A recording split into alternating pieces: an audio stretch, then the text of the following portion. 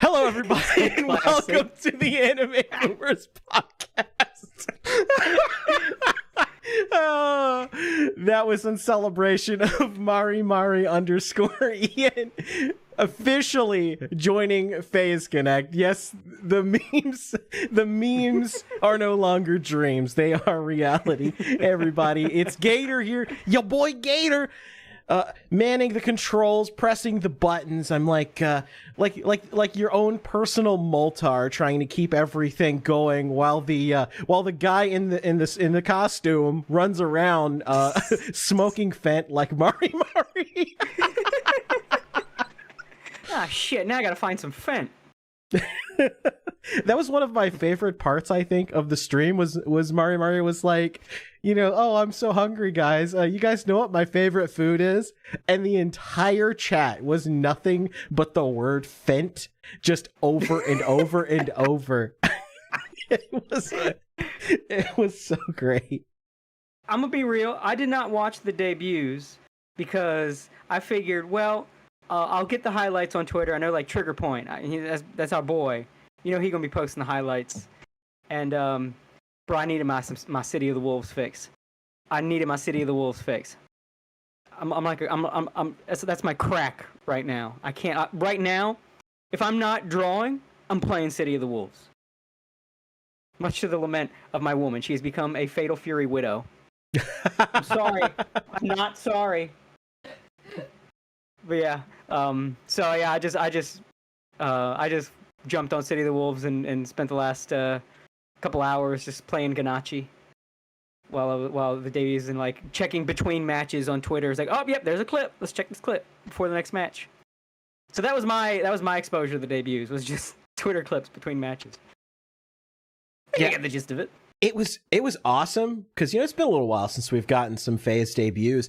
And I was watching, I was like, oh my god, like 10K, 14K. I was like, oh my god, this is awesome. Like because someone brought up, like, on Twitter, they were like, wow, I remember, you from the old days, from the old, like, political streaming and stuff like that. And it's like, wow, I can't believe you're talking about VTubers. I'm like, man, I've been talking about VTubers since before this show started. I was literally like, going through the old clips and stuff. And it's like, literally the first episode, it's like you, me, and Spooky Weeb Trash. And we're literally talking about Galgura. Yeah. I mean, there's one of the earliest episodes was me telling a certain internet lawyer why he's wrong and why VTubers are cool. Yeah, I distinctly, we've played that clip on the show. It's on the clip website. On the channel. It's on the channel. You can see it on the channel. Yeah, right alongside me beating the shit out of a VTuber in King of Fighters.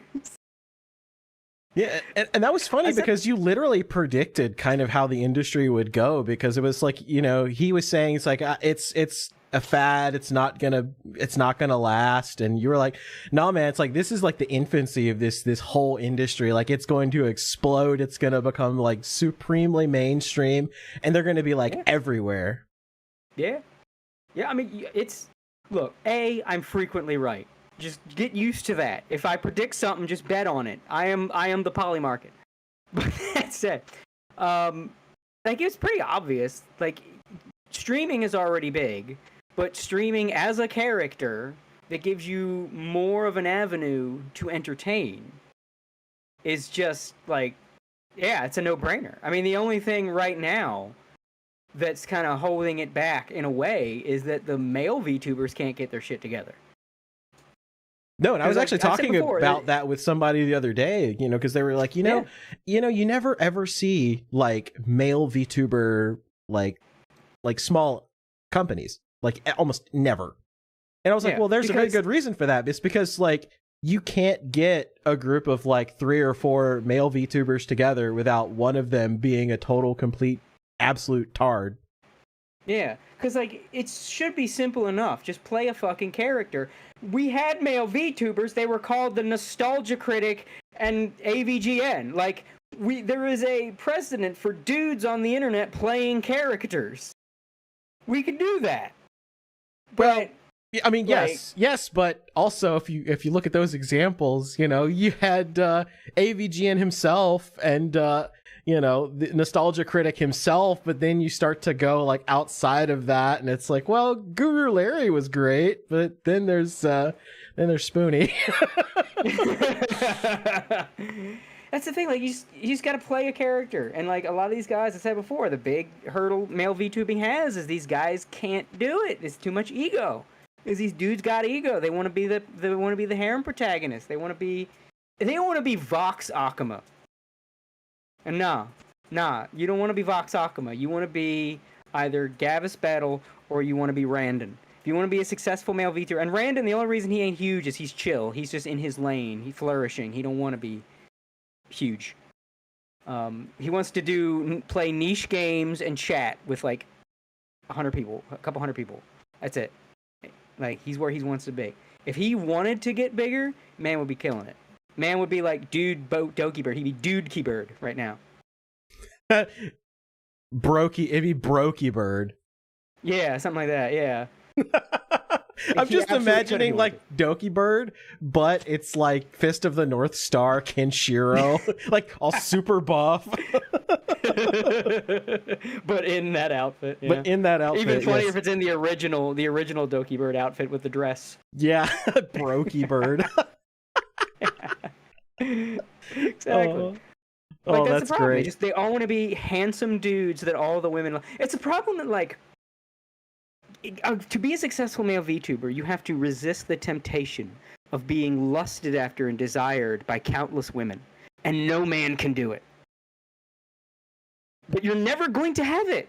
It's a temptation you're not going to have. You think you're going to have it because Niji Sanji, but you don't know that's a whole operation that built that. And you ain't gonna get that being indie. You ain't gonna get and what they have is like legions of Chinese housewives. They're psychopaths. They're gonna make your lives miserable. You don't want that. But you can't tell a dude. You must say no to hundreds of women. That's the problem. They can't do it. They tiptoe into the male VTuber space and it just crosses their mind. Hundreds of women. And then they just get lost in it, and they turn into harem fuckboy, and now another shitty male VTuber that nobody likes. And then they get a Google Docky. Yeah, just stop it. Just be a weirdo, be a bro, be wacky, silly, fucking cut loose. See, that's always been my goal as a male VTuber. Is I want to be a chaotic space gremlin. That is me. That is my niche. Yeah, I've thought about it. Like, if I did it, I would go all in. I would go hog wild on the kayfabe. Like, cause have fun with it, man. That's the point. Otherwise, just stream. Just be a face streamer. I think Noichi in chat has the idea. Like most male VTubers trying to be Sebastian from Black Butler. You know, no, you gotta be like Dante. If you're gonna be a handsome anime boy, frankly, if my thing, I would be like, fuck it, I would go hog wild, I'll go wacky with it. But like, if you want to be a male VTuber and be like a handsome boy, go Dante. Don't go Sebastian. You're not gonna be, hello, my lady. No, stop it. This is why male VTubers are floundering, because you all don't have the self-control. You don't. Because men are horny, and we're in a loneliness epidemic. So you take these dudes that are already in the nerd space, and you have to tell them, do not become desirable. Don't try to be desirable. Yeah, you can't. It's not. No. Yeah, don't do it. They can't. Chat's right. Yeah, they want to be Virgil instead of Dante. Yes, exactly. Yeah. They want to be the. I am the storm that is approaching. No. You just want to be a goofy goober that may put on a cowboy hat and dance. Michael Jackson dance. Yeah. And eat lots of pizza. Yeah. Exactly. And then get brutally mischaracterized by Adi Shankar. Oh God. Yeah, well, I barely see him as a VTuber, but if you wanted to count him, he'd be a good example. Like, just you have to throw away. You can't be a male VTuber and be cool. That's the trick. That's why you don't have any good male VTubers. But free. You can't be cool about being a male VTuber. You're not a cool guy. That's why all the successful male streamers are not cool guys. Yeah, they're goobers like Asmongold.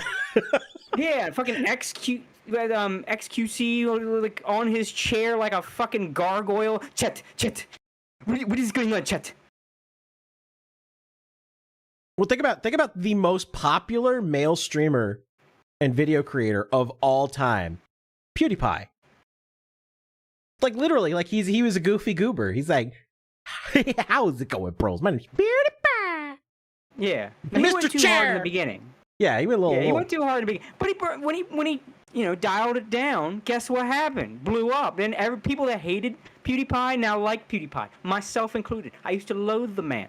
Then I saw him later on. I was like, wow, PewDiePie is actually kind of cool now. I like this guy. He just kind of streams whatever the fuck he wants to do. I've always been a PewDiePie fan, like super fan from way back.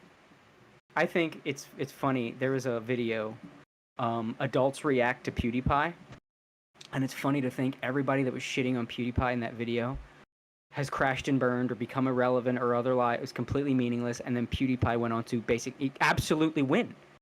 Like there's no way you can win more than PewDiePie won. He is a good-looking dude that married his best girl, who is a beautiful woman. They had a beautiful child living in a beautiful place. There is no possible way that man could win at life any harder, and I doff my fucking cap to the man. And I'm not even wearing one. I materialize a cap just so I could doff it. Jesus Christ. The infinite respect. Infinite respect. And he's a good dude. It's not even that he got all this and he's like annoying and he just kind of overlooked it. No, he's a good dude. On top of everything fucking else. Good dude. Yeah, and he won. And that's what you got to do.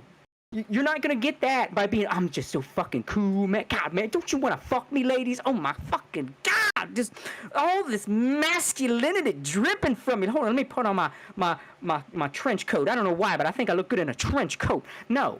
A trench coat and a massive samurai sword. Yeah. Shut the fuck and a fedora. Up. Nobody wants to see a cool guy.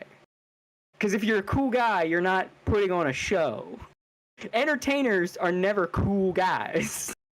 Cool guys are either fictional characters or just dudes doing their thing. You don't become an entertainer if you're a cool guy. If you're a cool guy, you just hang.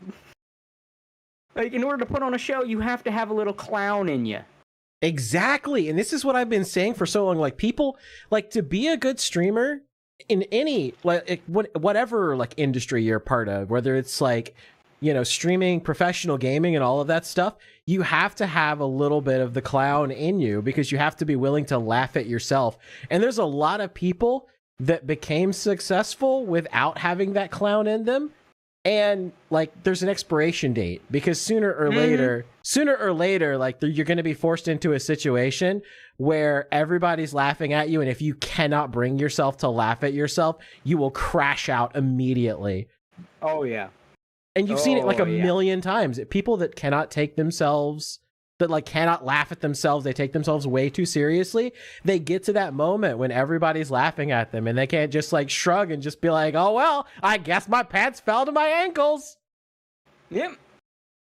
You gotta be like Adam Sandler in Billy Madison when the one kid peed himself, so he was like, I'm gonna help this kid out, so he like put water on his pants. Like, everybody, of course I peed myself. Everybody pees themselves. It's the cool. No, pees your pants. That was it. Everybody pees their pants. It's the coolest. Oh yeah, all the people my age pee their pants. You ain't cool unless you pee your pants. You need to be that guy. You need to be that. If you want to be a good male VTuber, you need to get out in public and go, you ain't cool unless you pee your pants. That is a good way to put it.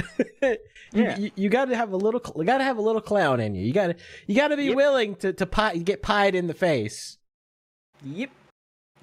That's why, like, the like we said before, HoloStars lost a lot of momentum when they lost both Vesper and Magni at the same time, because those two had stars coined to the moon, and the Stars has a lot of great talents, but because like losing those two at the same time during the period of gaining momentum hurt. But like, who's the best that Starsy ain't got right now? Is Battle. It's Rexford. I always forget like what I want to call him. Gerard, Rexford, T. I always call him Gerard. Gerard, and Hawk is pretty good too. And what do they all got in common? Fucking don't give a shit. Wacky motherfuckers. Fucking Gerard just has no chill, and Battle is just like I mean, look at his character. Look at his model. He leans into it. He is the jester. He is the clown. And that's exactly what you got to like, do. yeah. You just got to be. Yeah. You got to be a little silly. You can't be this like super serious. Like, oh, I am Cold Steel Edgelord, and I am so cool. Look how cool I am. It's like, it's not even that they're like Cold Steel Edgelord. It's like, hey guys, yeah, hey, yeah, I'm so cool. Hey ladies, yeah. Shut up. Shut the fuck up. It's like you virgin. said. It's either it's either Cold Steel Edgelord or it's sex pot fuckboy. Yeah, like, I think that's what's holding what's his name? I forget his name. Flayon. I think it's kind of holding him back as he's trying to be, hey guys, I'm just the anime protagonist. Like, I think he needs to get a little goofier or tone that down, because I guarantee you he's putting a lot of potential viewers off. Like, I get what he's going for, but I think he needs to be less of the like, what's the word I'm looking for? He's trying to be protagonist too much. You can't be protagonist. As a VTuber, male or female, don't be the protagonist. You can't be. Yeah, it's like he's like, yeah, you know, I'm the anime boy. You know, I'm the plucky main character. Stop it. Stop being main character. Do something stupid. Do something really stupid in a good way, and get that shit clipped. I guarantee you. Well, it's like we just talked. You know, we were just talking about Mari. Like, how do all of the female VTubers get popular? They have these clips that go super mega viral of them saying literally like cursed shit or doing cursed shit, and it's funny. And it works the same way for male VTubers, is you can't take yourself super serious. And think about like all the male VTuber clips that are like legendary, right? It's them doing or saying something stupid that's really, really funny. Yeah. Yeah, exactly. I mean, this is a huge tangent, but I feel like, you know, getting it out there. We haven't even gotten to the subject of today's episode. No, we haven't. I feel it's important to say, and so I said it. Yeah, it was a good note to start off on, and we had RP for $1.99 with a game over sticker. Thanks for that. And he also sent a super chat here, and I could rant about this one here. RP for $5 says, Dr. Disrespect, who is a male VTuber Sans Avatar, went cool protagonist, and look what happened to him. Yeah. See, this was the thing, is that he started to believe his own hype, and did some bad things, or may or may not have done some bad things. Yeah, I still maintain, I don't think he tried to fuck anybody, but I think he still did something he don't want out. You know what I mean? Yeah, I kind of feel the same way. I don't think it was what everybody thought it was, because that was one of those situations where, it was definitely not something he didn't want out there, but I don't think it was as extreme as what people were saying. I still maintain, I think he got too familiar with this girl and was like, didn't realize you shouldn't make those jokes with a minor. No, I've seen that play out. I've seen that play out in communities for like, because I've been on the internet since it was in people's homes, man. I've seen that play the fuck out over and over, where it's not like you got people and there's a minor or two in the group, and they're not trying to bang the minor, but they're not thinking that there's a minor in the group, and they start making sex jokes, or they start posting some heinous shit because everybody's laughing and doing their thing. And then it's like, bro, there's like a 13-year-old in here, dude. Don't do that. Don't do that. That's like over and over. I've seen it so many times. I just get the sneaking suspicion it happened yet a fucking again. And that's he still won't come out with it. And that's why, like, yeah, it's not grooming, but it ain't good. You know what I mean? But like, it's it doesn't inappropriate. make it look good. It just makes it. Yeah, I didn't do that particular thing I'm not supposed to do. I did a different thing I'm not supposed to do. That's always been my theory. I can't prove it. It's just from all my time on the internet. It smells like it. I could smell it. Yeah, I've seen this play out. That wouldn't surprise me in the least bit. But getting back to topics that we plan to cover. Wow, what a year! What a year it's been, Cody. Well, what a month! The month of the, I don't know, something. I want to say the rake, but that's a Canadian thing. But I don't know. April has been a little severe for the VTuber industry. Let's just be real. The fact that we capped it off with Gura, right? That feels like the exclamation point on a hell of a month. Wasn't April of last year also a shit show for VTubing? Like, just April, Well, it was. I believe it was March of last year. Was kind of. Was it March? Okay. Last year was just kind of a 1 year train running shit show from like start to finish, because we like opened with I want to say Pomo announced her graduation like at the beginning of the year, and then this year? No, in last year. Oh, last year. I was about to say, man. I'm pretty last sure year it was like the beginning of the year last year. Yeah. And then you had Selene, and then you had the Amano Seraphi stuff, and then you had just it was just hit after hit after hit after hit. It's like, oh my god, what is happening?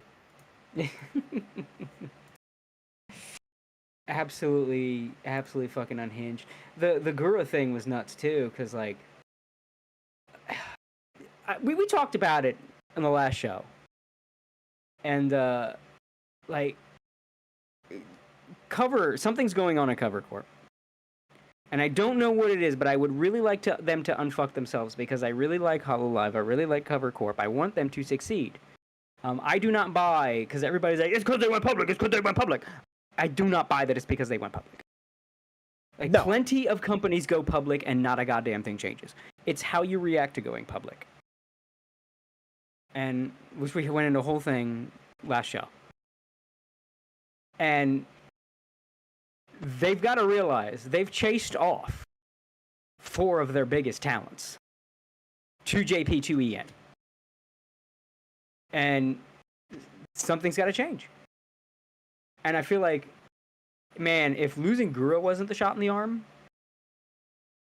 like, I mean, yeah, she's going to come back as Senzawa. But even then, I feel like she's probably going to wait, because she wants some of her momentum to die down. She does not want to be as huge as she is. Yeah, I think what she's, because she did add the ampersand onto her profile for Senzawa. I don't think I think chat's right. I was going to say this. I don't think she's going to come back as Senzawa. I think she's going to create an entirely new identity. She's going to wait a little while to let some of the hype die down. And then I think she's going to try to be as low key as possible, because, in listening to some of the things that Gura talked about, like, she really wasn't ready to be the face of VTubing. And it put a lot of pressure on her. And that's kind of why we didn't see a lot of Gura streaming, is because she was a little worried about pressing that start stream button, because it's like there's a lot of people that are going to watch her. There's a lot of expectations that have been put on her, and she didn't feel like she could live up to them. And that's kind of an introvert thing, because I get that. Like, there's a lot of times where, like, I'm just sitting there and I'm like, I could be streaming right now, but also mentally I don't think that I can press that start stream button. I haven't I've expended too much energy interacting with people, and I'm my batteries run low. I don't know if I can be as entertaining as I think I can. And a lot of it's just brain worms. A lot of it is just, you convince yourself that it's like, well, I don't think I could do it. I mean, you totally can, but the existential dread kind of seeps into your very core, and you just kind of convince yourself of something that's just not really true. And I think it's kind of the same thing for Gura, because I've talked with a lot of VTubers that are very similar, where they think it's like, oh well, I can't do this, can't do that, but it's like, well, yeah, but when you press that button, you you're funny, and that's really what matters at the end of the day.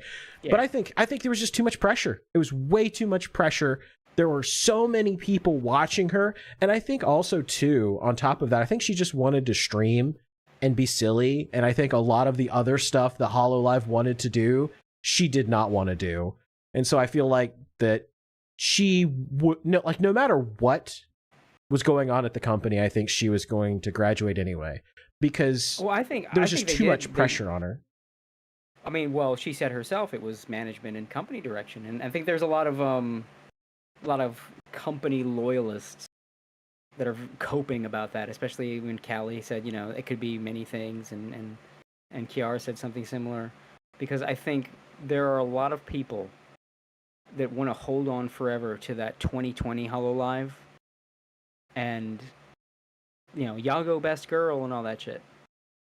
And you don't want to run defense for a corporation like that. I feel like we already saw the beginnings of a problem with that Yago best girl thing, because when the parasocial thing started extending to the corporation, I mean, I understand, you know, giving Yago his due for being a pretty good leader. You know, that he deserves credit. I mean, it's why people like Fishman. But people gave Fishman shit too. There are multiple times people gave Fishman shit.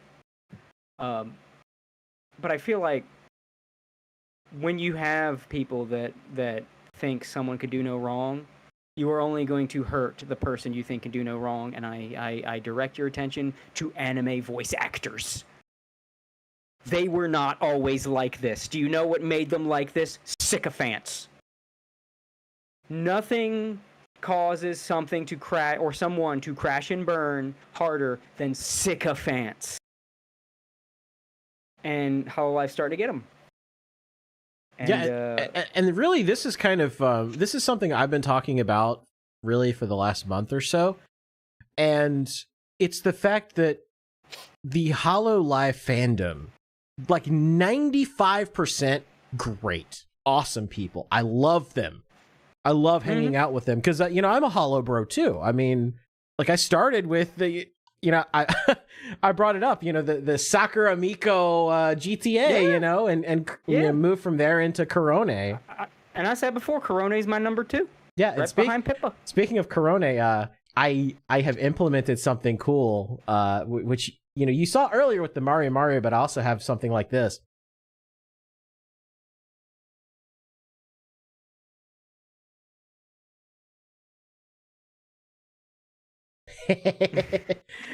Move over, legal mindset. Now we got the VTuber reacts. We got the VTuber reacts, and I've actually got a lot of them. Somebody says audio was broken. I heard it on the Discord stream. Oh, no sound. They didn't hear it. There was no sound. Your VTuber reacts. That's all right. I can fix it. Again, okay, it's a new mindset. You're. it's a new system. Some of them may not have been all the way properly configured. But I've got a shitload of like video reacts, and I got a shitload of them that are VTubers. So I gotta send you some. If you need certain reactions, I've probably got you. But I guess that segues into the tweet. I don't know if you were gonna bring it up because you wanted to talk about it, but the AO tweet. The AO tweet, yes. I'll have to fix it later, because if I try to fix the Corone clip now, it's probably going to it's just gonna play again with no audio. Let me see. Let me see if this one works. Fuck off! Fuck off, cringe retard virgin! Cringe retard virgin autism! Fuck off! I'll take your meds! Okay, I think that one probably worked. Okay. Yeah. R.I.P. Batani. R.I.P. Batani. Yeah, let's bring up. She did exactly what she set out to do, and she bounced. What a legend. She arrived, she conquered, she left. Yeah. But yeah, you want to talk about this fucking shit show? Yeah, for real. So like, I posted about what we talked about yesterday, because Cover drove her away, and it's like, yeah, you cost yourself your biggest talent. And I said, like, you know, imagine losing a talent, like, cause someone showed the killer end to her graduation live. And I was like, you know, imagine driving away a talent like this because you couldn't just let her stream. You had to make a brand out of her. And like, we got a shitload of likes and shit, like the kind of likes that a lot of motherfuckers have to pay for. And I only bring it up because I saw some of the responses that pisses these people off that I'm going to address. So yeah, we did get 27K likes. But a bunch of people came out of the woodwork being mad that got a lot of likes. which is fine. You mute the conversation, move on. It's a lot of like 200 follower account Zoomers, ESL motherfuckers, aunties. People are fucking retarded. I don't fucking care. So I just muted it. But did you see that it got a community note? Yeah, because I think these people think we're getting money because the Anime Outsiders Twitter account is what do you call it? Got the blue check mark. Got the subscription. I did it for like an experiment, kind of. I guess it's an experiment. So I paid for a year of Twitter Blue for the AO account because I wanted to see if that whole it boosts you in the algorithm worked. Like I wanted to see like, if I pay for a year of Twitter Blue, will I get more interactions than normal? Let's see. Let's find out. So I dropped however much it is for a year Twitter Blue, and yeah. So I think people thought because it's a blue check mark and it pissed them off, we must be engagement baiting because that's what that means. If you see a blue check mark, make a tweet that pisses you off. It's not you, it's them. So flat out, we got a community note because they thought we were monetized because community note prevents that tweet from being monetized. So they just thought, I got you. Like, no, we're not monetized. You did nothing. It literally does nothing. And plus, like, in reading the community note, it's also wrong too because nothing. It didn't address anything you actually said. Yeah. Yeah, it's just them being mad, which is fine. Let them be mad. I moved on. But the problem was, the real fucking problem here is that one of Elon's fucking kids dotted the wrong I or something.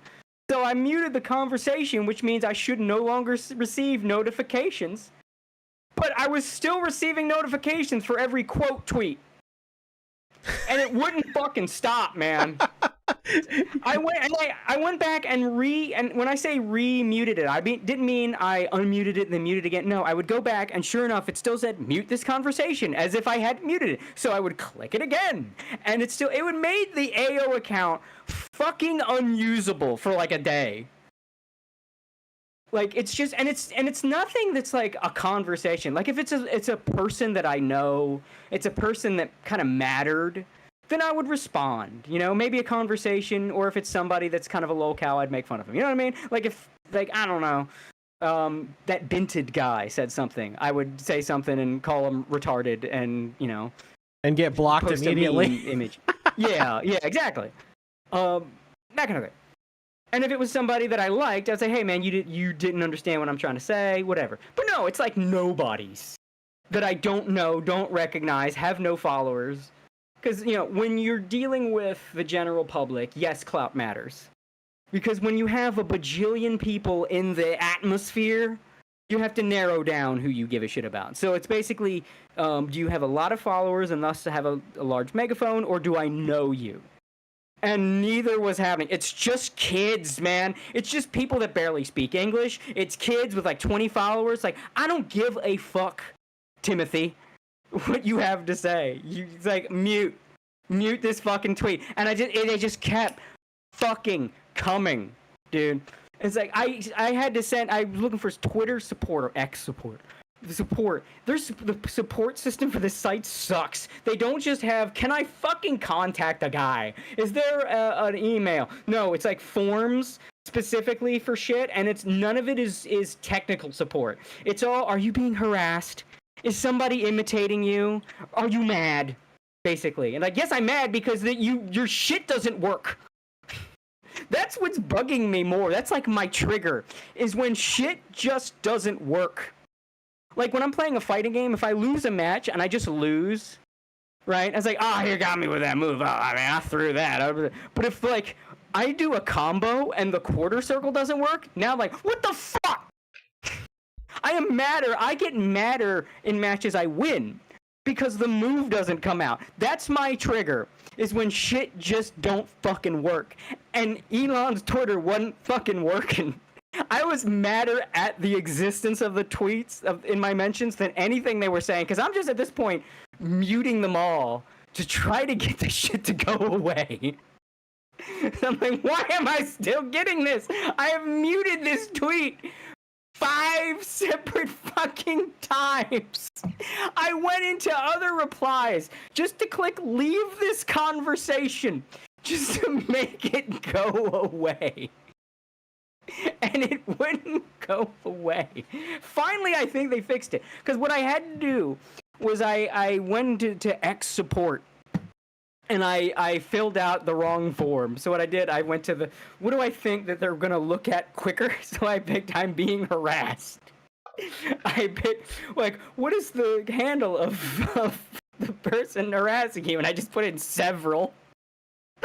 And then I just picked a random one of these quote tweets, put it as the example tweet, and then I typed, you don't have a form for this, so I'm just saying your mute conversation isn't working. I muted this tweet, and I gave a link to the tweet, and I'm still getting notifications for the quote tweets. It was driving me crazy. Like, I'm surprised they actually fixed it for you.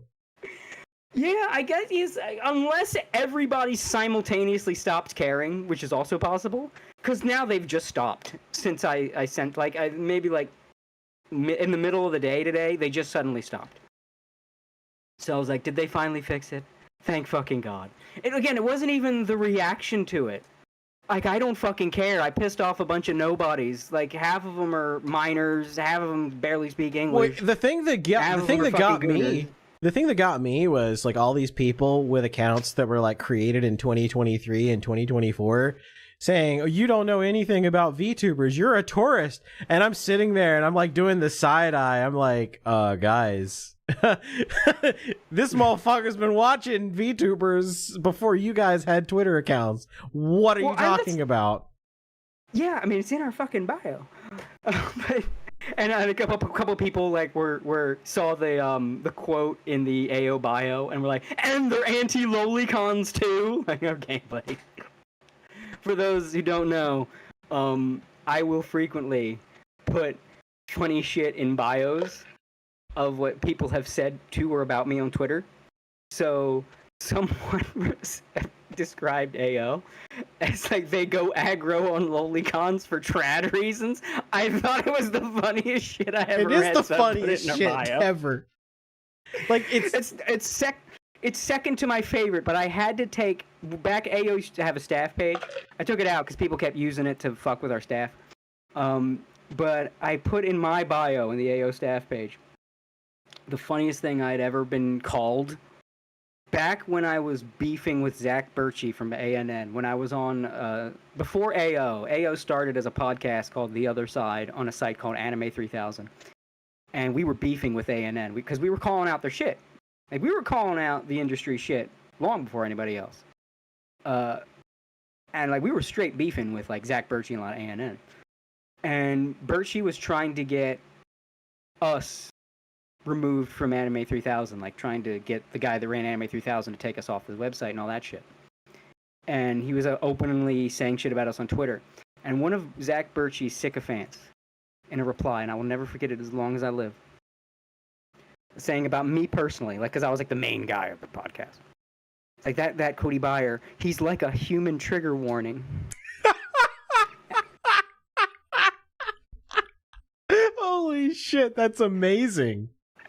And like, I was dying laughing, and I kept relaughing. You ever see something funny, and then you think about it, and it raises a question that makes you laugh all over again? Yes. That was what that was doing to me. So I put that in my AO bio, and then people started thinking I was seriously calling myself that, so I took it out. But like, no, it was like, that's the funniest shit I've ever read. Because like, okay, so I'm a human trigger warning. So am I like warning Bash you the about Stampede, the humanoid typhoon? It's like, so am I warning you about a separate trigger? Like, or, because would I not be the human trigger if I'm the problem? How am I a human trigger warning? It just kept looping in my mind. I'll never forget it. I can't find the tweet anymore. I don't know, the account's probably gone. Is that a line from Epic Rap Battles? Is that where the guy got it from? Probably. That's amazing. It probably is. Oh, it's a line from, yeah, okay, I see the chat, yeah. It's a line from an episode of Epic Rap Battles. Yes. Yeah. That's all the more reason why for me to hate Epic Rap Battles. Oh, Jack the Ripper. Oh, Jesus. Oh, God. Jack the Ripper versus Hannibal Lecter. Okay. Oh god, that was the funniest shit. Like that PewDiePie, he's a human trigger warning. And this was like the height of like Gamergate cringe shit too. That was basically this is a recurring thing for me where someone will say something ridiculous about me. I'm like, that's the funniest thing I've ever seen. I'm gonna put that in a bio, and then people start taking it seriously. People take it seriously and try to use it against you. Yeah. I'm not gonna stop doing it. It's still funny to me. But yeah, that was that. But the Gura tweet was the main funny thing. Wasn't even the traction it got. Like, that's whatever. It's the fucking glitch. Just stop it. I have muted this 5 times. And it's again, it's not like I'm even part of the discussion. You know, I'm just pissing off a bunch of Gura antis and ESL Zoomers. Like, who cares about these people? Like, it wasn't even just, you know, like, oh, well, you don't know, you're not a HoloLive fan. No, it was a lot of Gura antis, too, because I was saying, like, you know, imagine driving away talent like this, and they're like, what talent? Just sucks. What talent? What are the next 3 hours? But yeah, it was just like, why will the mute not work?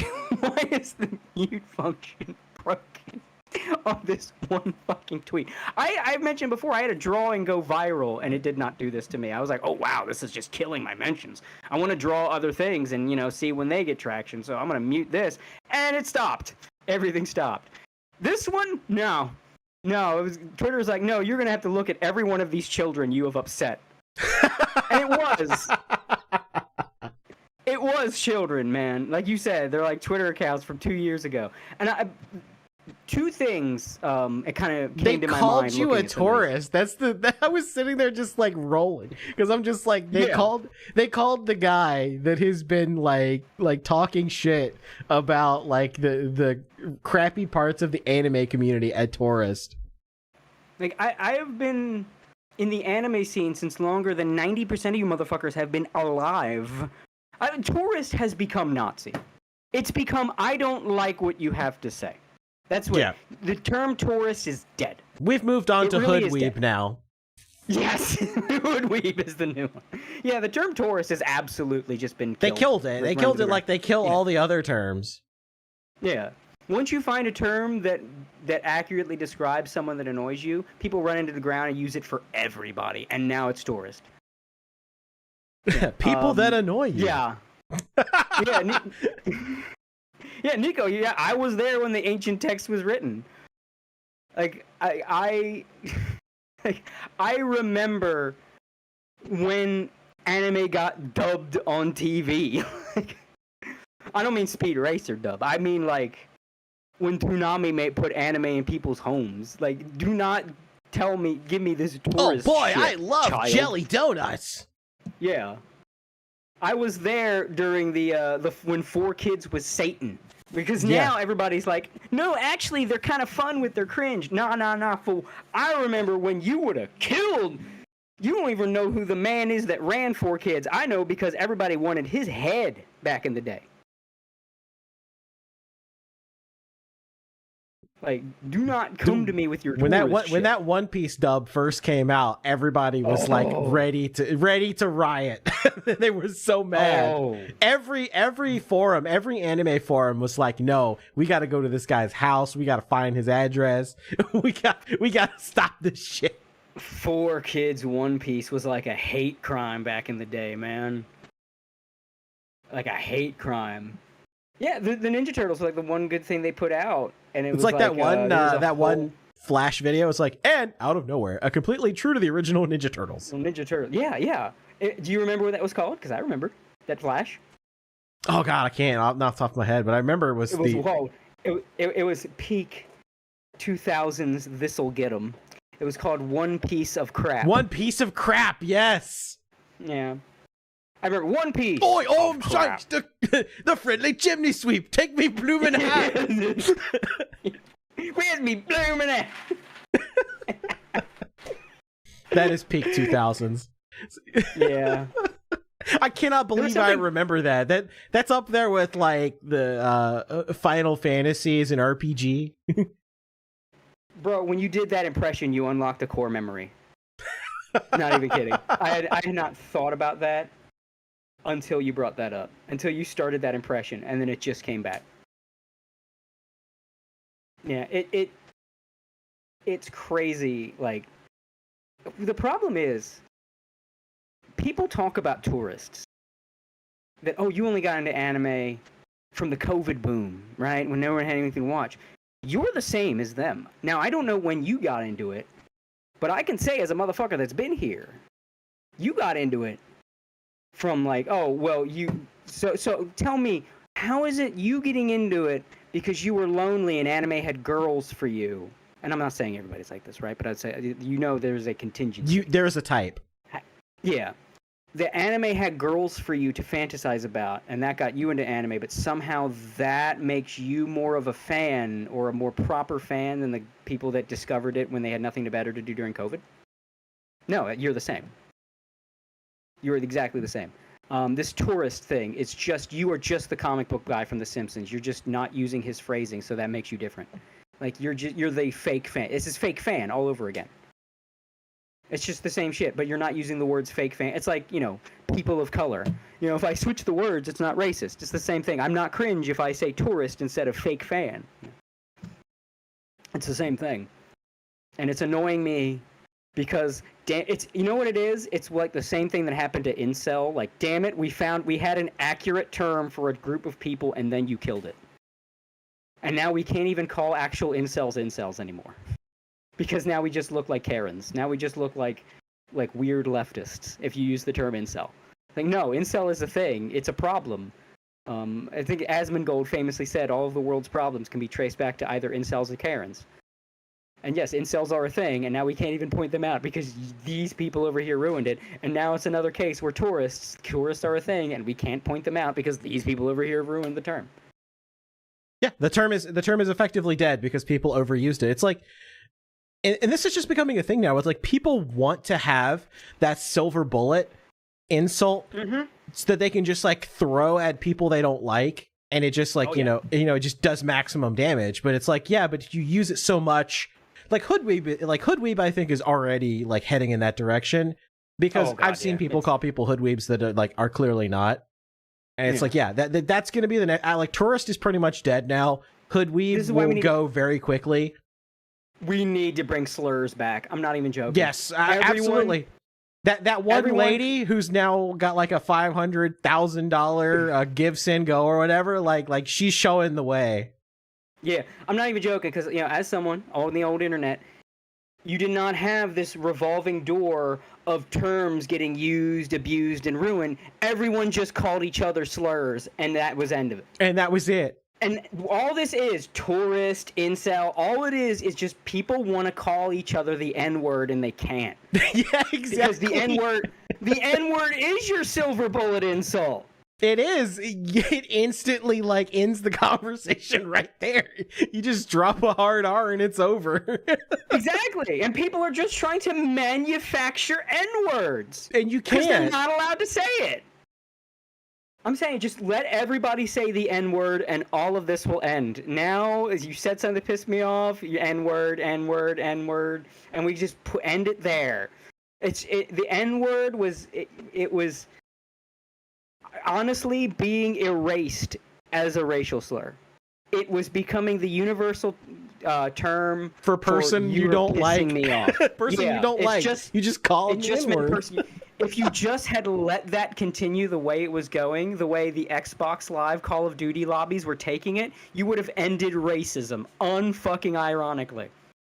Because the term was no longer so watered down. It would no longer mean what people said it meant. It would just be just a random insult. Yeah, exactly. It just became the new douchebag.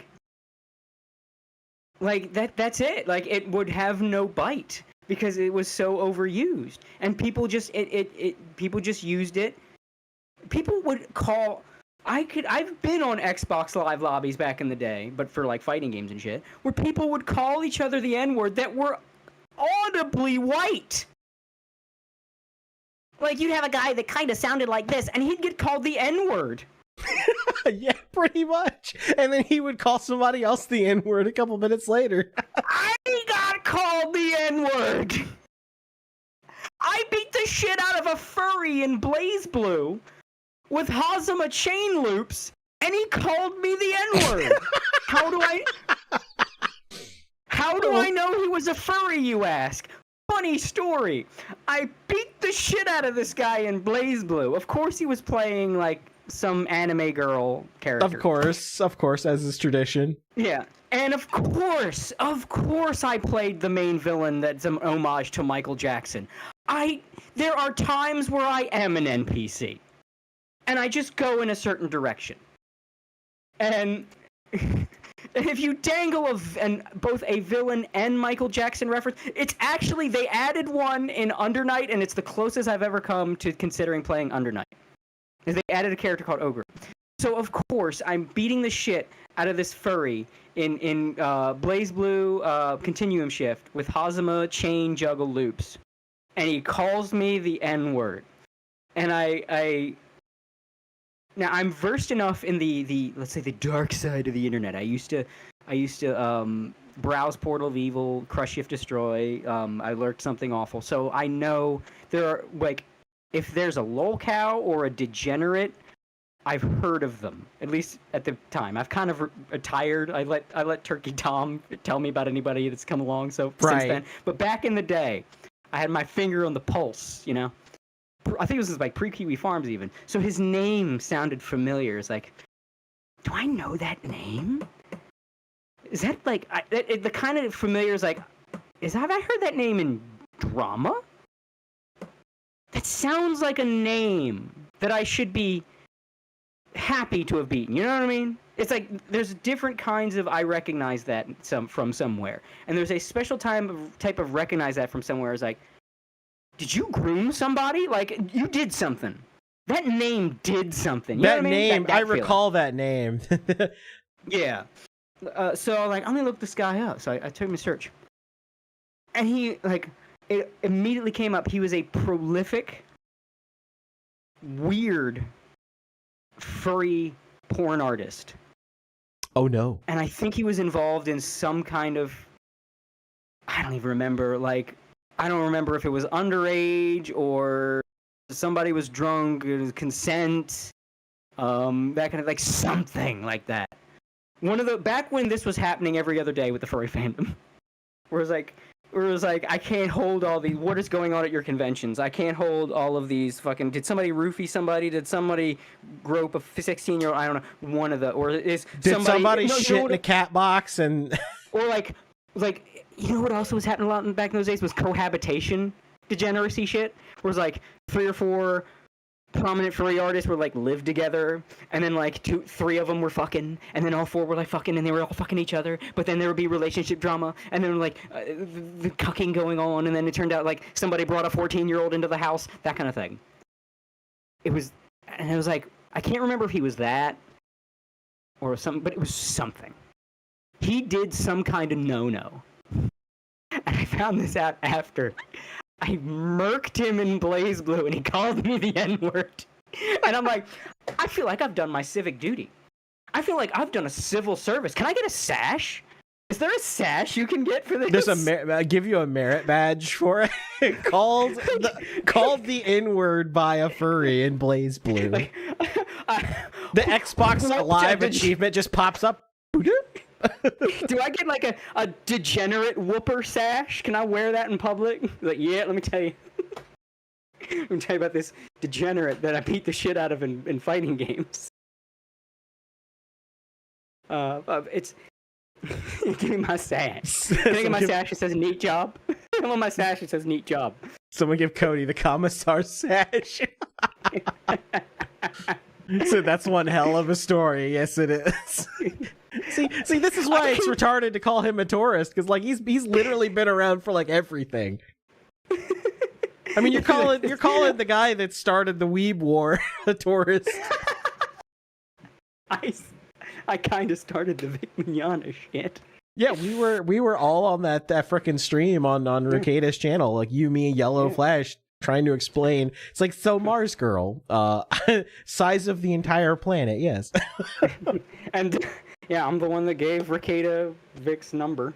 Not his number, but his contact info. I still do not apologize. I feel like more good came out of that. More good did come out of that than bad. Yeah. I mean, well, it's not my fault Tybeard's an idiot. It's not my fault. I could not have foreseen that. But, yeah, so what I'm saying is I have a recurring habit of finding people in fighting games and beating the shit out of them. Be you furry degenerate or VTuber, I'm coming for that ass.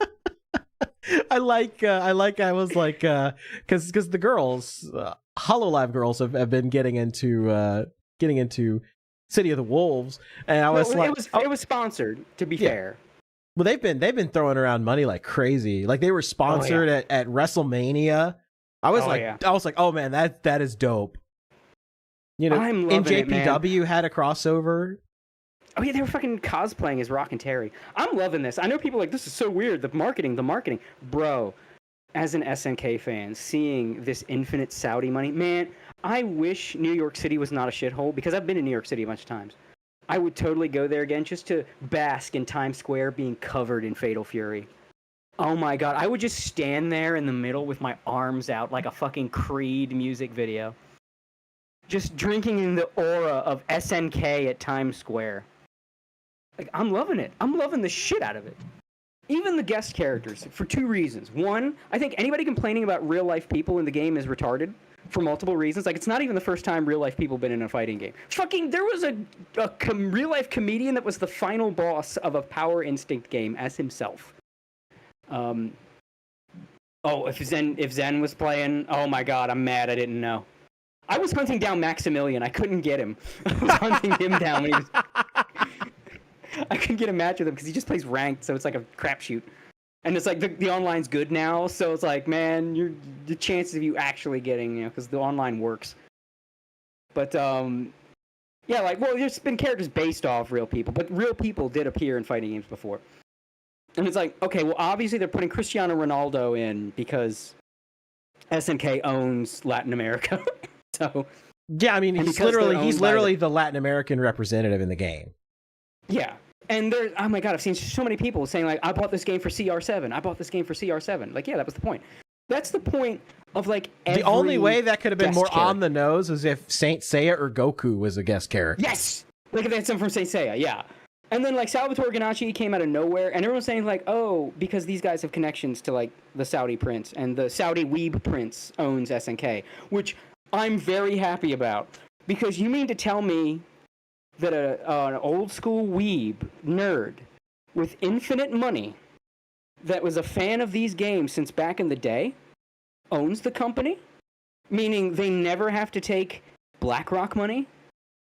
Are you fucking kidding me? Yes. Allahu Akbar. Praise be to Allah. Absolutely. I love Saudi Arabia. Unironically, I love that fucking prince. I don't care. He killed a journalist, you say? Based. Based. Wait, you mean to tell me he killed an journalist and bought SNK? He's my new best friend. He's my hero. Stop. I already you've already sold me on it. Exactly. So, like, Salvatore Ganacci is a SNK fan that has connections to the Saudi prince. And what people don't understand, that thought the Saudi prince mandated this, the director of City of the Wolves, who's like one of the SNK vets, Yasuyuki Oda. And let me tell you, Yasuyuki Oda, no one makes a fighting game better than him. If he's in charge, that game is going to play perfectly. You will never play gameplay of a fighting game better than a fighting game headed by Yasuyuki Oda. I mean this. So when Yasuyuki Oda says, like, what he wanted was real life people as guest characters, like, this man was like, I got the craziest dream. I want real people as guest characters. The ones he wanted was like anyone from the Expendables or Michael Jackson. And I got so mad because I want that now. He wanted like Sylvester Stallone and Michael Jackson. Yes, put them in the fucking game. That would have actually been kind of dope. Like, yeah. And people are saying, like, oh, it's crazy. Like, oh, where were you when they put Clive from Final Fantasy in Tekken? You mean to tell me Negan from The Walking Dead doesn't fuck with the lore of Tekken, but putting Cristiano Ronaldo in Fatal Fury does? Like, well, my brother in Christ, it makes more sense for a soccer player to be in a city in Florida than it does for a man from a medieval fantasy world to be in modern-day Japan with Tekken. They put the Terminator and Rambo in Mortal Kombat. I mean, come on. Yeah. How is that somehow more lore accurate than a soccer player? Because Fatal Fury ostensibly takes place in our world, just our world where you can do key shit and whatever. So yeah, okay, it's the real guy exists in this world. That's it. Like, how does that hurt the lore? But Clive in Tekken with his sword and his summons, this works? Even before that, Akuma. So the Satsui no Hado exists in the Tekken universe now? No, it's the same as every guest character. They don't exist when you're not looking at them on screen. They don't exist in the series. So who the fuck cares? And here's the other thing, too. Salvatore Ganacci rules. God bless SNK for putting him in my life. I went down the rabbit hole. Like, I don't know if you know, like, the fandom itself has made a 180 on this guy. Because his representation in-game is hilarious. And it turned out the dude is hilarious. Like, it's an accurate representation of him. This man is a meme character come to life. So the best way to describe it is he's a character. Like, Salvatore Ganacci is not his real name. He's not even Italian. He's, like, Bosnian. He's like Tim and Eric, but, like, he out-Tim and Eric's Tim and Eric. Oh, damn. He's like absolute balls to the wall absurdity, and it's the funniest shit I've seen in years. And he made what might be the greatest music video. I tried to get you to play it. I did see the music video where it's like anime style, and I'm like, oh shit, this is pretty dope. Did you watch the whole thing? Yeah, I did. So you saw the ending? Yes, I did. Like, his music video for a track called Fight Dirty might be the best music video I've ever seen on, like, levels. There's so much going on in that music video. But, like, you know what? He has these weird little videos, and you could play this shit. They're, like, 30 seconds long. I don't know which one... Okay. Would you rather say... I'm probably loading it just with the titles. Racist Carrot or F the Police? Let's take a chance on Racist Carrot, and in the meantime, I'll read this super chat. Winter of Lame for $4.99 says that One Piece 4 Kids dub set that show back a glaresking decade. Yes, it did. Yes, it did. It fucked up One Piece's exposure in America. Absolutely. All right, there it is. Play that shit. Let the people know. This is like the weirdest shit, but I have not stopped laughing about this. Just looking at the thumbnail makes me think of that that one like AI video series that Jim was like watching, where it was like the weird like alien creatures on the alternate timeline or whatever. Yeah, this guy's all of his music videos are insane in the best way. I'm telling everybody listening right now, you have to watch Salvatore Ganacci's music video, not just Fight Dirty, but a track called Step Grandma. Bro, I thought I'd throw up laughing. All right, here we go. This is Racist Carrot. All right, here we go. Okay, great job, everyone. Except for you, Racist Carrot. That was fucking racist of you, Racist Carrot. I would be equally racist tomorrow. What's that? Nothing?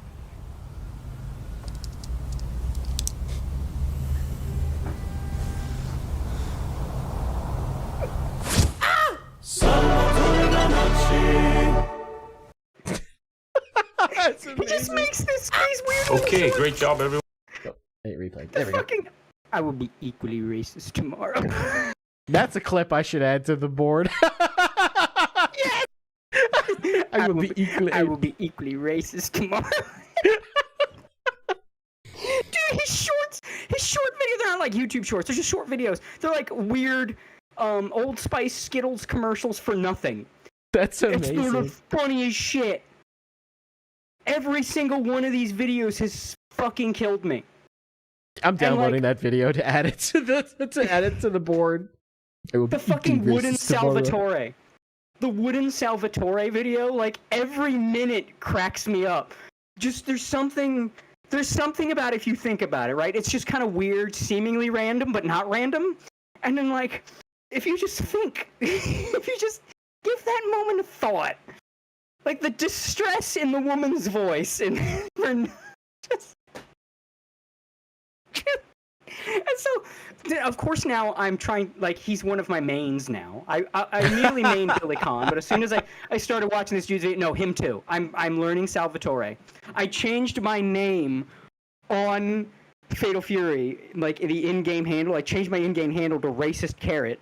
That's awesome! Because I desperately want, like, because I'm trying to, I always try to stream snipe streamers and shit. And like, I want either a streamer to get upset by the name, or I want someone on Twitter just so they can look like an asshole, because like someone said racist carrot. Oh, I was like, bro, it's a Salvatore Ganacci reference. Dude, see, now I know. Now I know. Guest in the game.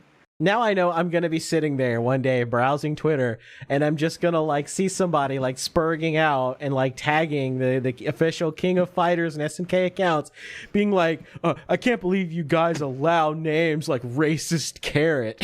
And I'm gonna be like, oh, Cody. It's like, how do you always do this? Bro, it's a Salvatore reference, man.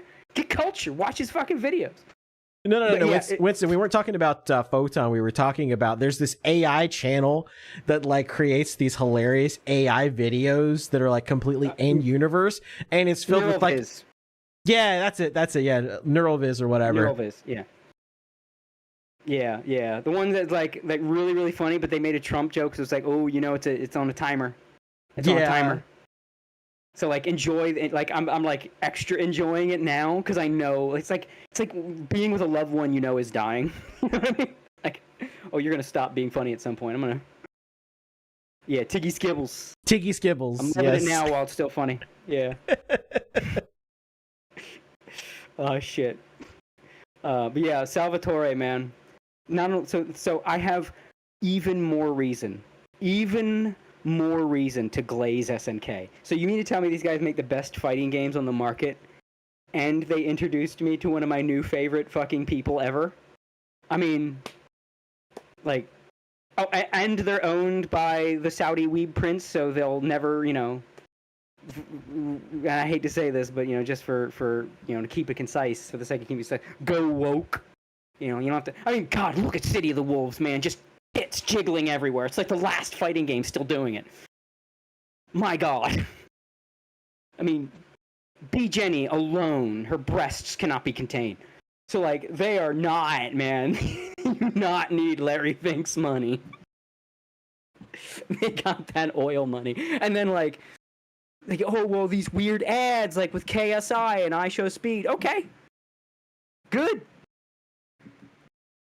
Ads, like, that's marketing. Why is this bad? Why are you upset by this? I think a lot of the FGC just thinks like, ew, that's not our people. Even because like there are people in FGC influencers that are fake as shit, right? Like that act like they're cool, chill guys, and you know they're anything but. Especially with all the blacklisting and behind the scenes mean girl shit that goes on in the fighting game community. Like, I don't trust anybody. The only fighting game adjacent person I don't think is a piece of shit is Coefficient. He is it. That I can think of. Maybe there's a couple other people that aren't coming to mind. But like, I used to really not like Coney, but he's kind of grown on me. I think like Doki Bird like de-radicalized him.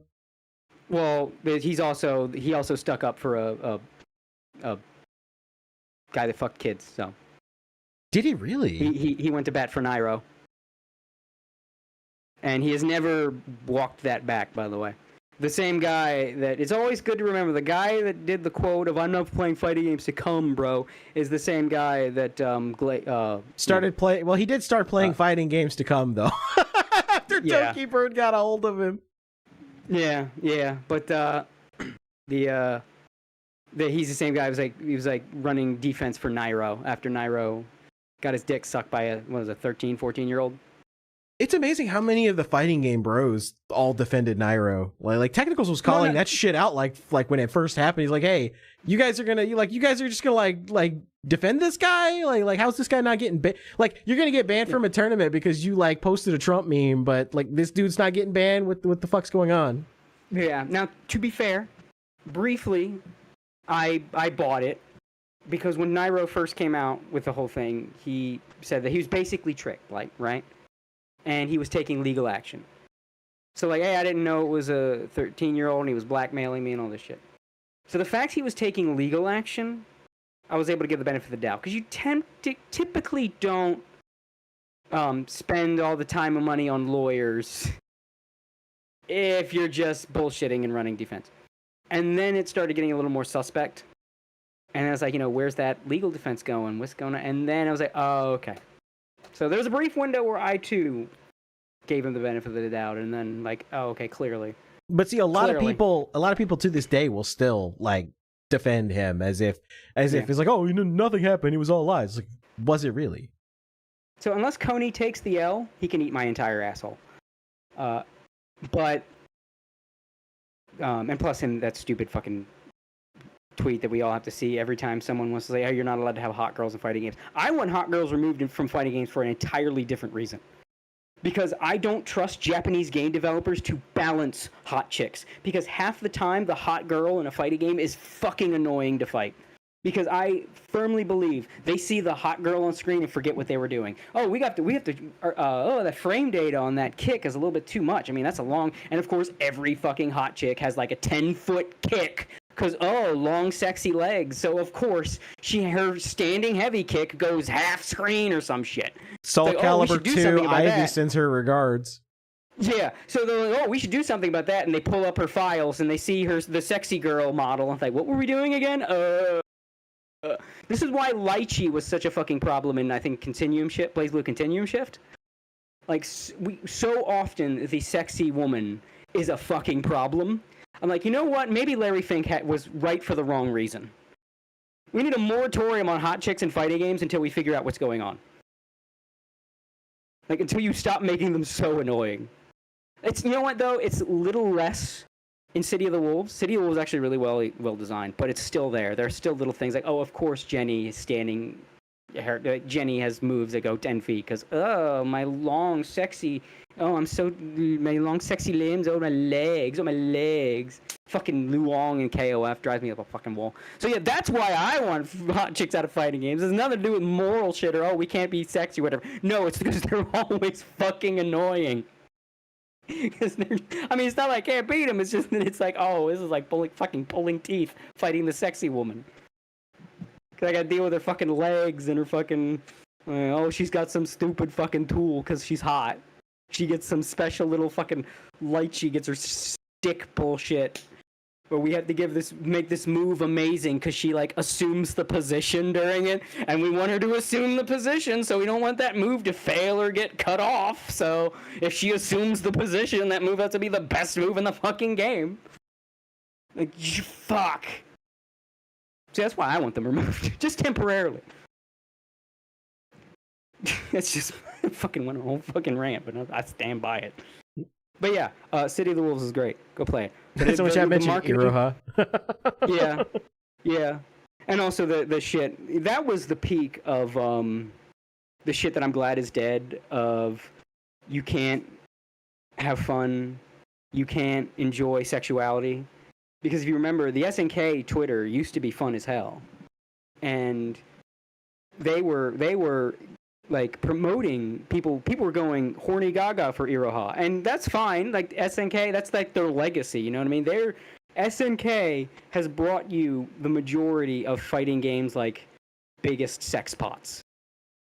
Like I mean, they made Mai, and they genuinely legitimately built her by combining the top half of the bustiest Jav model and the bottom half of the Jav model with the best ass. That is literally Mai's conceptual design. So like Iroha was one of their like queens. So like, yeah, we fucking look, we brought her back. Yeah, everybody's happy. Look, we out 2B'd 2B's ass. You know what I mean? Like we out-assed 2B. and everything. And then they posted something like, we all horny on main tonight. And then the FGC and tournament runners like, I just don't feel safe. I don't feel safe right now. Oh my God. Like, I don't feel included. You're just, this is for chuds. This is for chuds. And, like, got the guy running it in trouble, and SNK can never have fun on social media again. And, yeah, it was awful. It was awful. I'm on a fucking 12-foot tangent. I don't even remember how we got here. I just had a lot of thoughts, man. I was thinking them out loud. Thinking them very audibly. We got into the subject of Salvatore Ganacci, and it just kind of spiraled from there. Yeah. I had to find a way to bring him up, man. Everybody watching this has to go look at his shit, especially Fight Dirty and Step Grandma. You're gonna come to me later on social media and say, Cody, thank you for getting me to watch that, because my life has changed now. I am forever a better person that this is in my life, that I have seen these videos. I'm telling you. I am putting that, I mean that. It's gonna change your life. And then just watch the rest of his shit, and you're gonna have the best day of your life, because you're gonna be laughing for hours and hours. Racist carrot. Racist carrot seems like a character you see in Bobo. Yes, it does. Oh God, that's great. I will be equally racist. That's just playing. I will be equally racist tomorrow.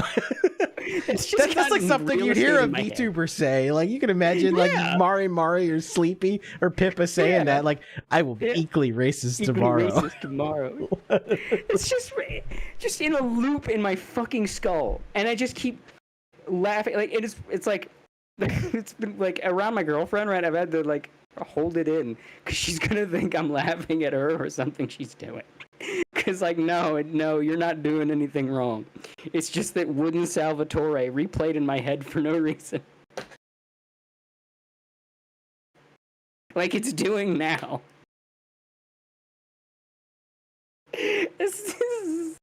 I'm down the rabbit hole, man. I can't be helped. I can't be saved. This is like the new rabbit hole. You think the VTuber rabbit hole is something? No, the Salvatore Ganacci rabbit hole will fuck you up, man. You're just gonna be going around in public telling people you will be equally racist tomorrow, and no one will know what you're talking about. Oh God, that's so funny. We're having too much fun. We're supposed to be talking about the death of all these VTubers. Yeah, we're supposed to be talking somber stream. Yeah, that's kind of what happens, because we're two goofballs, so we just start, goofing off and talking about random goofy shit. Goober. Goofy goobers talking about racist carrots. I like this meme I pulled up. This meme is twice as funny, just simply for the fact that, like, when we were at Avkai, Sakana was just like randomly wearing a Gucci shirt, and not like a button-up shirt, like straight up, it's a t-shirt with the Gucci logo on it. And Necro and I looked it up, and it's like $100 plus shirt, and I'm just like, damn, Fishman got threads. Fishman is like what most of us would be if we were like a successful businessman. If we were both autistic and also rich from, like, being really good at business. Yeah, it's like, okay, well, what do I do now? I am Mr. Business. Well, I'm gonna spend all day playing my hyperfixation video game, and I'm gonna buy a VTuber company, or build one. and then have a VTuber company. Yeah, and then I decide randomly that I'm going to get into coffee too, and then I have the VTubers sell the coffee, and it just works. The fact that the new FaZe talents had the coffee on deck. The coffee debuted with them, and Sleepy's is decaf. It was so good. Like, honestly, I fucking kneel to Fishman. I kneel. He is our king. He is one of us. See, I feel like the Fishman glazing I put separately from the Yago glazing, because the Yago glazing feels more parasocial. The Fishman glazing is like, you did the thing, I kneel. Yes. Like, if Fishman ever fucked up, I feel like he would be destroyed. Whereas with Yago fucks up, I feel like people will make excuses for him. It's kind of bringing back what I was talking about earlier. because like Iago Parasocial kind of thing was like the you know, the best girl, you know, we love you, you're our daddy. Fishman is like, you keep doing cool things and you are eccentric in your own way, and thus I like you. It's like, I feel like his glazing is in a sort of category where he could fuck up and would, like, it wouldn't be sycophantic. You know what I mean? Am I making sense? Yeah, it's like he has kind of fought, not intentionally, but unintentionally, like fought to earn his reputation, where it's like Iago just kind of like, because he was the guy that ran the company that was the face of VTubing for so long, it's like people just naturally are like, oh yeah, Iago, we love Iago. And I'm like, but do you know anything about Iago? No, fair. He did a good job. I think he earned some of that. He did He did. He definitely did. I think it's a little more sycophantic. Like, I think Iago, I think somebody in chat put it best. The Fishman glazing is more like the Predator meme of the "you son of a bitch." You know, that's. I think that's healthy. I think if someone's doing really well and you really like them and they're in that kind of position, where it's like, it's not that they can do no wrong. Like, it might seem like I'm that way with SNK, but if SNK ever 180'd and started making garbage, I would actually get super angry. Like, I would not glaze them. I would get betrayed, bro. You know, I would be the "you were the chosen one" meme. Like, you are meant to bring peace to the Force, not destroy it. Yeah, exactly. Like, you're the only one making like fighting games correctly. You can't fuck up. If anything, I'm scared. I'm scared if they fuck up one day. Yeah, that's how it is with Fishman. It's like you're like one of the only Western corpos that's like actually doing it correct. Like please just keep being awesome. Yeah, don't fuck. Like, where am I gonna go? HoloLive is nice, but they keep losing talents because of their management and company direction. Thankfully, my favorites seem to be safe. Oh yeah, you know, like I don't think Corona is leaving anytime soon. Corona is going to be a lifer. Like when she leaves, she's retiring from VTubing altogether. Yeah, and I think it's going to be the same. I think it's going to be the same with like Kiara and Fuwamoko. Like they were in it for what it is now. Because like Fuwamoko had, like, they've always wanted to be idols. Like Kiara's she was previously an idol. Like, this is what they want to do. This is the company this was the idea of the company that they joined. Like, they're all in 110%. Like, they will be there. Pakora's another example. Like, Pakora will be there until she like retires from like streaming altogether. I think we talked about this before, and this is what I criticized when I tweeted about the Guru thing.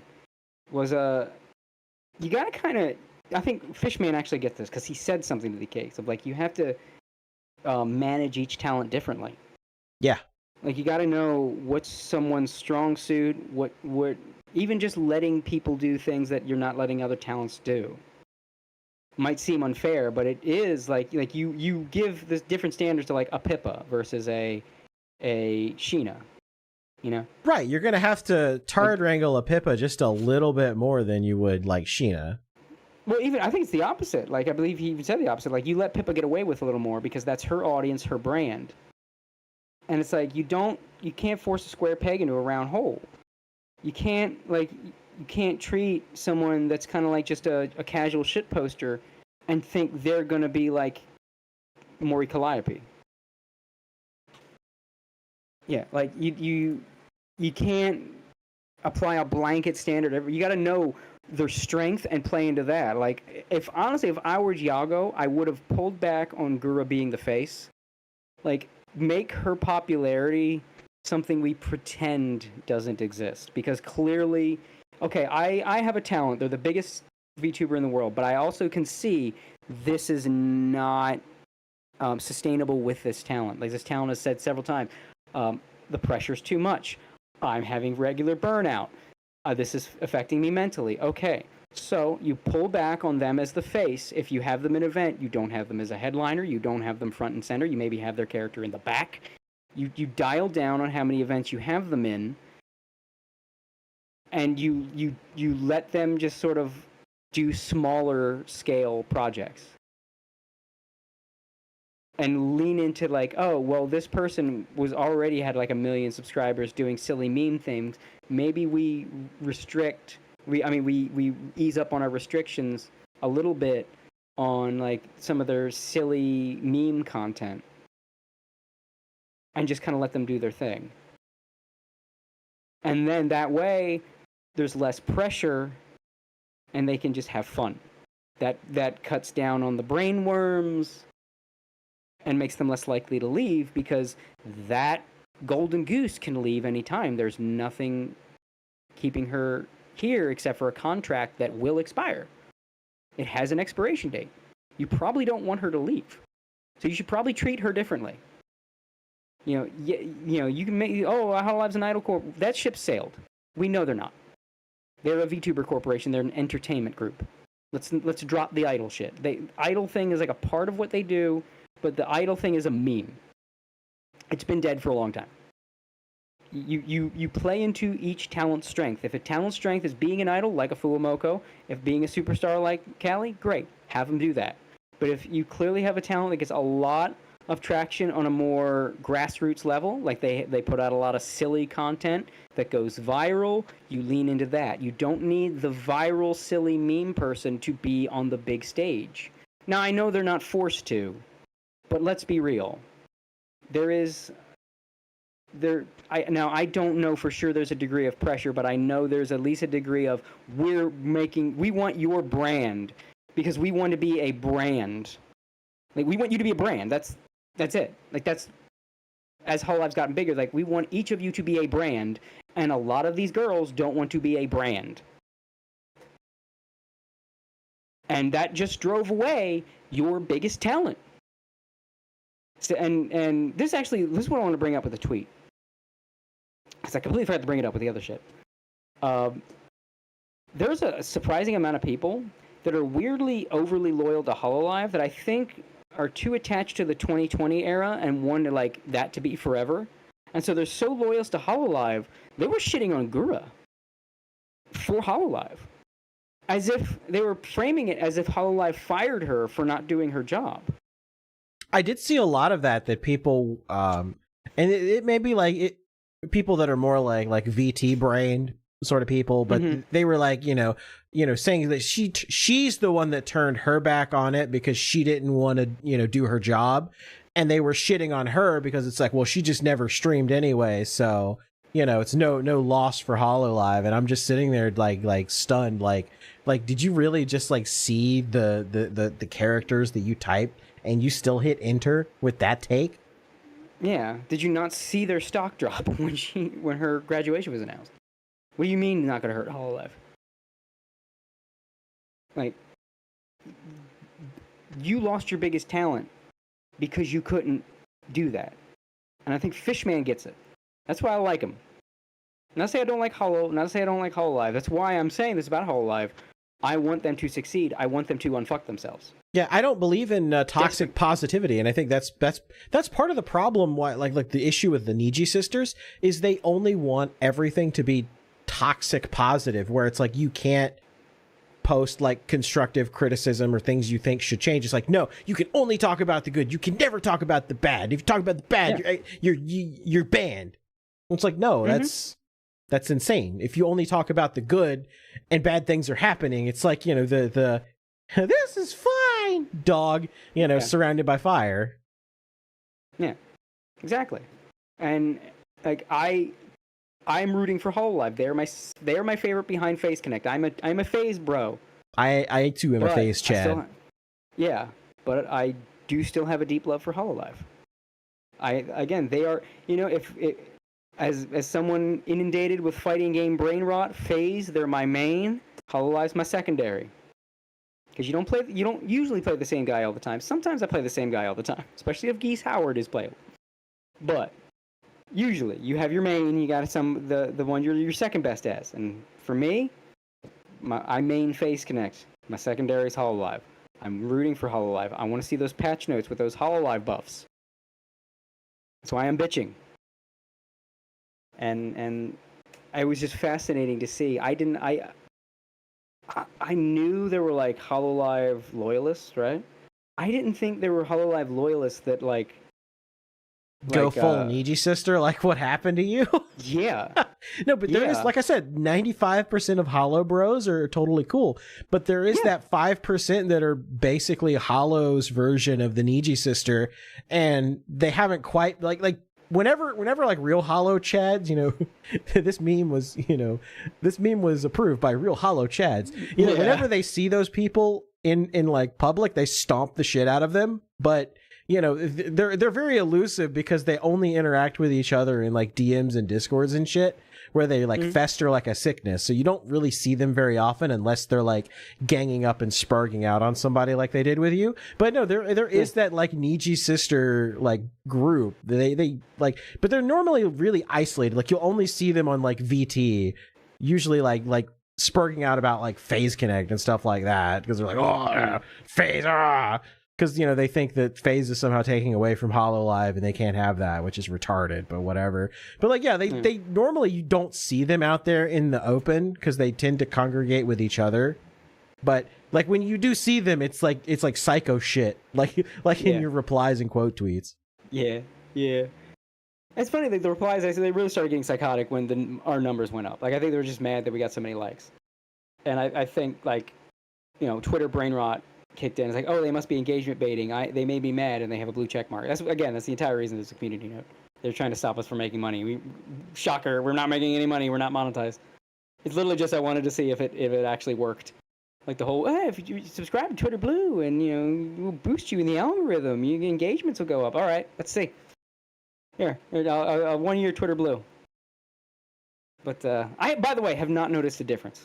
I have not noticed a difference. So I don't know, but maybe Well, I'll tell you what happened. Scientific experiment in the world. It worked. It worked at first, but the problem is the entire subcontinent of India discovered that they could abuse the system to get like, you know, monthly paychecks. So so like the entire, like all of the buffs that you got are completely counteracted by the fact that like Indian scammers are abusing the website to get rich. Yeah, it's like. And Elon won't do shit about it. Now. He just won't do shit about it. There's an entire industry in India now of just like getting on Twitter and making dunking slop on the woke. Yeah, just making on the woke, pure fucking slop. Yeah. It's like, you know what? I don't know who to be mad at, but I'm mad at many people. Like, can I really be mad at the guys from India? If you were in a shithole and you could, and like, it's like the people in South America that were ruining shit like RuneScape. You know, because like the RuneScape the fucking Gold Brazilians. Because like RuneScape Gold is worth more than their national currency. It's like, can you really be mad if like you're living in a third world shithole and this video game can actually like maybe feed your family? But your third world shithole is pissing me off still. It's like, I feel the same way with India. It's like, you are flooding this platform with slop because of your shithole. Like, India is kind of weird. It's like, it's first and third world at the same time. Depends on where in India you go. But the third world part of India is like flooding Twitter with slop. And like, I mean, I get it, but go the fuck away. I can't fault you for doing it, but get the fuck out. Dude, ask Kirsha about Brazilians in games. Fucking ask me about Brazilians in games, dude. I've got so many freaking stories. Yeah, I've told a couple on this podcast. I play SNK fighting games. I can tell you a thing or two about fucking Latin America. I was about to say, you play SNK games, so you know. Yeah. Also, I play Mugen. How much do you know about Mugen? I know a lot about Mugen. I used to play a lot of Mugen back in the day, back in high school. Mugen has been a recurring hobby for me. I've said it before. It's like my fighting game bonsai tree. Like I get certain Mugen collections with themes, and I try to get just the right stages and music and make it feel like a professional game. So I trim and prune my Mugen collection to get it just right. Brazil has the most unhinged Mugen community. You know if a character is Brazilian. If you see like Fallen Ryu and they've got like 1 million giant animations and like Ryu does a super with like 1 million invincibility frames where he grows giant energy wings and shoots a beam the size of the screen, and then he does a 10-minute animation and all this shit. That was made in Brazil. I guarantee you will find that character on a page listed under personagens, or however the hell you pronounce that. Something in Portuguese.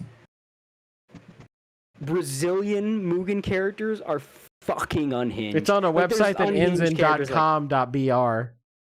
Yeah. I mean, there was like, what was that? What was it, like Mugen something? Mugen BR? There was like a site just called Mugen BR that just like cataloging all this shit. Like, you can tell if a character is Brazilian made, if it's just like, this was not meant to be fun, this was meant to be unhinged. And I don't mean unhinged in like the comedic ones, like there's some really funny ones. All right. But no. I mean, like, they have taken an existing character and turned them into this obnoxious, flashy, overpowered nuke with 30 supers, every special move possible to give them with the sprites included. If they stick their foot out, the Brazilian is going to find 30 things they can do with that extended foot. Like, that Brazilian Mugen is like... But I will say this. The stages Brazilians make are bangers. Brazilians will just take all the fucking assets they can and make the coolest fucking stages. I will download all the Brazilian stages and none of the Brazilian characters. You just buy the entire like resource pack and just delete the characters and just grab the stages. Exactly. If I see a Brazilian Mugen site, I'm going right to the stages section and I am ignoring characters. And you're gonna know that every single one you download is just a banger. Like, you don't even have to look at it. You just ship it. You just ship it, print it, and you're like, oh yeah, this is a banger. Yeah, you've mixed like 3 games into something beautiful. I fucking love you. I love this stage. This is a new boss stage now. Like that kind of shit. I'm gonna put a banger song on the stage, and it's gonna be the best shit I've ever played. But not their characters. I wish I could pull something up, like offhand, to just show the obnoxious. But if you've ever seen a Mugen character that just fires a giant beam and there's effects in the back and just all this crazy Brazil. What is in the fucking water in Brazil? Something about Brazil and video games in general. I'm not really sure. They're insane. Out of their minds. They're out of their minds in that. Like, what is going on in that country? Why Brazil? What are you doing?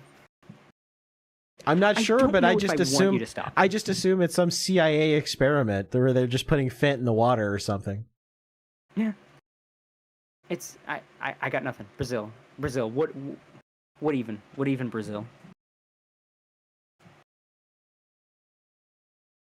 Yeah. No, if you've ever seen Some Ugly, if you've ever seen either KOF or Street Fighter Alpha sprites used to make the most obnoxious, special effects ridden 30 supers piece of shit you've ever seen, Brazil.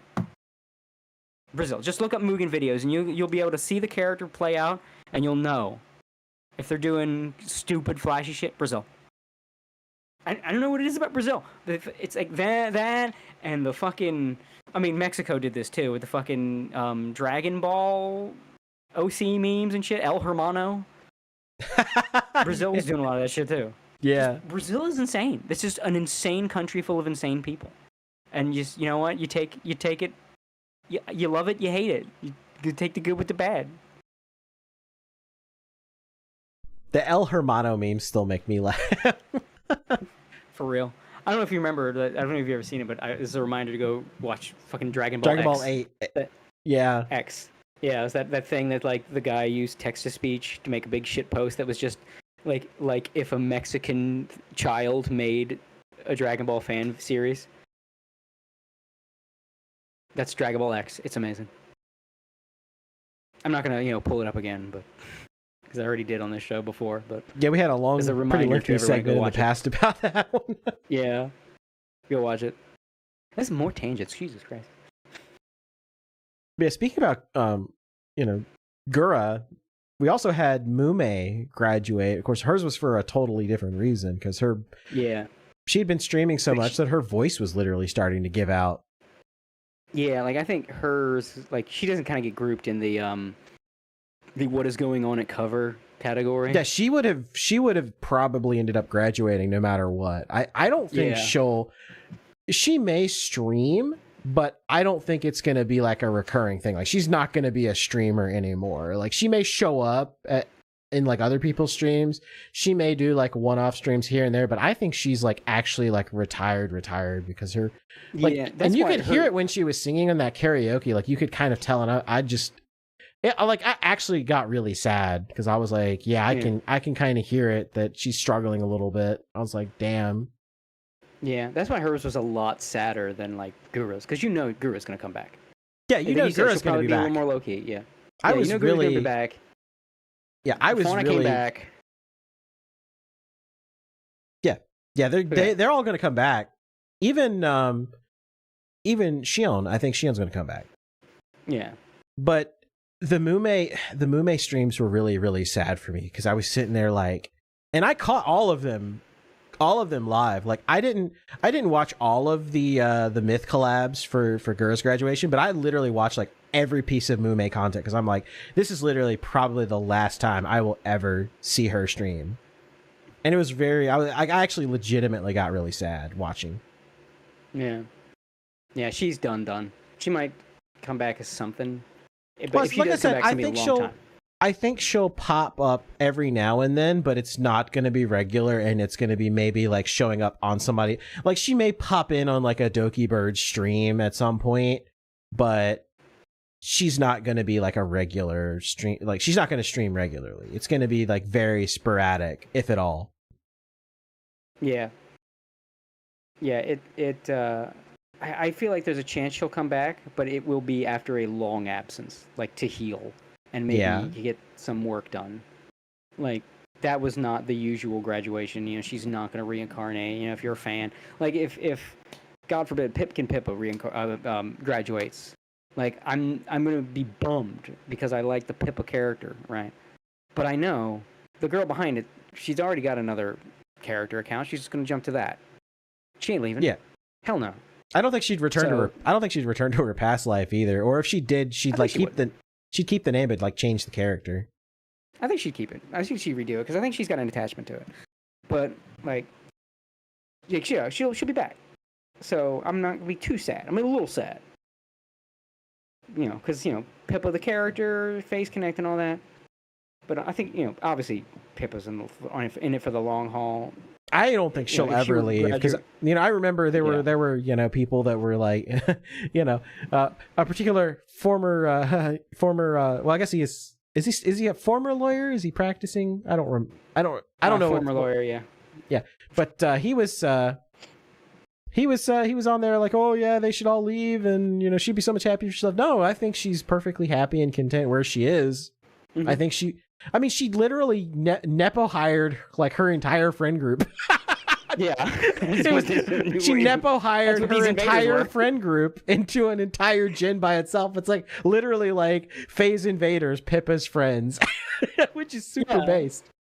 Yeah, exactly. Now all we need to do is somehow get Blue Pippa back. Yes. And get Blue Pippa in FaZe. That would be awesome. See what Fishman should do is like an entire European gen. And just bring in Blue Pippa as the headliner.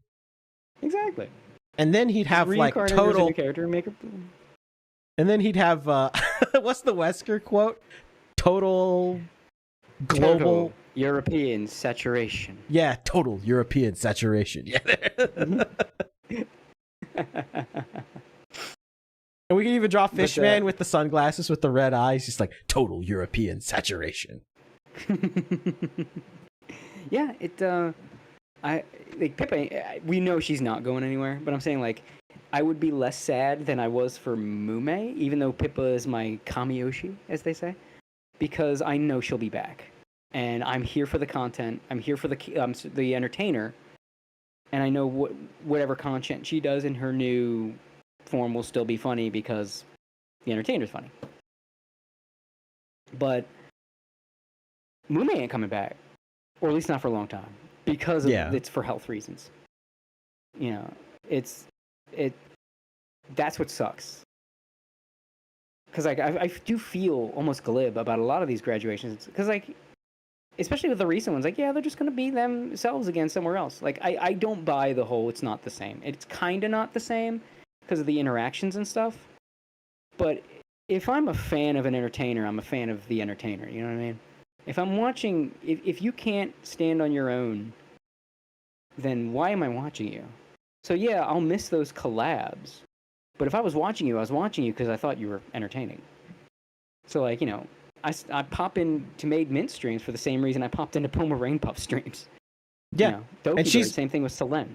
Yeah, and the thing about them is that they stream exactly the same. Like, they have not changed at all. They're still the exact same person. The only thing I miss is that as Pomu, she would do these like wacky little crazy gimmick streams. Like, you remember do you ever see the Date with Pomu stream? Yes. Oh my god. You know what I'm fucking talking about. That shit was legendary. I want Mint to do something like that. I want Mint to do some unhinged shit like that, where it's like a choose your own adventure out, like off the rails shit, where it starts out and you think it's going to be some parasocial shit, and then it goes into, oh, we're in the resistance underground, we're robbing a bank. Exactly. Oh god. That would be beautiful. That's it. Otherwise, like, yeah, it's the same person. They're still fun to watch. They still got the same endearing Metal Gear brain rot. They like, when Mint was playing Astrobot and saw the snake bots, and she just lost her shit. I love that clip so much because you can just like hear and see like how happy that made her. Yeah. That she's just like giggle snorting, and it's just like, yes, this is why I love her. Yeah, exactly. Like, that's the same. That's the same shit you got when she was Pomo. Same shit. So like, you do lose something with a graduation. It's technically not the same, but it is the same. And so like Gura, it sucks, end of an era. But I feel more sorry for HoloLive, and like guys, you got to do something, man. This is bad. Than I do sad to see Gura leave, because I know for a fact Gura, the girl behind her, Senzawa, if she's back as Senzawa or whatever else, she will be back. So at that point, it's just, call me when she's back. I'm not misty-eyed. It's like, oh man, it sucks. I like the Gura character. The only thing that really sucks is like, you know, she's not going to do something like Ash again. You know what I mean? Yeah, that was honestly like going out on that, like hell yeah, Gura. Like that was so dope. Mm-hmm. She's made some of the best VTuber songs, like bar yes, by far, absolutely. And it's just, that's a shame that we probably won't get any more of that. Like, if she does make songs, it's probably going to be more like OK Boomer and Cowboy, right? Yeah, like, I think me shit posts. Yeah, which I'm not against. I'm like, in a perfect world, she would do that and stuff like Reflect, like both. Then it'd be perfect. But I get the feeling she won't, or at least not for a long time. And that's the real shame. Otherwise, I'm not losing sleep because we're not losing Gura, where she's just going to become a different character. But it's the same girl. So, it's just, but Mume, though, she's gone. She is fucking gone. And that sucks, because Mume was a great talent. And like, that's a damn shame. That's a death. She was really the... Like, in the public eye. To me at least, she was kind of the heart and the soul of EN, too. Like everybody loved Mume. Like, she just had this natural presence about her, where whenever she was on stream, like it made the stream like 9,000% more comfy. Mm-hmm. And she had a great, like, calm, funny energy. It was like, you know, she was a little shithead. Yeah. But she wasn't like, so she wasn't geeky, you know what I mean? Yeah, she wasn't chaotic gremlin energy. Yeah. Yeah, Gigi's a little too screamy for me. Like, because of course, of fucking course, I was following the Gigi and Crony City of the Wolves arc. It was hard to watch in the beginning. It's like, just do a quarter circle. It's not, God, just please. Thank God they trained off stream. It was hard to watch, but I was there, And Gigi likes to scream, man. It's a little too screamy. It's a little too screamy. It's like oh god, it's like old PewDiePie when he just kept over screaming. It's like Mr. Chair. Yeah. Barrels. Yeah, just stop screaming. I don't dislike Gigi or anything. It's just like it's not my speed. It's too much screaming. I don't know. Maybe she doesn't do that as much, but I don't know. From every time I've seen Gigi, she's screaming a lot. But Mume was like that kind of shitter, but like quiet. But yeah, more reserved and quiet and. Yeah, dude, your God, don't put Gigi in a horror game. Yeah, it's just like my freaking ears. I'll tell you one thing. She's really shot up in popularity since the debut of her gen. Gigi? Yeah, like hardcore. Yeah, that's it. Mm-hmm. Like, because like I always thought that Elizabeth would be like the headliner, but like very very rapidly, all of a sudden, Gigi's like come on like a rocket, and it's just like ever since she did the Cursed September stream, it's like her popularity is shot through the roof. I can't say I'm too surprised. It's always the silly one that blows up. It's the silly gremlin that always becomes the headliner of their gen. You know, I saw Elizabeth and I'm like, you are going to be the one that they sell CDs of. But probably not going to have as many clips. But because Elizabeth has an incredible... I don't have a word that's incredulous enough to describe the level that Elizabeth's singing voice is at. Like, Elizabeth's singing voice is fucking insane. Like, that is some, like, no, we're past VTubing. We're past just... No, you are in, like, an upper echelon of singers. Yeah, like you... Period. It's like you want to make love with her voice. That is so good. It's like there are people in the Hall of Fame that don't have as good a singing voice as this woman does.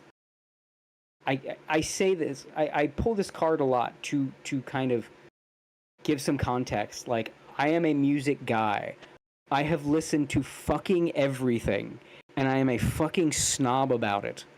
And with that context, I say to you, Elizabeth, her singing voice is like top 10, man, of female vocalists. But Cody, you're a tourist and not a fan of HoloLive. How can you have opinions and know more about the talents than they do? Yeah, like, it's insane.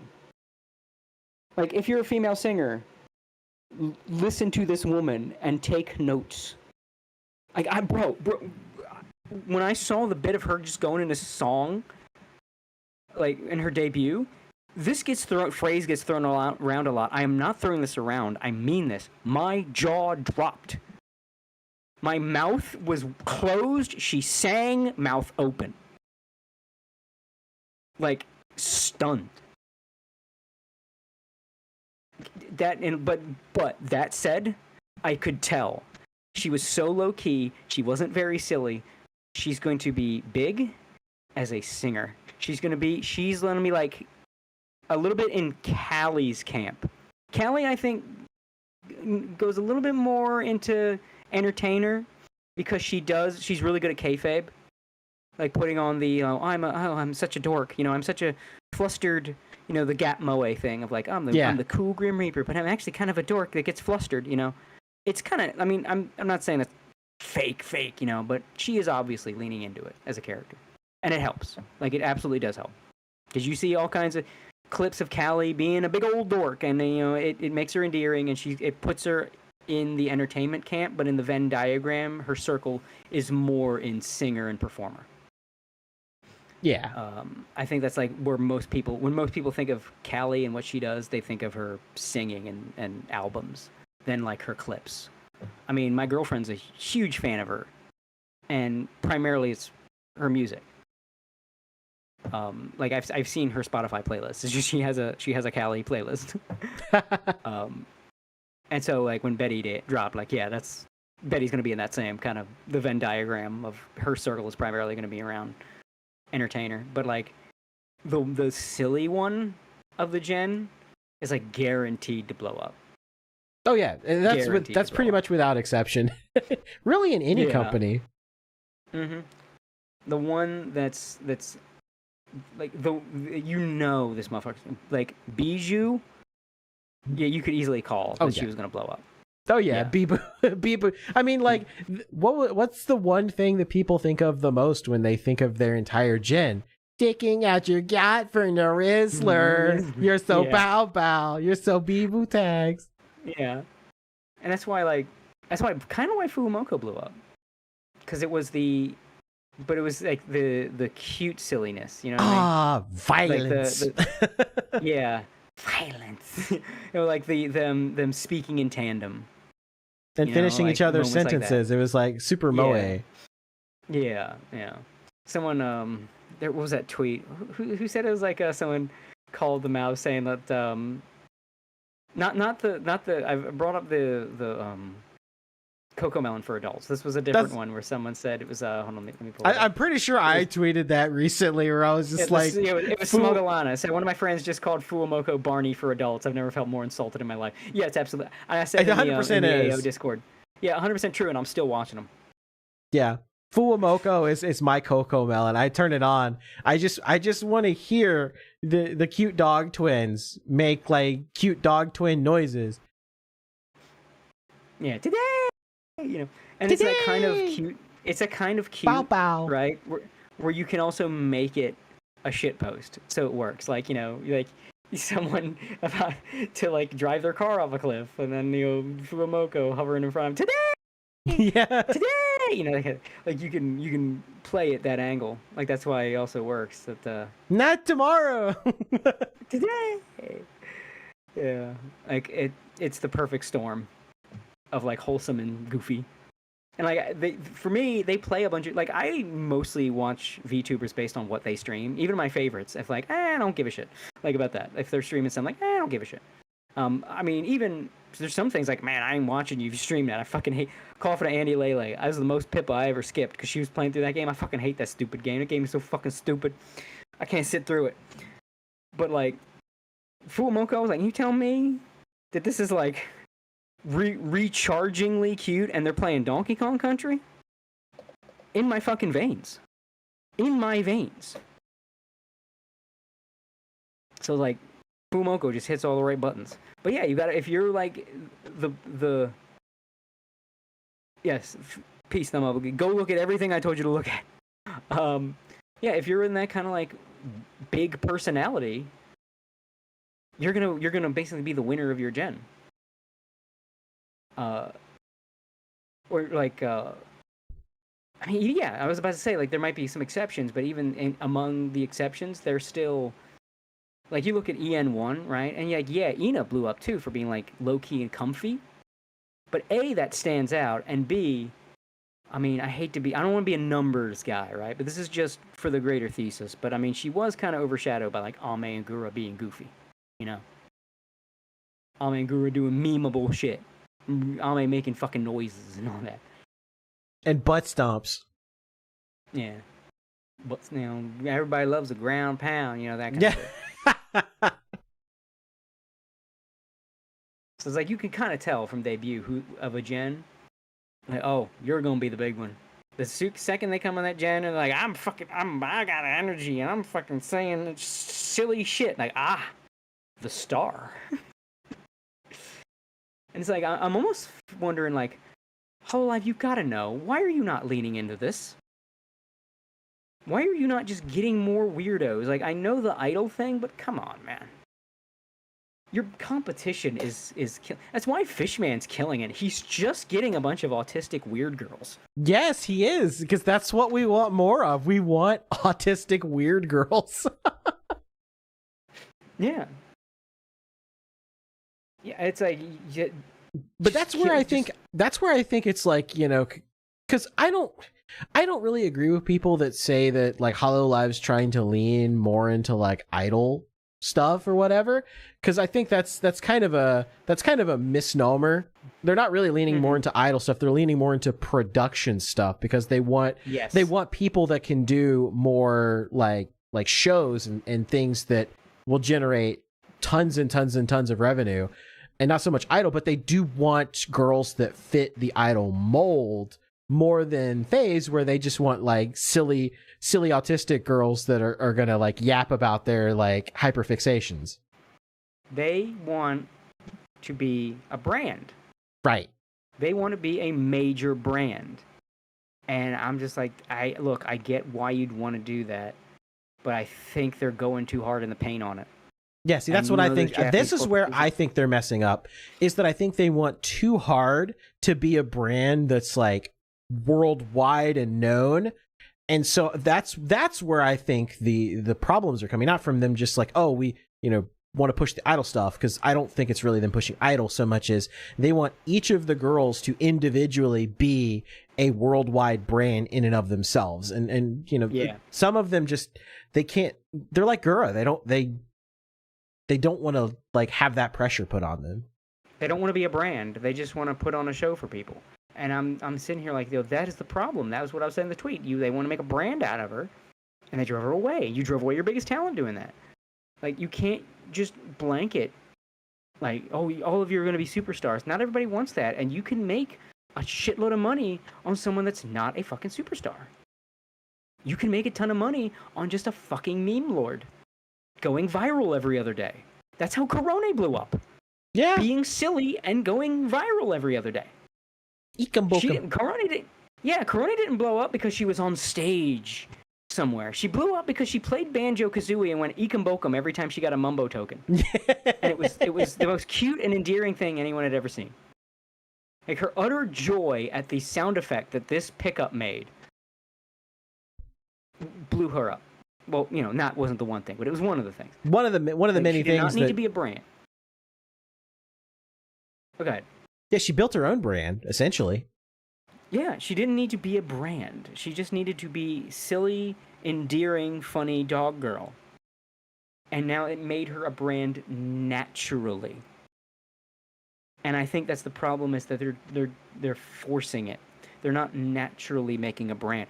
You can have a brand that's not a brand, basically. Like, you can have a brand that is like it's like a stealth brand. Right? When you have something that goes frequently viral that everyone kind of knows is through word of mouth, you don't need to have them on like the cover of a magazine for everyone to know them, for them to be super marketable,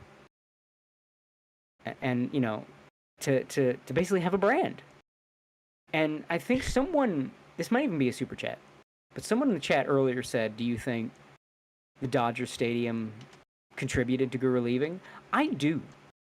As great as that was at the time, and as much fun as that was, in retrospect, that was the single worst thing they could have done for her. Because you had this girl that's already basically suffering from success. She's got brain worms out there. Winner of Lame said it, yeah. So it was a super chat. She's got brain worms out the ass over this. She's talked about the burnout. She's talked about like the pressure constantly. This is a thing. And you put her on the fucking Jumbotron at Dodger Stadium. Now the normies know Gargura. And as wholesome as that seemed... I think it was the straw that broke the camel's back. Yeah, I do believe that. Like, it was wholesome. But it was the wrong person to do it with. It really was the wrong... And I get why. It was all the blue and white girls. It was all the ones that matched the Dodgers colors. And Gura was the English-speaking one, so of course. Like, it makes sense from that perspective. But it's one of those things, like, is there any other way you could have done this? Because, like, this girl is cracking. It's like, if you're a runner, and you just fucked your leg up, and the doctor says, you gotta stay off that leg, or you're gonna do permanent damage, and you need to stay off that leg for a month, and then next week is the Boston Marathon. Is it a good idea to run that marathon? You might want to. It might be your because passion. Pippa's probably got a pressure cooker. I mean, what? Is it okay to make jokes about the Boston Marathon yet? We haven't reached the point where we can make jokes like we can 9/11? Or am I an asshole? I think so. Look. Again, I'm old internet. You joke about anything, as long as the joke is funny. I think it's just it's never too soon. The only thing it's too soon is it's riskier, right? Like if you're gonna make a 9/11 joke right after 9/11, it better be fucking funny. But if it's fucking funny, bravo, you are the king. You are an absolute king. You can do it. It's just, it's a risk. It's like stocks, making a 9/11 joke right after 9/11. That's like, going a Hail Mary on a stock that you believe in, that you think is going to go to the moon. I'm putting all my money in 9/11 coin. Yeah. Whereas making a 9/11 joke now, it's like a blue chip stock. Like, yeah, of course, tomatoes are going to go up, commodities are going to go up, of course. You're never going to go wrong investing in Google, something like that. Like, Google might go down, but like comparatively, unless, I don't know, something crazy happens, but blue chip stock. I'm not a stock guy, so my examples might not be the best, but you get what I mean. But yeah, it was not the best idea in hindsight to have her do that Dodger Stadium shit. When already she's like, I can't take the pressure. Being the face of VTubing is too much. This is breaking my brain. And they're just like, no, we have a new thing for you to put you on. Look, with this huge statue of you we've erected in our offices. Like, stop. You're going to push her away. Look what happened. You lost her. She was your biggest talent by a country mile, and you lost her. Because you couldn't stop. You couldn't read the room. Don't do that with her. Like, that's it. Like, I'm sure she liked the idol stuff and everything, but, if someone says, I'm scared of spiders, and you keep involving them in things with spiders, eventually they're going to say, fuck this, and I'm out. I can't take it. It's common sense. You can cope all you want, but what reasons did she give? Disagreements with management and company direction. The company drove her away. This is not Mume, where she had health problems. This is, I don't like it here. I'm leaving. That's it. Well, and on top of that, we talked about the Dodgers and like her popularity. Like, I mentioned earlier in the show, like, she's an introvert. Like, this is not her natural habitat when there's like, 100,000 people in the chat all like screaming Gura, like that, like she can't handle that mentally. Like, I don't know of many people that could like you have to be like the entertainer soul in order to like handle that. Like, I remember being on shows with like, upwards of like 15,000 people, and I'm like, holy shit. Yeah. I mean, hell, I was there for the like the on some of those Rakita streams during the Weeb Wars thing. I mean, God, that one, like 30,000 people watching. Yeah, it's crazy. Oh, God, I think, yeah. That's a lot of people. I mean, there's different ways you can deal with it. Like, for me, I just didn't pay attention. That was how I dealt with it. I just like didn't think it was just it's just a number. Don't try to imagine the room full of that many people. It's just a fucking number.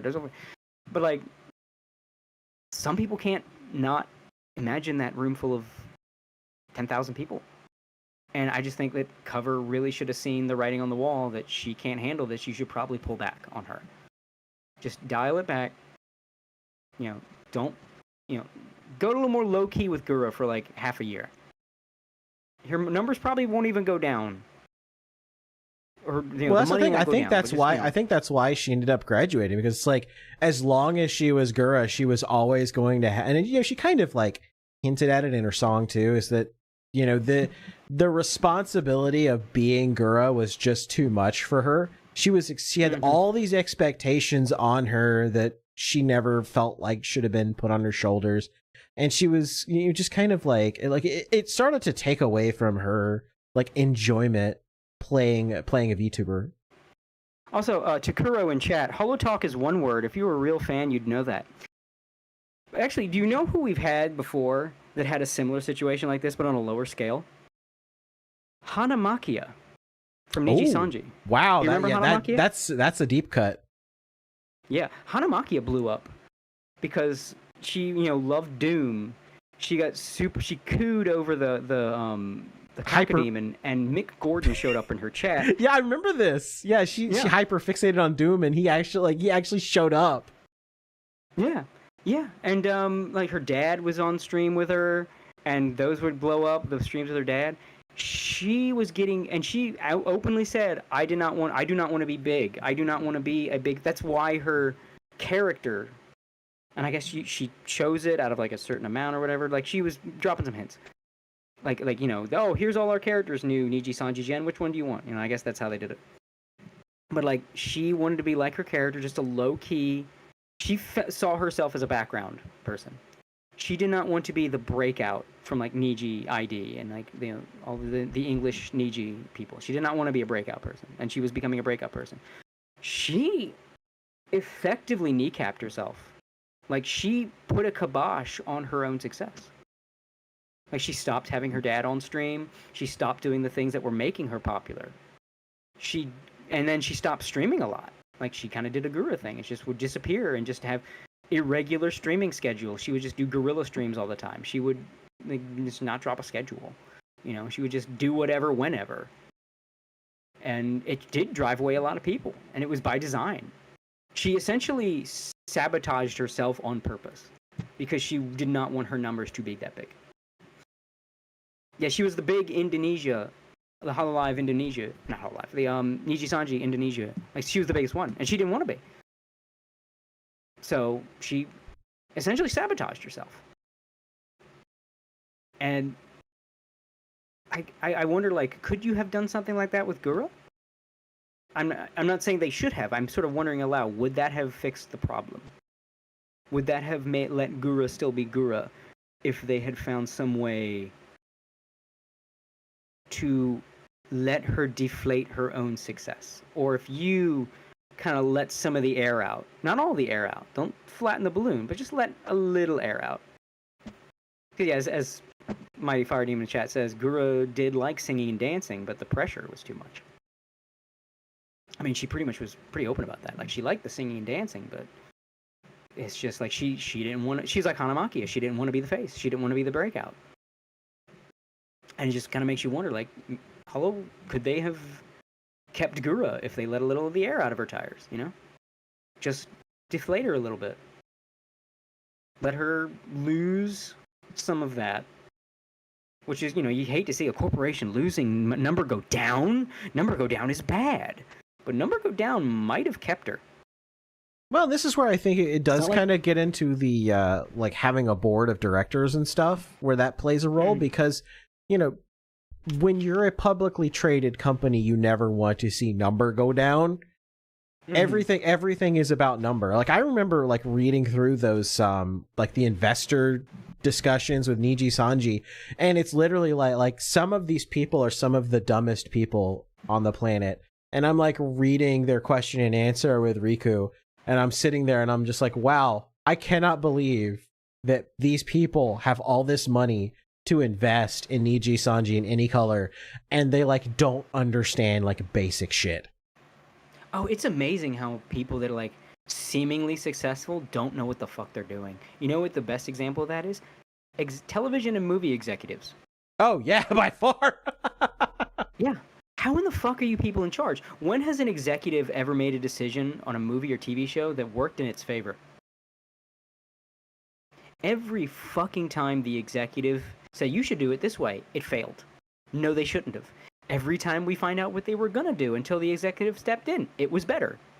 Well, the most famous example, of course, is like Fox getting involved, like, hardcore with the Fantastic Four and with the X-Men. Like, it literally burned both franchises to the ground. Or when WB and the Justice League. No, I got one better. I got one that's, like, infamous. It's a bit of a boomer reference, but it's that kind of evergreen watershed thing that's like, yeah, it may be a boomer thing, but it's like a cautionary tale of all time. Remember Cousin Oliver? Do you know Cousin Oliver? I'm looking it up now, like, 'cause I'm like, it sounds familiar. So let me make sure I get the right. Oh, from the Brady Bunch. Oh, the annoying kid. Yes. We have to bring in a cute kid, because that's what the people want, is a cute little kid. So we'll bring in Cousin Oliver, and he'll be a regular part of the show. And people fucking hated it. But the executives were certain that's what people wanted. Focus groups. When has no, I can't say that. Focus groups have made good decisions in the past. Not always. Yeah, Crit in the Twitch chat says the Scrappy-Doo effect. Yes. Yep. Cousin Oliver predates Scrappy-Doo. Like, yeah. Cousin Oliver was like the original. He was the patient zero for this. Yeah, it was that was like, executives just don't know what they're doing. Another great example. A legendary show, one of the funniest shows ever made, The Critic. Yeah. The fucking Critic. Stinks. Yeah. Do you remember why The Critic was canceled? I don't actually. Because it wasn't ratings. It wasn't ratings. It was doing very well in the ratings. If it was just ratings, we would have had like 6 seasons of The Critic. Oh yeah, 'cause people love that show. Yeah, it got canceled because a new Fox executive came in. And he didn't like it. He didn't get it. And it was making him feel self-conscious when everyone else around him was laughing and he wouldn't get it. He hated the show. It made him feel bad. Because this motherfucker was this show was basically too smart for this stupid fucking executive. Don't ask me how the man got to his position and made all this money when he's that fucking stupid. But he felt people in Hollywood tend to fail upwards. Yeah, he was self-conscious that he didn't get the humor of The Critic. Everyone else around him did, to the point where there were stories of, like, they would be laughing. The Critic would be on, like, on a TV, like, in the offices, and people would be laughing, and then he'd be in the room, and everyone was just like, oh, we better stop laughing. He's in the room. I guess the same shit. Like, these executives don't fucking know shit. I don't know where they're getting their money. I don't know how they're getting in their positions, but no one should ever listen to them. How many times have we heard the fucking story of, here's a movie, the executives got involved, and they ruined it? Every fucking time. Never listen to executives. Investors need to sit down and shut up. They really do.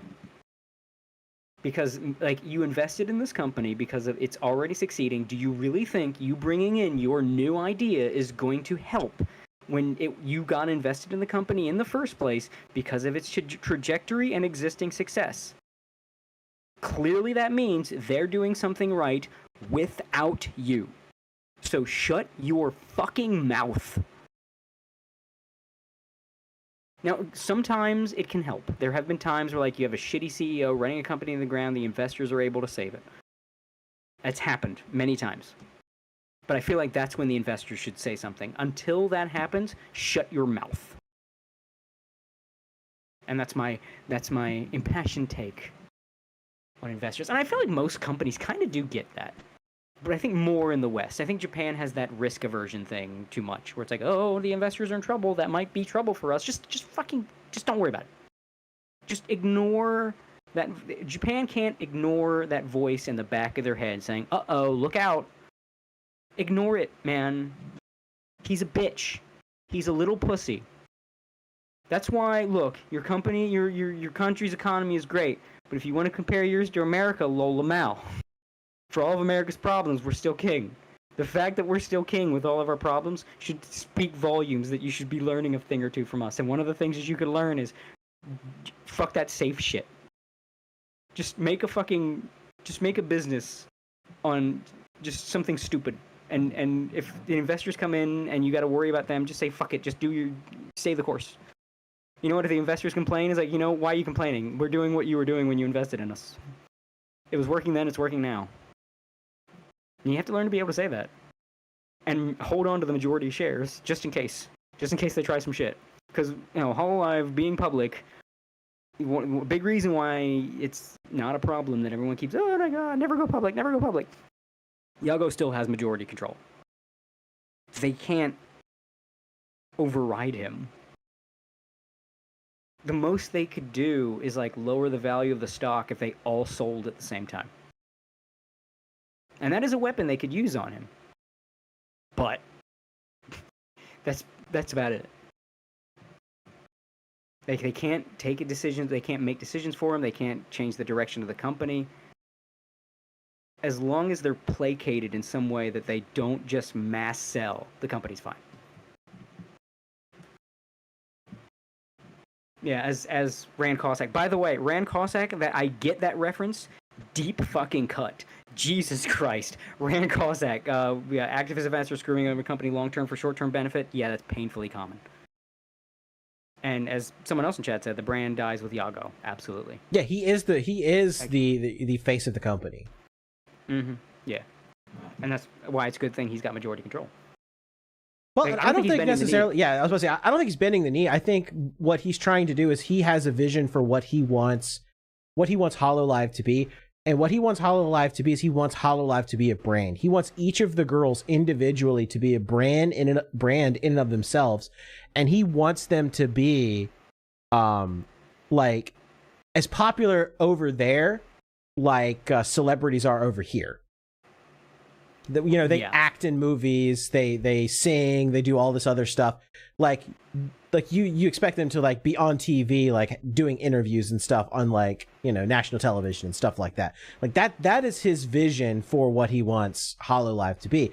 And it's obvious that like Guro was not going to mesh with that vision at all because she wants to be even less, she wants to be like she just wants to kind of stream every now and then. She doesn't want to be like, giving interviews on national television. Yeah. That's the thing. Like he wants these girls on the cover of magazines and shit. Yeah. And it's like you can be successful without being a brand, and I think that's the problem Cover has right now. And that's what's driving away their talents.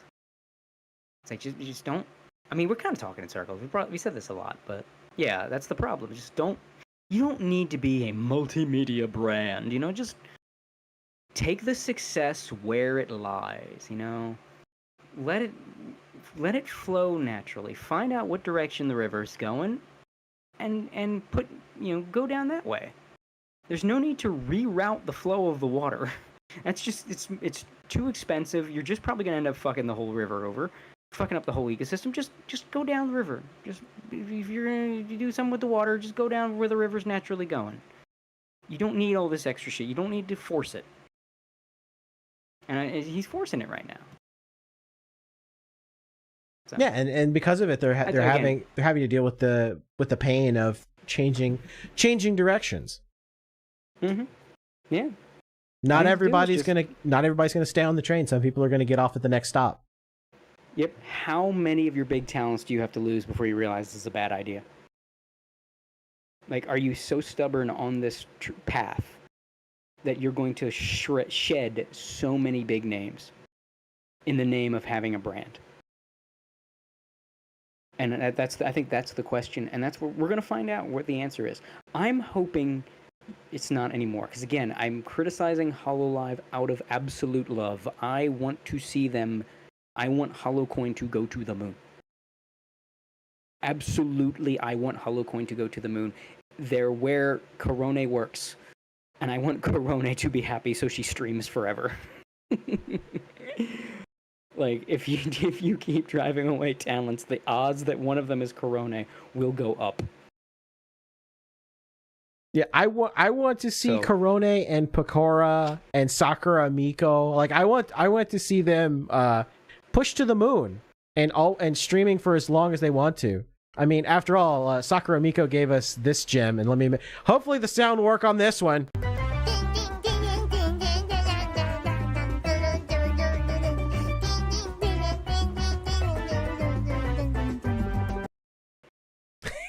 I love that one. It's a fucking legend, man. She's a legend. Like, some of them, like, are on board with the brand thing. And for them, I say, to the moon. Keep it going with them. Callie's happy? Keep doing what you're doing with Callie. But just don't blanket apply it. And you know what? I hope... Yago seems like a smart guy. I'm optimistic he'll get it. I just worry, how long is it going to take before he goes... okay. Like, is he going to be able to scale back? Is he going to be able to sell that to the investors? Because again, the one thing he does have to worry about with the investors isn't them making decisions for him.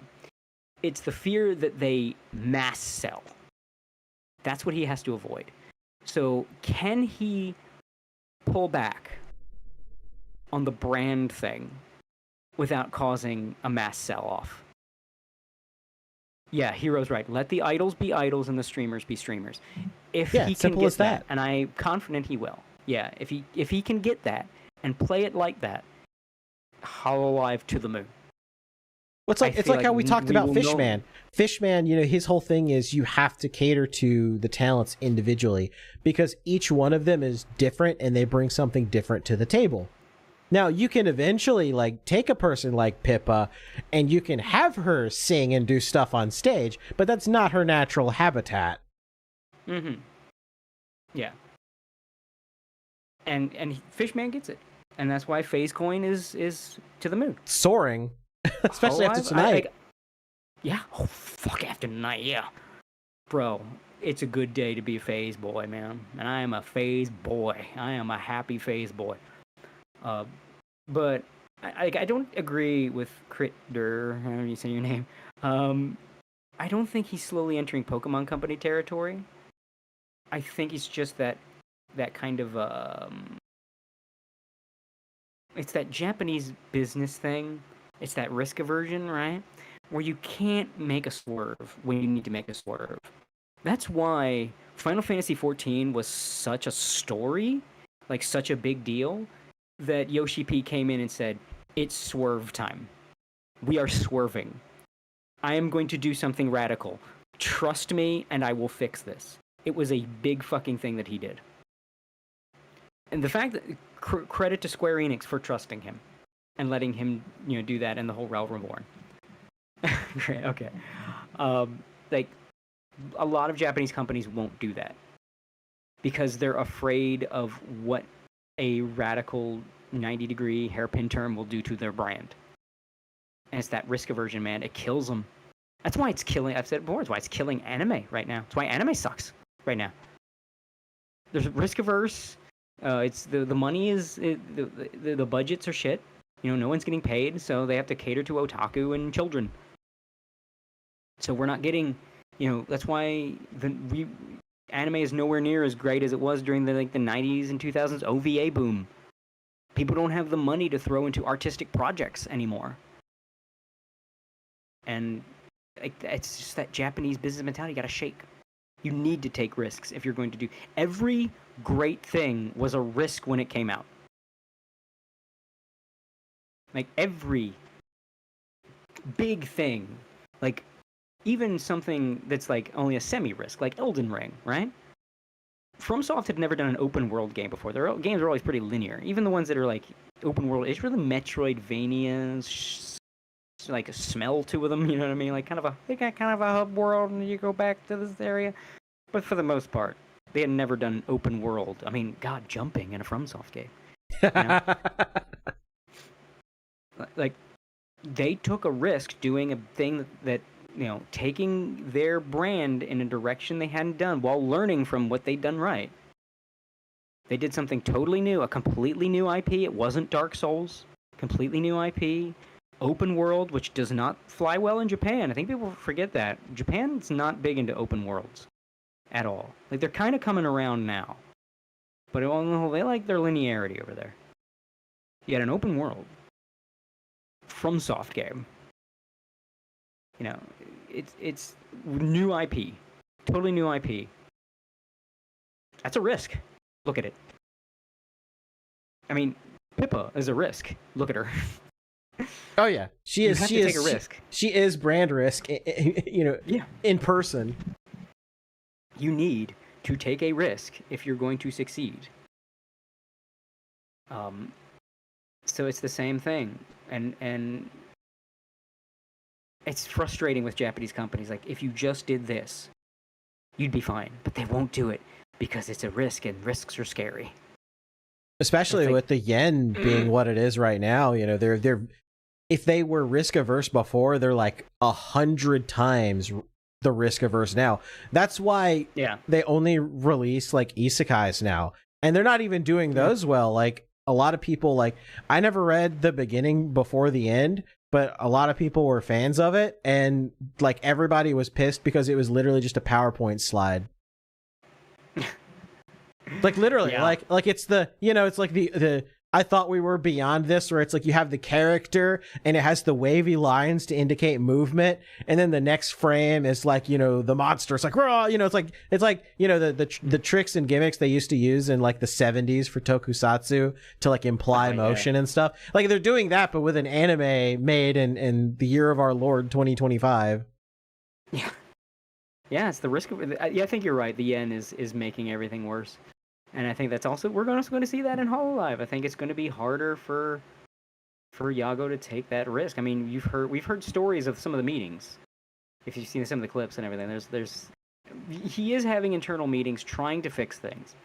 So I can't say he's not full Pokemon Company. Like, he's fixing shit. And I don't envy him, because he's got to know, he's got to course correct while keeping the investors satisfied. He's got to find a way to, like, investors want to hear you going to the moon. That's all they care about.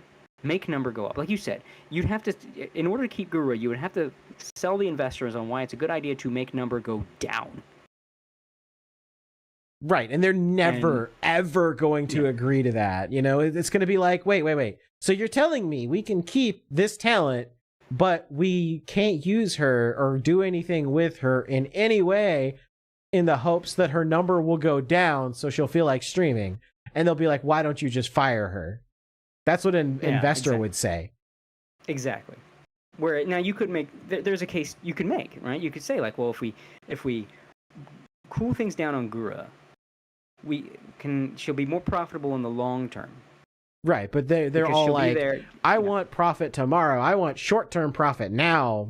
Exactly. It was like, if you short... Guru Basic was the victim of... I mean, if anything, in a roundabout way, she was a victim of the company going public. Because if they invested her in that they want short-term profit at the expense of the company itself. Me money now, I don't care what happens to you. And that's what happened to Gura. It's just make number go up, make money go up. I don't care what happens to her. And she left. And their stock went down. So good job, investors. Idiot. Fucking idiot. All you had to do was just let them take some of the air out. Let her get back to in a comfortable place. And then you can put her on more stuff. You can have her in more shows. You can have more Gura merchandise, and it'll still sell well. You think those people that left because like you took some, you didn't have her as front and center, would have bought her merch that weren't going to otherwise? No, the hardcore people are going to spend all that money on buying merch. You're going to be able to sell Guru merch for a lot longer. You're going to be able to have her in things for a lot longer, and she's still going to be continuing to be a draw. Whereas if you push her now, you lose her, and you lose that draw. And that's what they did. And I think I feel like Yago knows that to a degree. So now the challenge to him is, can he find a way to pull back on this brand shit? Not universally, but realize not everyone can be a brand and sell that to the investors. There are ways they can do it. Absolutely are. I mean, like I said, the Fishman method. You find their strength and you lean into their strength. You can make money. You can make the same amount of money from the girl that's on the cover of the magazine as you can from the girl that's on like all the viral clips. She may not be on the cover of the magazine, but she's getting the same draw. It's grassroots, that kind of shit. This is kind of why I believe that I think he should take like let's take Ian for instance. I feel like he should take them, and instead of like every single gen has to have like all these concerts, he should take and create subgroups out of like sort of like what they did Promise in a way, where you take like different different people from different generations in EN and create like subgroups of people that want to go out and do the idol, do the performances stuff. Because I think that would be healthier in the long run too. So it's like, hey, you guys want to do this, so we're gonna like split you out and have you in like, you know, it's not really a generation. It's more like a group, like, because they've done that a lot in the Japanese side, where they'll have like little subgroups that like do songs and stuff together. But I feel like they could do that with the English side too, and maybe that might kind of help for the people that like they just really want to be more streaming with the talent that they want to do all the like performance stuff. Yeah, it just seems simple to me. I think it's simple to everybody else, and then Fishman's an example of how you can make it work. Just lean into what works for that talent. You know, don't blanket. I mean, we're talking in circles. I've said that 100 times, but yeah, just don't blanket apply the same business strategy to every talent, because you will lose them. And you know, it's not like, oh well, you couldn't hack it. No, those talents they're bringing in money. That's a draw. You lost Gargura. Clearly, this ain't working. Literally the face of English VTubing. Yeah, you lost them, and it's your little strategy that lost them. So I know there's a lot of, you know, company loyalists. They can cope all they want. You know, they can post all the memes they want, but it's the results speak for themselves. She said why she left. You change the definition. You know, change the definition of what is racism or something. Yeah, you can change the definition of all you want, then change the fact that it is what it is. And again, I'm not shitting on HoloLive. I'm rooting for them. I'm criticizing them because I'm like, bros, don't fuck this up. Do not fuck this up. I will be mad at them if they do drive away. If fucking Corone leaves and she says disagreement with management, no, HoloLive dead to me. HoloLive fucking dead to me. Yeah, I don't. Some of it's in the chat, like, it's gonna be downhill a bit for cover. I'm not sure. I feel we may lose one or two more. But I feel like we're at the stopping the bleeding phase. Yeah. And yeah, I think it's not going to be like it was where, you know, we had like 5 or 6 all go kind of in the same relative time frame. I think it may be like 1 or 2 more. I'm kind of looking at like Crony maybe. There's a little bit of smoke there, but I think she'll end up staying. But I think we're not going to see like all these different talents leaving all at the same time. They won't happen like that anymore. Yeah, like you said, I think it'll be 1 or 2 more before I think changes will be made to improve things. Yeah, Bay would have a mental breakdown. Yeah, poor Bay, man. I feel bad for her. She was not taking this well. Yeah, Ina and the visa thing, yeah. For a while, yeah, with the visa thing, and she did not seem happy, and there were a lot of things she was not happy about, like even the Ina's back thing. She didn't like that. Like Ina, and then, you know, she's like, "Hey guys, stop being fucking weird in my chat." I mean, she wasn't, you know, cussing them out, but like, there were things Ina would be unhappy about, where I'd be like, "Yeah, I could see her going." Kiara and Callie are in it for life. They are going nowhere. If you want to invest in anyone as your Oshi and EN, Kiara and Callie. But if anybody in Myth graduates, it's Ina.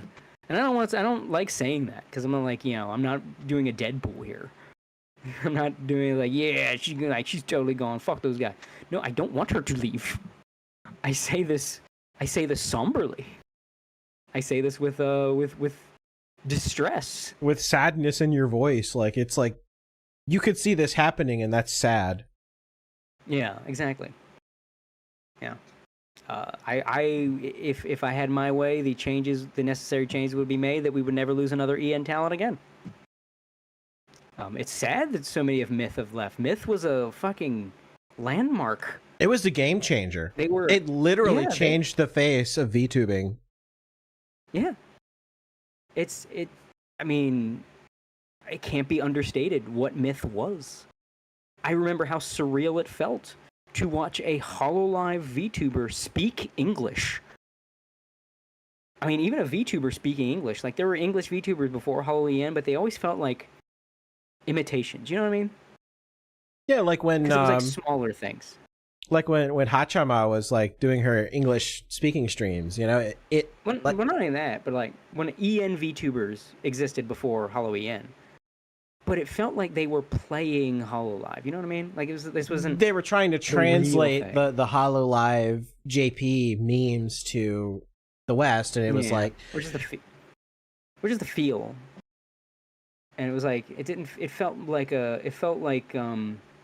like when you're living in a foreign country and you know about things like video games, but you're got a shitty country that like blocks trade with all the countries that have the video games, so you have to get bootlegs in and shit. Yeah. That's how it felt before HoloEN. HoloEN, you were watching like, wow, that is a fucking VTuber and speaking English. This just feels like we've entered another world. And they were all killer talents, too.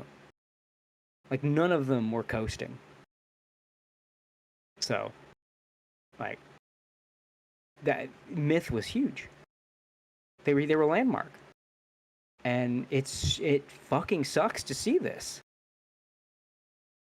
It fucking sucks to see members leave. Now, granted, Ame's still kind of around. Like, she can come back, and she did come back recently for Kiara's thing. So the door, and it's telling how many are leaving and not doing that. Like what Amelia did. Like, clearly Amelia did not have, you know, huge problems with management if she's still like, yeah, I'll come back and do things with you. I just want to, you know, be my own brand for a while. Just do be my own thing. But, yeah, Myth was mythical. Yeah, because technically there were EN VTubers before then, but it did not feel like it.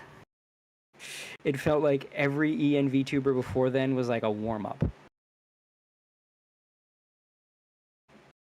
So, like, I mean, I'm kind of running out of steam on this, but I just feel it's important, man. Like I want HoloLive to get out of this rut. I don't like it. I don't like hearing disagreements with management and company direction when a talent I really like leaves, because you do want HoloLive to have that fun family dynamic. That you want it to be a friend group, not just as a you know, ooh, living vicariously through them or anything like that. Oh, I want to pretend it's sunshine and rainbows. But when it's a friendlier environment, that just produces better content out of them. Like, they're better when they're happy. That's why the 2020 years were so great. Yeah, everybody was super happy. Yeah. And it showed in their content. And I would like more of that, please. I hate that we'll never have 2020 ever again, because that was so peak. Yeah. I feel like we're kind of getting a new version with, like, Face Connect feels like it's scratching that itch. Yeah, definitely lately. Yeah. I really just feel like it's scratching that itch. It's just like, this is just fun, and these girls are weird. I know, and there's something for everybody too. Like, that's the other thing I really love. It's like, and then there's people like me who it's just like, it's like, you know, it's hard to pick just one because they're all like, each one of them brings something different to the table that I like. So it's like, it's really hard. Like, I default to saying that Pippa's my FaZe Oshi because she was the first, but it's like I like all of them. Yeah, I mean, I fucking love FaZe, man. I typically, like, when Pippa raids in, I keep watching. You know, whoever's going. I got like several of them. I'm subscribed to several of them, and I just, you know, I got nothing going on. Oh, is that so and so streaming? Especially like, man, Dizzy streaming, shit. I know that's gonna be. Oh, it's gonna be a banger. That's gonna yeah. Like, that woman's out of her goddamn mind. This is gonna be entertaining as shit. Ooh, a schizo stream. Yeah, it's like, oh, Clara is streaming. Oh, she's got the Ooh Apple Princess avatar. Oh, here we go. It's some unhinged shit. Oh, I want some real unhinged shit. Where Ria at? Right? And does Rie have the dog bowl out? Is Rie streaming? I'm in a mood for some mental illness. It's like that. Yeah, FaZe rules. I just feel like FaZe is scratching that itch, that 2020 HoloLive itch. And I want HoloLive to scratch that itch too. That's why I'm bitching. That's why I'm talking what seems like talking shit. Because I'm like, y'all. And don't then do there's this to me. Don't let me watch HoloLive go down. I don't want to see. I can't take that shit, man. I can't take. You look. If HoloLive goes down in flames, then anytime I hear shiny smiley story, I'm gonna break out in a fucking ugly crying. Don't let me see this shit, man. Like, HoloLive created something special, and now I feel like there's a HoloLive has a responsibility to maintain. I don't mean just like, oh, well, I liked it. Like, the community and vibes that it has. Like, something like HoloCure, right? You don't want to taint anything in HoloCure. Like, that comes from a place of unbridled love, and love needs maintenance. And I feel like HoloLive's got to step up their game with the maintenance, because they're starting to, some of the pipes need replacing. There's some rust building up on that ship. Got to do some maintenance. I'm confident. It's just a matter of how long and how many are we going to lose, and it sucks to say, because I want that answer to the latter to be 0, but the cynic in me is like maybe 1 or 2 more. But I'm hoping whatever is fucked can get unfucked as soon as possible. That's just one of those things that we're just going to have to see over time. Yeah. Fingers crossed. And here's hoping that Crony and Bay can hold out. I don't want to see them. Like, Crony just, that's such a good environment for her, I think. Like, that, just the HoloLive vibe and the HoloLive community works so well with her and with her style. I feel like she actually would lose a lot becoming an indie and reincarnated. You know what I mean? Yeah. Something about that personality being in that scene works too well. So I'm really hoping she sticks around.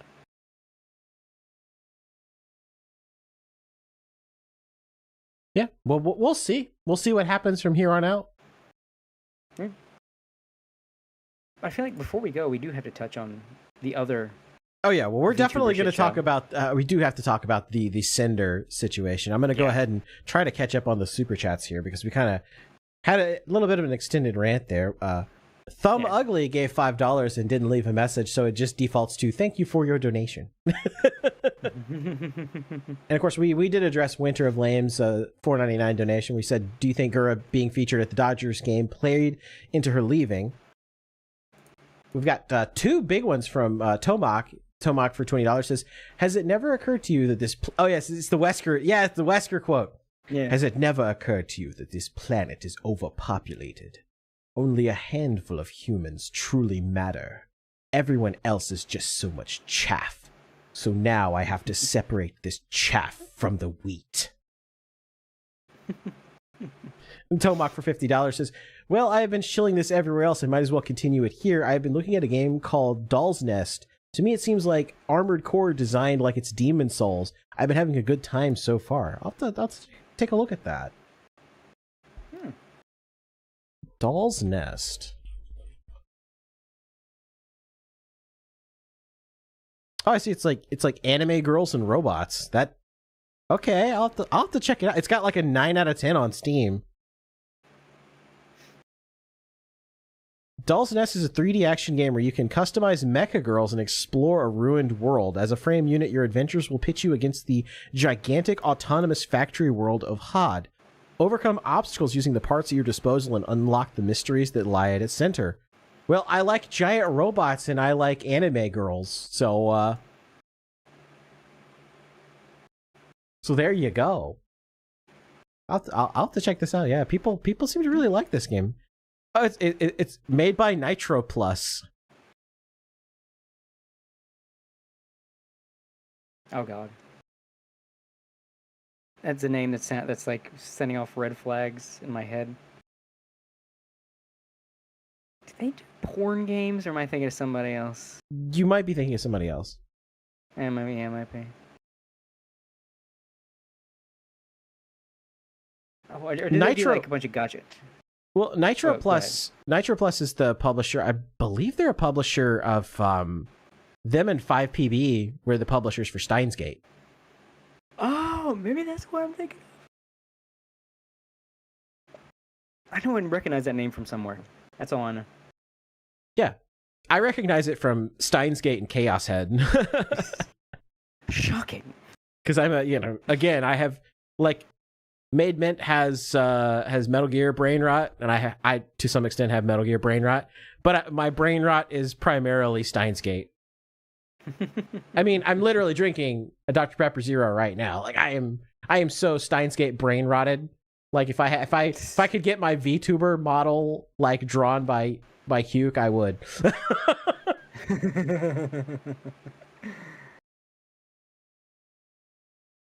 Who did have Hugh? Somebody had. Kiara. Was that Kiara? It was Kiara. Yeah. Yeah, her whole design interacting with her, and then her whole design was made by him. That's right. Yeah, he tried interacting with her, and people got weird about it. I remember. Yeah. The people got weirdly parasocial about it, and I'm like, that was an arc. I'm like, guys, he's literally her VTuber papa.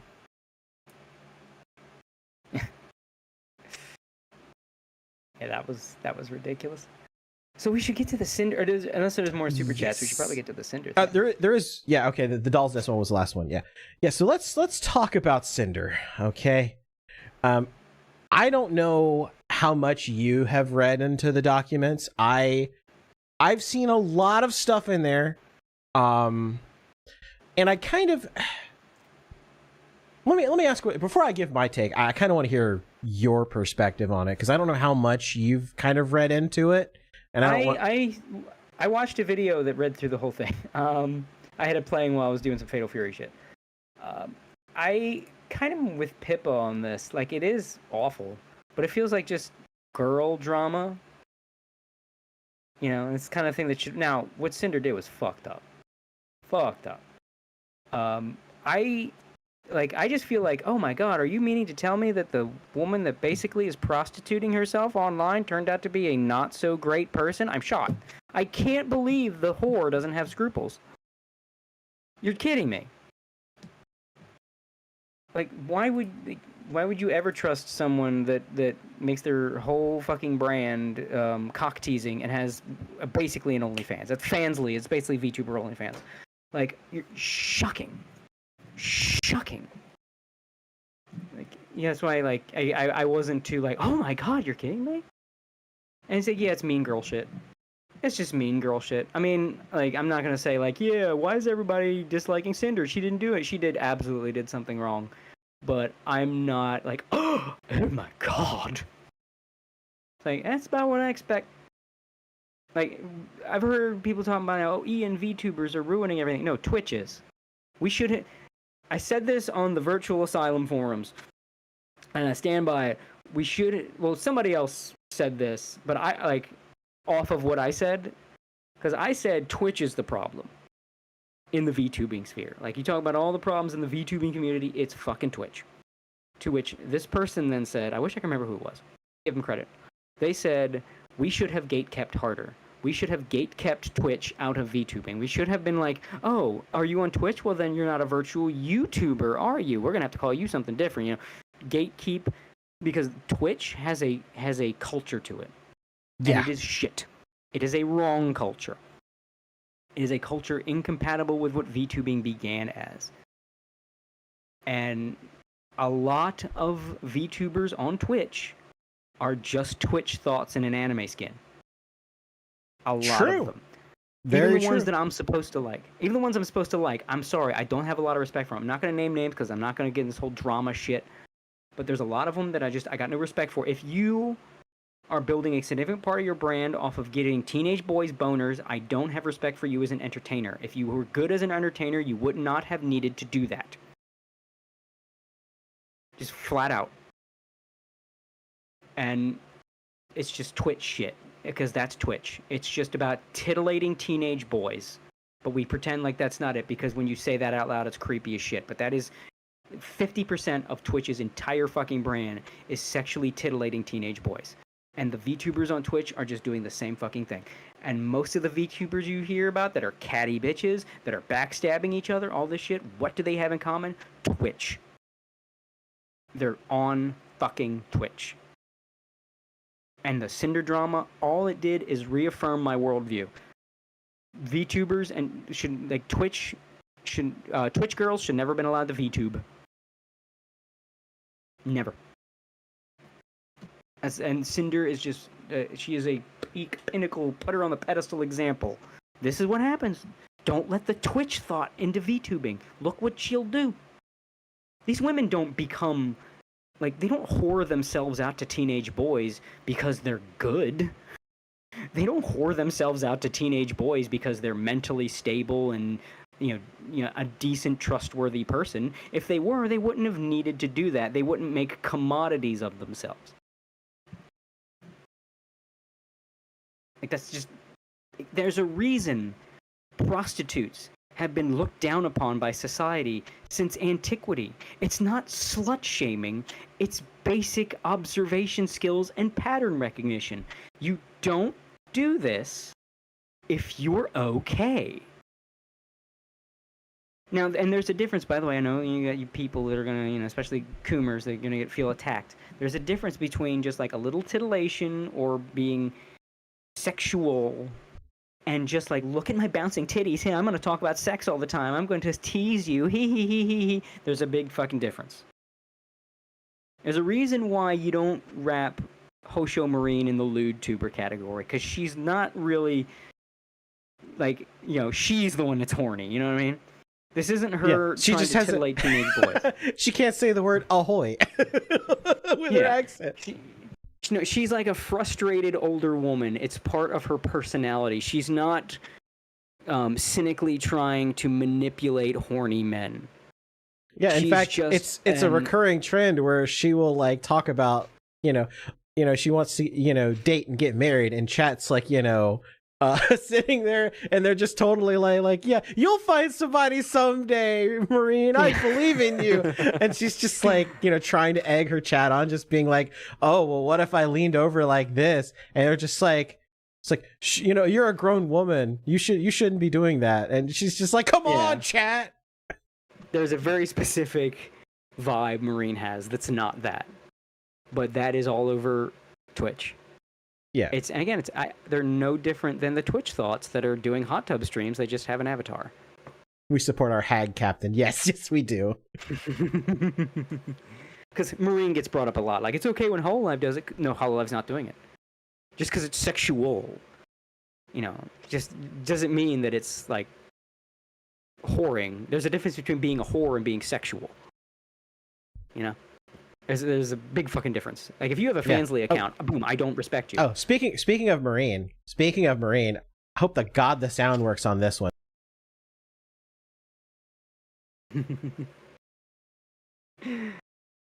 That is a 10 out of 10 troll laugh. Yes. Yeah, Marine doesn't lewd bait, as Requiem Phoenix in chat. Yeah, she didn't really lewd bait. She's just... It was muted. horny. Damn it! I really need to go through these clips and make sure each one of them has their thing set up. Yeah. You stupid bastard. I fixed most of them, but not all of them, unfortunately. Ghost Dog puts it so great. None of the HoloLive members have Zenless Zone Zero physics. Yeah. True. They sneeze and their breasts go in all directions. Go blah, blah, blah, blah, blah. Yeah. Yeah. Or Yeah, the picture of the picture of the flan where it's VTuber when they move their model just slightly. Yeah. There's a level of titty bounce where I feel like the titillation dies, because it's not how breasts move. Those aren't breasts anymore. To be breasts, they must move like breasts. When they don't move like breasts, they are not breasts. That is the pattern recognition in my human monkey brain. It's look at that jiggle. Not real. Not boob. Penis go down. That's not a boob. That's a like a child holding balloons by the cinch and just waving them up and down. Which is not sexual in the least. That is a sign of childhood innocence. Ergo, penis go down. I'm gonna have to fix all these clips after the stream, because I'm like, I could try to fix it now, but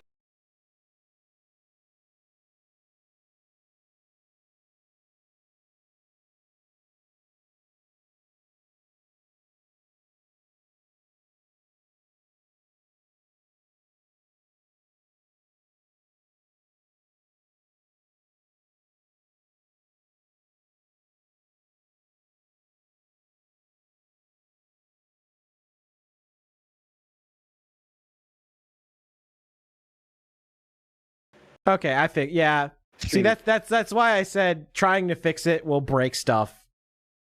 Yeah. Sound go away. Okay, it's fixed now. Yeah, I tried. Like I said, I tried to fix the clip, and it made everything break. So then I had to go back and fix it. Never try to fix stuff on the fly. Yeah. I was saying when we were muted, there are VTubers on Twitch that are very good.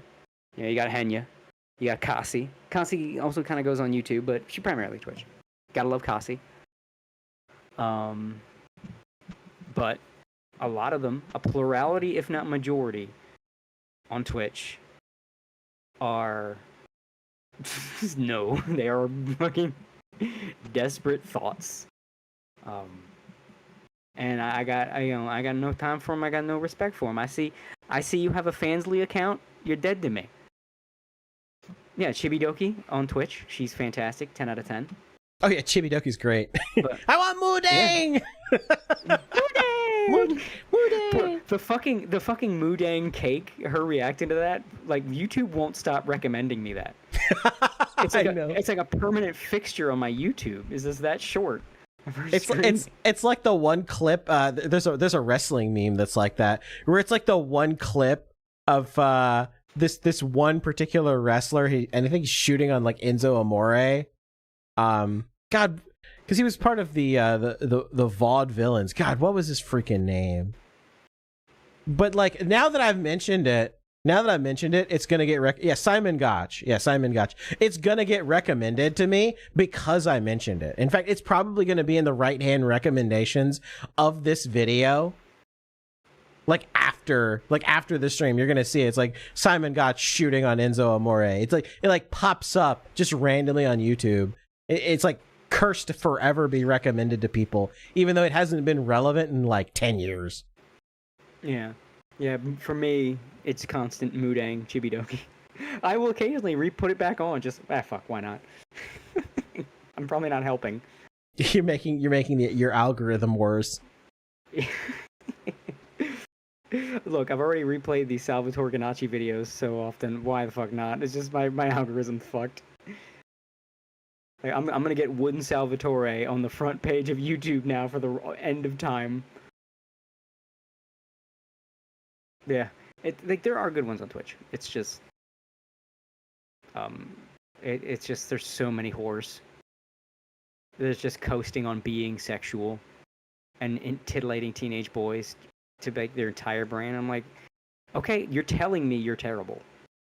As I said before, you would not have to do that if you were an entertainer.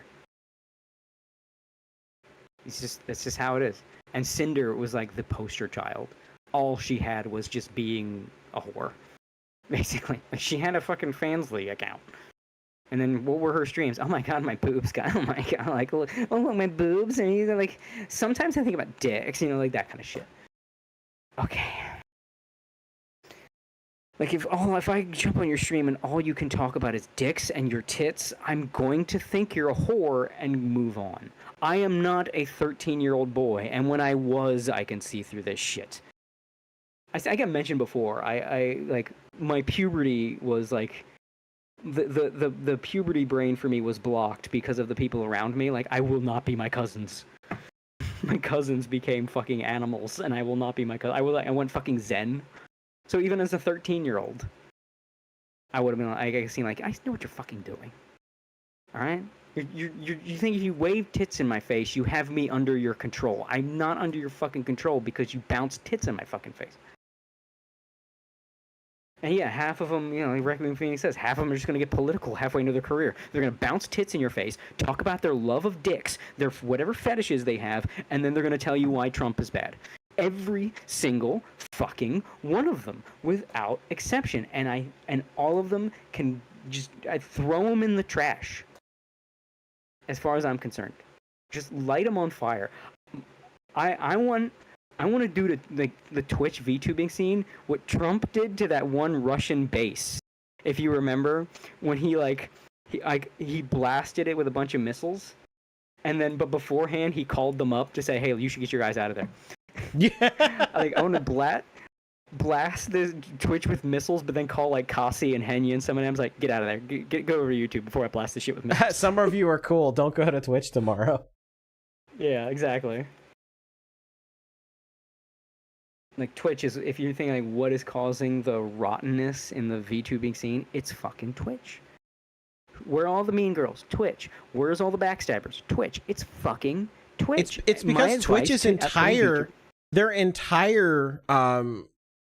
entire platform is just, it brings a certain kind of person around because that's who the Twitch staff want around.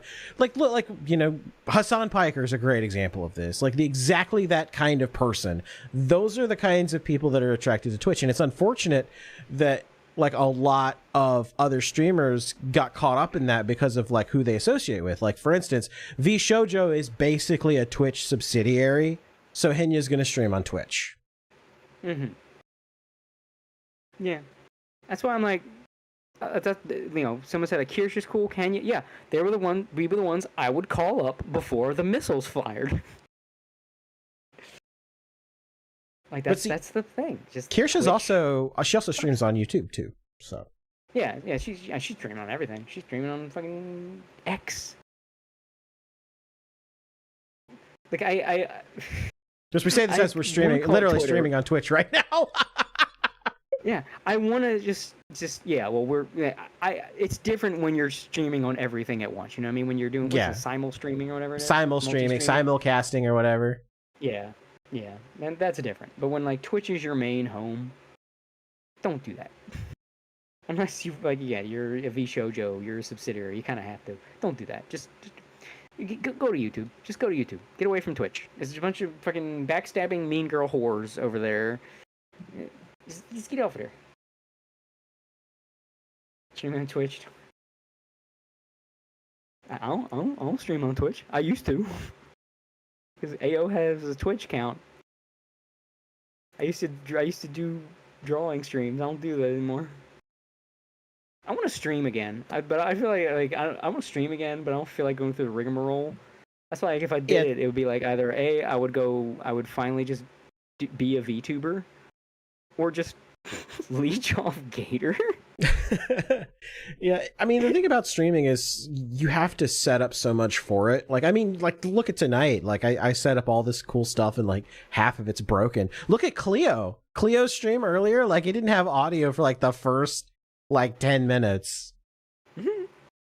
That's just what happens when you're a streamer. The scuff will happen. You just have to, you may not like it, but accept it. Yeah. It was fun though. I want to do it again. I like just doing stuff for people, even if it's a few people. But it's it was fun that one time you did the stream where you played the fetish game. Yeah. That was the last AO stream, yeah. It was, yeah. That was crazy. I was like, oh god. I remember I hopped in and you're just I want you to guess the author's thinly veiled fetish, and then all of a sudden the reptile guy got fatter, and I was like, oh no. Yeah, he's haha, stream the funny furry fetish game because it was on a Seth video, and I wanted to die. I had to get my buddy in here who has a fat fetish to play for me, because he would more readily interact with the game. Getting through it was a nightmare chore. I was here, buddy, you're into this. You will be willing to engage with its subsystems. Yeah, that game, that stream felt like a fever dream. It did, yeah. At first I was like, funny Seth meme game. And not doing that again. It was funny to play Yeek when that was a thing. Because we played Yeek. We played a couple, like, infamous games people were talking about. That one just sucked. Because, like, it was like you were struggling to get through gameplay through the author's fetish. Like, never play a game based on a fetish. Because, like, the author was so... The developer was so insistent you interact with his fetish, you couldn't just play game. You know what I mean? Yeah. You're like, I just want to get to the end of the level, and you're like, no, you will get big and round. I don't want to get big and round. You're just like, reach the goal. Damn it. Round. God, there was like so much broke. Like the fucking one enemy that sprayed bubbles that just inflated you in seconds. Like, oh, Jesus fucking Christ. It was like, I want to be the guy where it's just like, haha, look how hard my game is. Everything kills you. Like, haha, everything makes you big and round, and you can't not interact with that. Like, okay, cool. I'll just shoot myself now. I have no idea if that game's still getting updates, but I did not have a good time. It was not the haha funny meme game. It was. Seth, you lied to me. Yeah, it was kind of rough. Yeah. Now I'll kind of give my perspective on the whole Cinder drama, because I went through like when I first looked at it, I kind of like reserved my comments, because it's like, well, you know, Nanoless put her document out, and Bal's got her document out, and like all these other girls, Silvervale, like all of them have their documents out. Like I'm gonna wait, and I'm going to have a take on this like towards the end, when like all the information's out and we kind of know more about it. And my whole thing with how this went down is, I think other people kind of summed it up pretty much the same thing. Is it's like, it's just mean girls shit. And I don't think there's a good person in this entire situation. Like I see a lot of people, like, they want to say that, like, oh, you know, Cinder was totally innocent and this was like a gay op between all these girls. And some people are like, no, you know, Cinder is the bad guy, and all, you know, and it's terrible what she did, and then, you know, all these other girls did nothing wrong. And, you know, it's like, I kind of have the opinion that I don't think there's a single person that's the good guy in this entire thing, because and I'm just gonna kind of break it down. Like, so I mean, obviously Cinder, you know, was pretending to be friends with all these girls, you know, to their face, but then behind their back she was trying to backstab them and screw them over with this particular artist. And if she was trying to screw them over with like one person, she was probably trying to screw them over with others, you know. And granted, there's not a lot of illegality to the way she did it. I mean, you could maybe argue that with Bal specifically, like, I know Legal Mindset kind of went over that a little bit, you know, with tortious interference or whatever, but there wasn't a lot of things you could, like, it was just like trying to sign this particular artist to an exclusivity deal where it's like, you're only going to make models for me, you're only going to do art for me or whatever. Like, that's not illegal. That's totally above board. Like, you can do that. You can sign people to exclusive contracts. Where she screwed up was the fact that she was also, and like, let's be real here. Like, a lot, like I saw Mizu try to steelman Cinder a little bit and try to say, oh, well, you know, it wasn't always her, it was her boyfriend, and therefore she didn't know. And I'm like, yeah, but her boyfriend is her manager, and I don't believe that she was just totally 100% clueless. Like, I think it's important to have both sides and defend, like come up with defenses for both sides, because I one of the things that, like, I didn't like at the beginning of this is, like, nobody was defending Cinder, so we didn't get the other perspective. And it's nice to have the other perspective, but it's not good to, like, try to pretend that it's not good to always steelman something when it's not 100% accurate. So I feel like Cinder still deserves criticism, because it's pretty obvious that she knew what was happening here. it strains credulity to think that she's just totally innocent and totally in the dark, and he went out on his own limb. I mean, she even admitted it, that she was involved. Yeah, I'm with you. I don't like anybody in this. Like, everybody involved, even the artists, I'm like, why didn't you just say no? When they're like, okay, you can't work with so-and-so and so ever again. Why can't you say, you can't tell me who to work with? Yeah, and see, that's where I go to the next part, right? So where Cinder deserves criticism, Nanoless, I think, is probably, like, if I had to pick one person in this entire thing that is the villain of this whole thing, it's Nanoless. Because Nanoless could have just said no. Could have just said, I'm not comfortable doing that. I'm not comfortable talking to you about my other clients.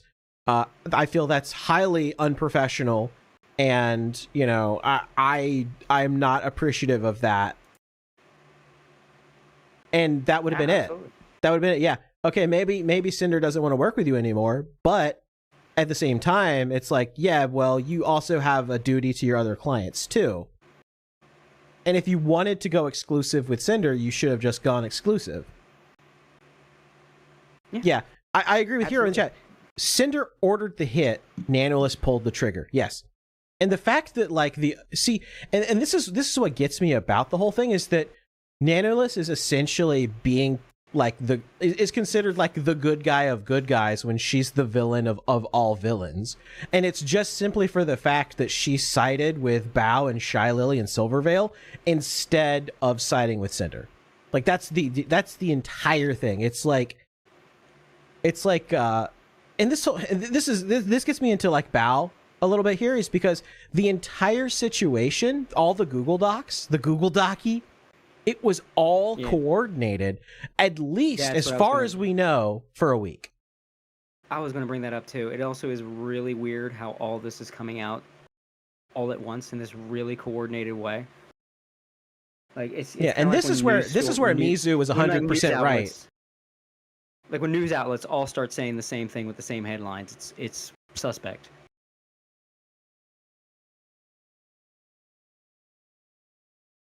Yeah.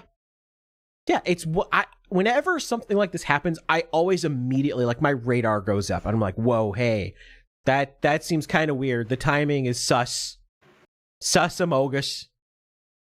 I'm immediately on guard. I'm like, okay, let me dig into this and see what's actually happening here. You know, it's like, you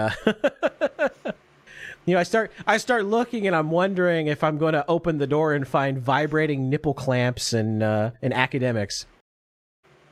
Yeah, I like nobody in this. I think Pippa had the same take too. It's like, this is just mean girl drama. This is just, and Pippa's right. Like she's basically saying the same thing without getting into specifics. It's just petty mean girl drama. And, like, even Shy Lily got into the nitty gritty of it. And you know, everybody's like, oh, you know, poor innocent Lily, I can't believe this happened. No, like, she flat out said shit that she really shouldn't have said, especially regarding gamer subs. Like Eva, Elfpire Eva kind of spelled it out. It's like, you should not be talking about gamer sub stuff if you're a part owner, because that could be considered insider trading and you could actually get in trouble for that. Yeah. Again, Rotten Meat in the chat's right. It's like, these coordinated media campaigns happen a lot on this side of the internet. It's like blood sports all over again. Yes, literally, like, nobody has learned the lesson from internet blood sports, which is, number one, if you have a problem with somebody, you should just tell them. Just flat out have a conversation in private and just be like, hey, look, I've got this issue. Let's talk about it. Communication is key. Number two, don't turn your problems with somebody else into a public spectacle, because that's going to fuck both you and them over in the long run. Oh, yeah. Drama content is fun for, like, a short-term gain, but then guess what? Like, it disappears. It goes away, and those numbers go away. Because people get bored. People get bored of drama. No drama channel lasts forever, and they have much shorter, like, no content creator channels and stuff last forever, but drama content channels last even shorter, because eventually people get bored and there's nothing happening and they just fucking leave. Yeah. I mean, no one from internet blood sports is still around except arguably Mr. Medeker, and he just he was like a guest star, you know what I mean? He wasn't part of that. Everyone from IBS is fucking gone. And there's a fucking reason for that. Yeah, it's because the style of content just, like, number one, went out of fashion. Number two, people got bored of it. Yeah. You can't make something sustainable by trying to be like go do this modern day Jerry Springer bullshit. It's not gonna work. And I feel like a lot of the people that are against Cinder are going to kind of come out of this okay because they're the bereaved party. But I think this skepticism is going to start kind of growing, and I think it behooves the other parties that aren't Cinder to shut their mouths going forward. Do not keep this in the public eye beyond just Cinder bad. Like, don't address it ever again. Worski and PPP are around, but I would argue their content has kind of changed from like internet blood sports, because it's more like they just comment on like internet shit. Yeah, and PPP wasn't really blood sports. He just kind of like grafted himself like a remora onto the internet drama lolcow type shit. And even then, like Kino Casino, it's like mostly PPP spurging about something, treating something like it's like PPP is the kind of guy. He's like a incarnation of Twitter going like, hashtag so and so is over party. Every time someone comes up in the Kino Casino, PPP acts like they're over. And Worski is just kind of he's vibing. He's in his zone. Yeah. He's like, whoa. He just vibe. It's like, whoa, holy shit. PPP is like, this is just awful. This is the worst thing. And Worski's like, yeah. Yeah, man. That's the dynamic. Yeah. So, I mean, they're kind of part of that rumor mill, but they're more like the megaphone for it. But they're not, like, Internet Blood Sports wasn't like a rumor mill. It was just like, they're shit stirrers, but they're not the spark. Yeah. Yeah. They just, like, they see a flame and they start throwing kindling on it. But, like, IBS was different. That was, like, Jerry Springer, people yelling at each other and, like, oh, there's huge internet beefs and all this shit. And, like, there's a reason that did not go anywhere. There's a reason that style of content is very short-lived. Yeah, I've said before, that was Jim Medeker's 1L. That he like backed that. He was like all behind that and defending it from people that said this is stupid. Well, to steelman Jim a little bit here. I'm gonna say it's a huge L, but it was Well, Jim doesn't I don't want to sound like I'm glazing Jim. I am saying this as a statement of fact. The man does not catch many L's at all. So when he does catch an occasional L, it's a rarity that is worth pointing out. I think Jim did bail. But I do remember he did a whole video on defending internet blood sports, and I was like, I remember like that one. Man, like if there's any Jim video that didn't age well, it was that one. Well, his explanation of it was essentially, it's like, yeah, you get a bunch of retards together on stream to like scream at each other, while the host just reads super chats. And see, but that's the thing. Everybody in blood sports went away from that because everybody wanted to be we talked about this at the beginning of the stream, how every male VTuber wants to be the main protagonist. Like they want to be the focus of the show. This is what happened with blood sports, is every single one of the hosts wanted to be the main character in their own sitcom. And you have to be a side character, because the host should be the least interesting part of the show. It should focus on everybody else that you're bringing on the show. Yeah, that was the thing. Like you could kind of see it start with like what was it, Morning Kumite? I think it was called. Yeah, where Kumite. Tonka Saw had his face plastered on fucking everything. Like yeah, there was like 15 hours of memes before the show started. Yeah, but they were all memes of Tonka. Yeah, that was the only good ones were like Failure and Scrub and like all the meme songs and stuff. Like those were the only good ones. Like when you started getting into like the oh, here we go, 15 minutes of Tonka sucking himself off, it was sucked. we know he's not lying about the cancer AIDS. He had receipts. Like, he brought the receipts out. Who was he dunking on? Was calling him? I think it was like Mersh. It was probably Mersh. Was calling him a fraud. I think, fake case, man. He's fake. Yeah. He's fake. And then he brought like out literally like how many images were they? I remember the scroll took like 2 minutes to scroll through all the different diagnoses and medications and shit. He redacted like the obvious shit, but yeah, it's real. He is also proved, by the way, laughter is the best medicine. He should be dead. But every time some idiot does some stupid stuff, like, you know, Boss Man Jack shits himself, you know, Jim gets another month to live. So I hope internet retards keep being retards and making him laugh, because we'll have him around for another couple years. They are sustaining Jim, like, flat out. Like, he's like the emperor from Warhammer 40K, but instead of like sacrificing psychers, we're sacrificing lolcows.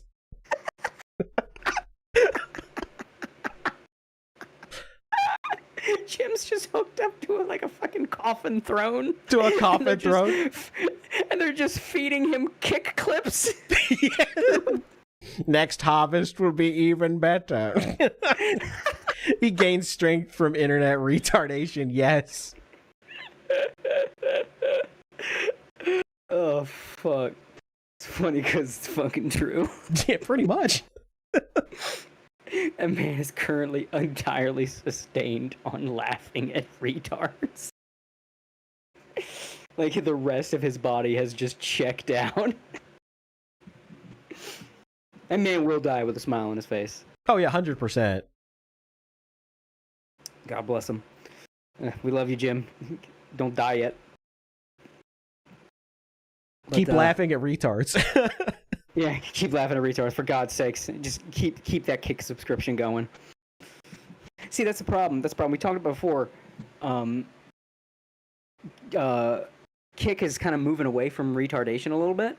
Like, they're staying. Well, they kind of like, have to, because, like, you know, all these like IRL Kick streamers are going out and getting arrested in foreign countries now. So Kick is fucked, because if they keep doing that and they don't like actually do something about to curb that behavior, places like Japan and South Korea and the rest of Southeast Asia are going to like ban Kick like as a platform from being able to be accessed there.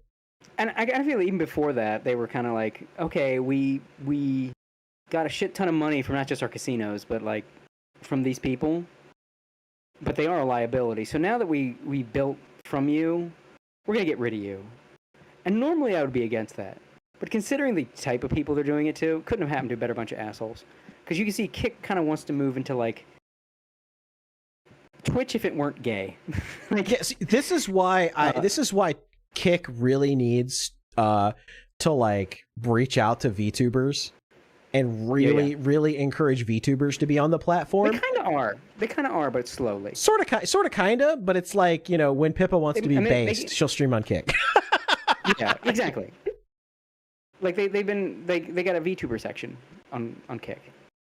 Yeah, and there's a couple on there, but you know, it's not like some of them were kind of like getting pissy about needing to be categorized as that, and I think it was just men.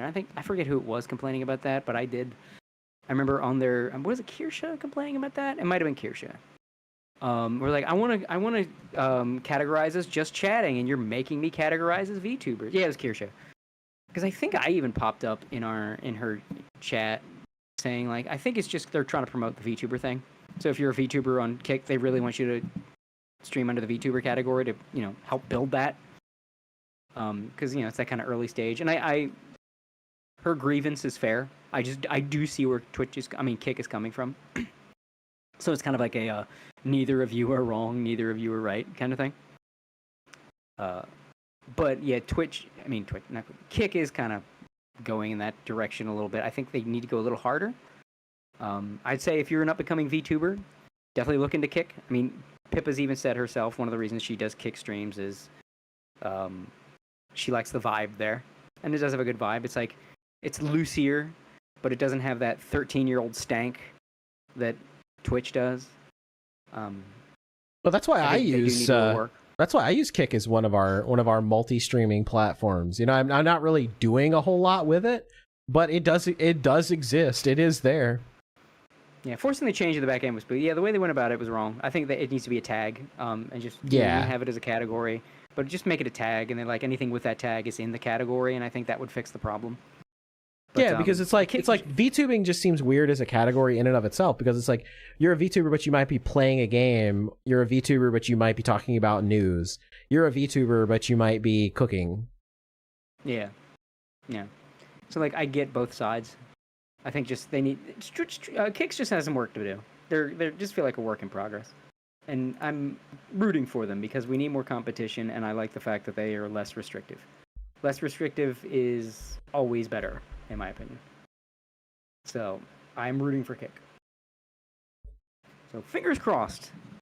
They get the memo, they get the vibe, and they become. I think it'd be nice to have a good another place for VTubers to be, because it's like it's either YouTube or hell. I'm sorry, I mean Twitch. Yeah.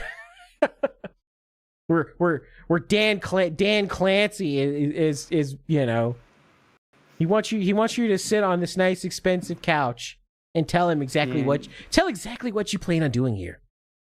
Getting the Dan Clancy cum jar, you know. You know, I got that vibe when he was when he like the stream that they did a couple months back, where it was like, you know, talking about VTubers. He really wanted to push the VTuber creator community.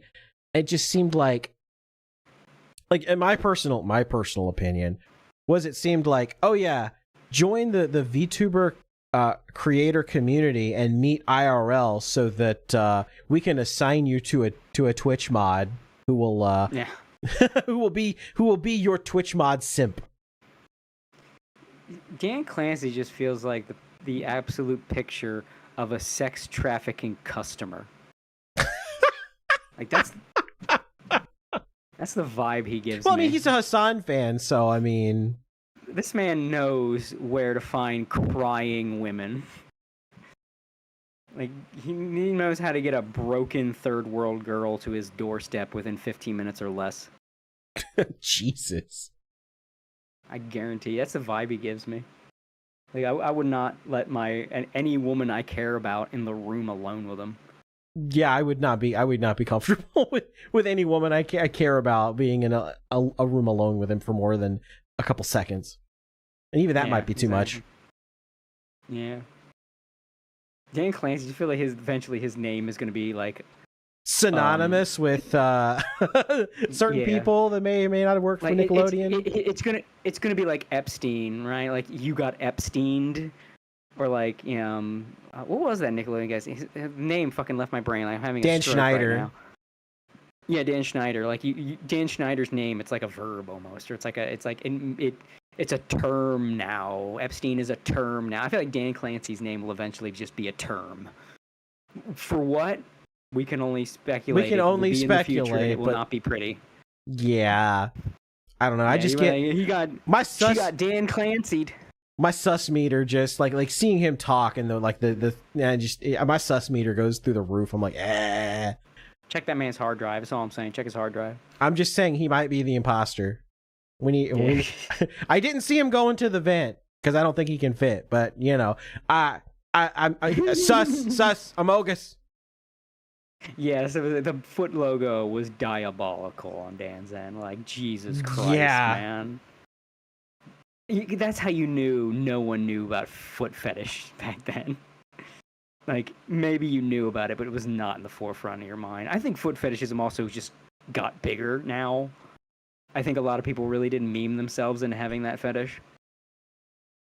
Because it is also linked to having certain issues that I think are more prevalent now than they were. I like the Sawa. It was like, it's like teach a man to shitpost, and he'll become racist, and then develop a foot fetish. First ironically, then unironically. Well, I've said before, if you don't want your children to have a foot fetish, and this is real, I'll say it again because this is a PSA. if you have children or are planning on have children, or you know someone with children and you don't want those kids to have a foot fetish, just have their mom walk around the house barefoot. If female feet are unremarkable to them, they will not develop a foot fetish. All right, it's all you need. That's really all it takes. Just have mom walk around barefoot, and feet become normal, and nothing. Feet become nothing. That's it. So you're telling It's me... just that simple. So you're telling me to make sure that my wife is barefoot and in the kitchen. I like where Yes. this is going. Absolutely. It's the only way to prevent a foot fetish. I'm not joking, by the way. I'm not memeing. That is psychologically, because it's crazy how fetishes start. I've talked before because it just fascinates the shit out of me. Because I'm into psychology and shit. Like, you can just like get a fucking random ass fetish from the most incons. Do you know what can I get hope you this an doesn't incest awaken fetish? anything. What? Yeah, you can just get an instant incest fetish, but if you have an older sister and her panty, you see her panties. That's it. That's all it can take. So what explains FaZe Like, Connect? all that needs, all that needs to happen is that needs to happen like in the right moment of your brain chemical cocktails mid puberty. If like your sister's doing her laundry and her panties fall on the floor and you see your sister's panties and you associate panties, forbidden lady underwear with sister, incest fetish. Instant. It's scary how innocuous little things in your formative years can give you the most degenerate fucking fetish. It can happen to you, or you, or you. I'm pointing at the screen right now. You. Any moment. So I know we got some Zoomers out there. Many of you might be young enough that it could happen. One little thing. One little innocuous fucking thing. Ah, shit, now I'm ruined. I hope this It can still doesn't happen in your awaken anything in me. Yeah, it can happen in your adulthood, man. You could be the most vanilla motherfucker ever. You find a girl, and she's got something weird she's into, and She just seems a gets you little to too try it. enthusiastic about B-stars. Yeah, like, bro, I'm not kidding. You think it won't happen? I'm telling you. You could be super vanilla, plain, and like you find yourself a woman, and she's like, yeah, I like it when you wear a dress. What? Yeah, like something like that. And like, I would never do that, but you know what? I'll do it for her because I love her. And then she gets like fucking nuts, right? And her getting super nuts like activates it in your brain. Now you associate that weird thing with like the best sex you've ever had. And now you have that fetish too. Like, I wasn't into cross-dressing until my girl was into cross-dressing, and she fucked the shit out of me when I wore that dress. Now, I put on the prettiest fucking dresses. I'm the prettiest princess on the block. Is that what happened to leaves, Digibro? And a good crazy woman can leave a mark on a man. Not just crazy, but like a good woman can leave a mark on a man. Like, I wasn't a furry until I dated a furry, and she did furry shit to me, and I can't look back. Like, that happens, man. I'm telling you all right now, you are all, every man watching this stream right now is in danger of getting a weird fucking fetish out of nowhere. See, this is why the guy that dates Kirsha is going to be lucky, because becoming like a super ripped, like buff Chad, you know, is actually it's a good fetish to have, you know? Like, she will make you better, but I feel sorry for whoever is going to marry Pippa, because she's going to make you wear the socks. She's going to make you wear the panties. Like, yeah. Like she's whoever ends up dating Pippa, she's going to turn you into a femboy. You have no choice. You are fucked. And she's gonna get you to dye your hair blonde. And here's the thing, like I said, this is how it works. That guy, if he breaks up with Pippa, he's still gonna dye his hair blonde. He will never be the same. Yeah. It's like, you could be saying, "Oh, Cody, is this your way of like troll shielding your weird shit?" No. Quite the opposite. This is why we have to we like fetish shame, kink shame. There we go. We have to kink shame because of the fact that anyone can inherit a fucked up fetish at any time. We cannot open the doors for people to be open with them and share them with strangers. Because if you open those doors, society will fucking collapse. Because everyone will be doing it and it will be a fucking cascade effect. It will be fucking... It's like Age of Empires. Degeneracy. It's like Age of Empires 2, where they go around and they go wololo, and then you've been converted. That's what'll happen. They'll go around and they'll go wololo, and then suddenly you've got a foot fetish. Yeah. or you like anime girl tummy or something. I don't know. Or you really like Honda Civics. You really like pictures of dragons fucking Honda Civics. Something weird like that. That's why you have to keep this shit. This is actually part of my agenda for my personal utopia, because it is my grand plan for us to return to the age where I did not know the fetishes of strangers. Or Wonder Bread, yes. We forgot about the most ridiculous trope of all. Women, I don't know. milfy stuck up women buying Wonder Bread and chainsawing forests. Shout out Merlogic. I still don't know if it's ironic. Merlogic cannot compete with the dick nipples. That was a fetish so weird that it died with whoever had it. Because I'm pretty sure the entire reason that fetish disappeared from the earth is the man that it's like the giant Star Fox guy. Like it's all like once he's gone, like all the giant. Once he's gone, all the giant Star Fox art will stop being commissioned. Yeah, it's the same thing. Like the guy behind the dick nipples, the shitting dick nipples, like he died, which makes sense. Like you don't have a fetish like that and be well. That man either died to drugs or self-inflicted. That man is dead, and dick nipples died with him, and we're all better off for it. Like that's how you know. Like that's part of how I could pull my old internet card. Like you want to call me a fucking tourist? I was there when dick nipples were around. I saw the dick nipples. I will never forget the dick nipples. It is burned into my retinas. Sometimes I still see it when I close my eyes. Nightmares. Yeah. Oh god, the dick nipples are still around. Oh no. Oh no. See, this is why you can't share your fucking fetishes, because someone else is gonna catch it. And that's how Dick Nipple should have died with that man. But no, we remain inflicted with the virus that is the Dick Nipple. It's got to be quarantined. It's always timing, and if it's something fucked up and disturbing, yeah, it's probably the action timing and people. Yeah. He had an apprentice.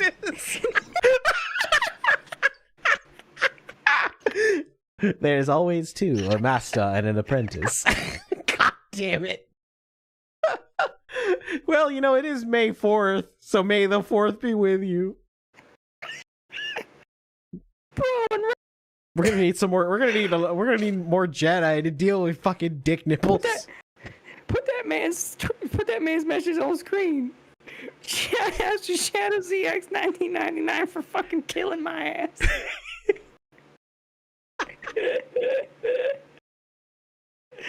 Oh, fuck. I think that. I don't think we can follow that. I don't think we can top that. There's no way to top that.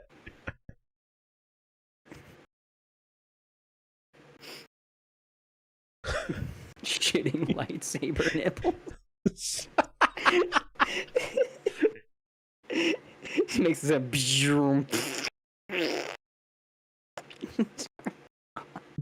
balls or no balls. Oh god. Oh god. See, I was smart enough to know to just avoid that fucking question because it's gay either way. Yeah, you're talking about Futanari. It is gay by its very definition. Futanari. See, I gotta pull my old internet card. it was always the transitory state with Jailhouse Gay. Always. Because as a Jailhouse Gay, it's one of my favorite phenomenon because you can watch it happen and it's so funny. For those who don't know, I'll say it again. We have some new people. Our numbers have gone up lately. Jailhouse Gay is when you become gay because you go so long without female interaction or like female touch, basically. Like you get so lonely and so unable to get a girl that eventually, as a guy, you will psychologically start to become gay because you do need that companionship. Evolution has told you you need companionship. And if you are utterly unable to get it from a woman, you'll start to consider men. And it's a gradual process. And it was also briefly called Nerd Gay, but Jailhouse Gay, won the... It's the Trump namer, essentially. Yeah, it won the test of time. And you can, it's a big reason why so many of the furries are gay. Like, it's not even a joke. It's a lot of them just because 99% of the furry community was dudes. Yeah, it's dudes, and they couldn't get girls, so they started getting guys. And you'll see it in it was always funny to find like a furries porn art gallery, and you'd like go from the beginning and see it's like girls, and then suddenly the girls start getting dicks. And then it's dick girls with girls, and then it's like dick girls with guys, but it's like it's just this girl with a huge cock, just there for no reason, and then it's just not a girl anymore. It's just dudes banging. I got news for you. That means you're gay. Gay, yeah, exactly. That fucking lofty clip was the greatest fucking thing ever. With fucking Guts' theme in the background. That was amazing. I gotta go. I gotta put that on the thing there. I got news for you. That means you're gay. Yeah, chat. Cue Berserk music. See, it starts with like the brainworm. Oh no, it's just like nature's strap-on, right? Yeah, it's like a strap-on, but she feels it. That's the cope. That is the cope. It's always been like when I was deep lurking in like the shithole of the internet, that was one of the funniest things to me. Was seeing like art galleries, Jailhouse Gay art galleries. Like you could just watch it. You could just watch it was environmental storytelling. Environmental storytelling. Oh, that's great. And yes, Ghost Dog is entirely right. Guts' theme, yes. Guts' theme is a banger. Yeah. It's just like I'm not gonna spend. I was about to start dissecting. It's like, man, we gotta fucking wrap up. Yeah, it's like 3:30 in the morning. It's about time to. And my YouTube tab has crashed, so that's usually because it. And this gets me to like something real quick to talk about is that YouTube has just been unfucking usable lately. Streams keep running out of memory. It's like they've got a fucking New Vegas memory leak. Yeah, it's driving me crazy. It happens especially like tonight when I was trying to watch all of the FaZe streams. It would like buffer forever because it was trying to play an ad and my system would not let it. Or like when I turned off all of that stuff and I just said fuck it, I'm just gonna watch the stupid ad. It crashed due to memory leaks because the chat was moving too fast. And it's really driving me crazy. I'm so mad. It's like I almost have to go to Twitch because YouTube's coders are just fucking incompetent retards. Yeah, it's insane. It really is like this site is coded like New Vegas because that's why, for those who don't know, that's why New Vegas crashes all the time. It doesn't purge memory, so it's just a constant memory leak, and eventually you run out. That's why New Vegas crashes when you just explore a lot. Like, actually, if you fast travel, it will go without crashing longer. And yeah, that's fucking YouTube now. YouTube is just New Vegas walking around the Mojave. Just leaking memory until eventually it just fucking crashes. And it's like, this is a new phenomenon. We were how is it we were fine, and then some dumbass over at YouTube HQ was like, hey, wait a minute, and they just fucking. It's like the Twitter thing I was saying with that tweet. Just muting the conversation worked, except for now. Why? What did you dot? What did you fucking move in the code that now this doesn't work? Well, I'll tell you what it is, and it's also the reason that Google search has just been totally and absolutely broken. It's because they bring in a shitload of coders from third world shitholes, and they bring them in for cheap, and guess what? You get cheap and fast, but it's not good. You can choose two of the three. Cheap and fast, but it's not good. Cheap and good, it's not fast. Good, fast, but it's not cheap. And every company on the fucking planet always picks cheap and fast. Always. Yeah. Forever and ever. And this is what's happening. With Google search, there's an entire article that details how this one guy from the business section got in charge, and his whole thing was, how can we wring as much money out of the search as we possibly can? And literally everything he did was to make it absolutely fucking worthless, to the point that fucking Twitter Grok is more useful to find stuff now than Google search, which is literally like the thing that people used for decades at this point to find the thing that they wanted. And now it's literally unfucking usable. And here's the problem. Like, every other search pretty much uses Google as a way to like index shit, so they piggyback off Google. So you're breaking all the other search engines too by you breaking your search engine to try to wring money out of people. And you know what it all goes back to? It all goes back to fucking H-1B hires. That's what it goes back to. That's the problem with fucking Google. That's the problem with fucking Twitter. It's the problem with fucking YouTube. It just goes back to this shit.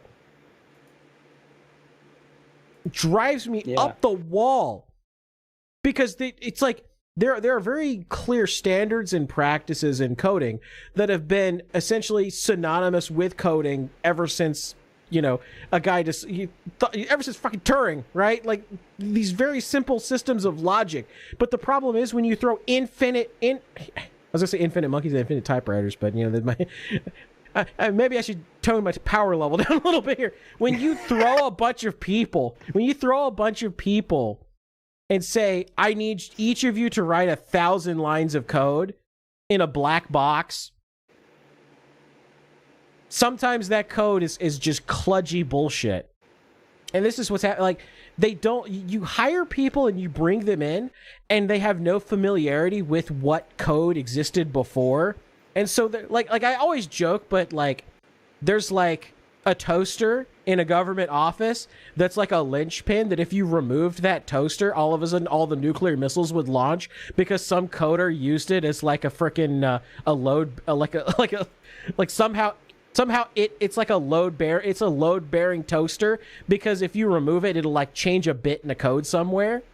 That's the problem with YouTube, is they clearly have probably never gone in and refactored any of their code. So there's probably shit on YouTube that relies on some obscure program somewhere else out there on the internet. And if that website ever dies, YouTube will just explode violently. Yeah. Yeah, it's... You know what, though? Part of me is as annoyed as you are, and part of me is happy about it. Because Google is a fucking cartoonishly evil corporation, and I kind of want to see them burn. And if they tank themselves over this AI shit, tee-hee. Tra-la-la. If they shoot their own monopoly in the foot, government wouldn't do anything about this fucking company for years and years and years and years, and they just end up killing themselves, man... I would never stop smiling. I'd be like some fucking freaky creepypasta monster with a smile too big for the face in low lighting. That'd be me, smiling about Google. They killed themselves and then Grok came along. See, the only problem with Google going down is it takes YouTube with them, and then Twitch takes over. I mean, maybe not. Maybe we can get Elon to buy YouTube too. He'd do it. how many programming languages have been invented to try and prevent programmers from being stupid? Literally all of them. Like all of them after C were just, oh, I can do one better, you know, to keep programmers from being stupid.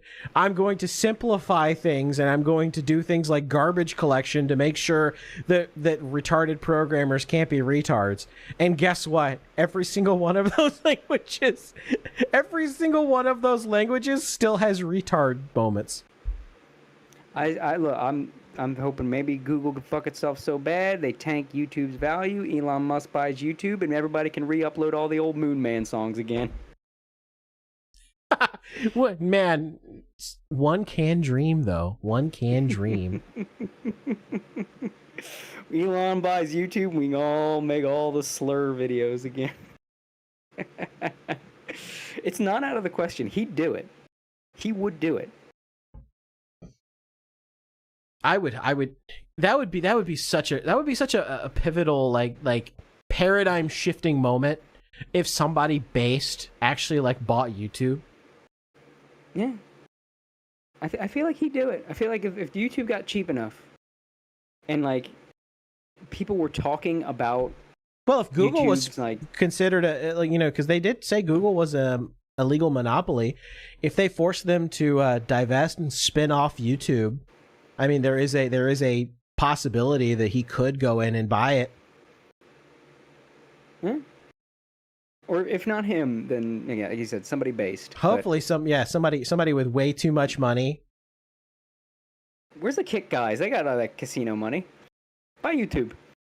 Oh man, that would be great. That would be. Could you imagine if YouTube got bought by somebody that was like super based, and they like walked back all of that algorithmic bullshit that pushes people like Hassan to the front page?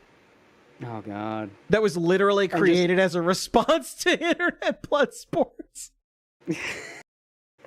People forget that the YouTube literally changed their algorithm because of blood sports, because too many based right wingers were getting promoted on the platform.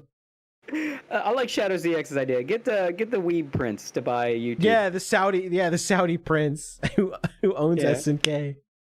Yeah, get him to buy YouTube. I think that might be the way.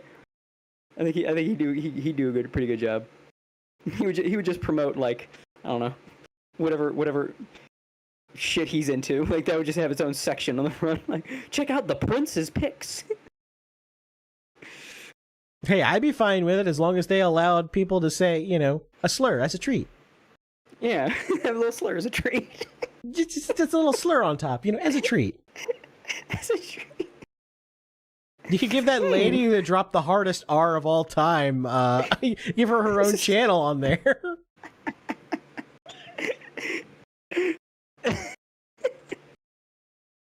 Oh, fuck, we gotta wrap up. We're having too much fun. We're gonna go for another 4 hours. 12-hour stream, yeah. We'll keep going. We'll keep going if we keep... We're talking about YouTube slurs and... Yeah. Like on Akko's stream last night.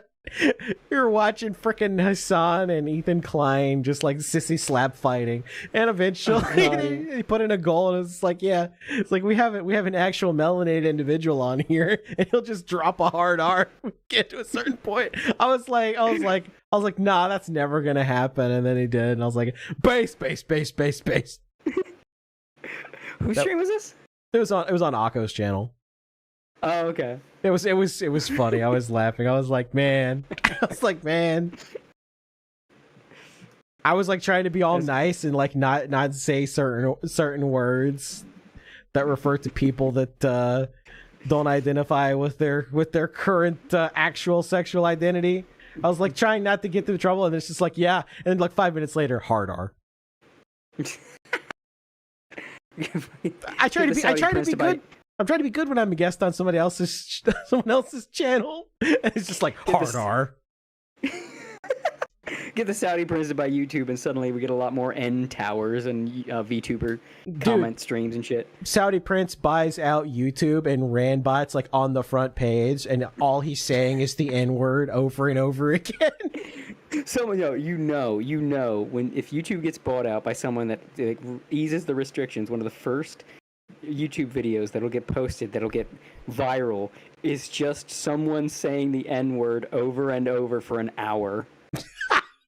Or, like, saying all the slurs they know to, like, enjoy the lack of restrictions. Lo-fi hip-hop N-words that you can vibe to. Lo-fi slurs to study to. And it's the lo-fi hip-hop girl, but just occasionally she just says a slur. Just a random slur from the list of slurs. She just turns to face the camera and pointedly says a slur. Very serious tone of voice. Yes, slur ASMR. Slur SMR, if you will. Bratty VTuber calls you a slur ASMR. Bratty VTuber calls you a slur in a Call of Duty lobby ASMR. So it's like at the Xbox 360 microphone quality. Yeah. Just telling you all the slurs that apply to you and your mother. Right. It's got the menu with all the little speaker symbol appearing next to the name. Oh man, we were having way too much fun at 3:30 in the morning. Someone clip this and send it to Nyana Banyana. Tell her I got an idea that's gonna make her a boatload of money. Make her a billionaire and also might get her banned by the banks. Hey Nyana, if you ever want to stream on Kick, I got you covered. Do I have the stream for you? Xbox 360 Call of Duty lobby ASMR roleplay. Bratty VTuber salty after Call of Duty match Xbox lobby roleplay.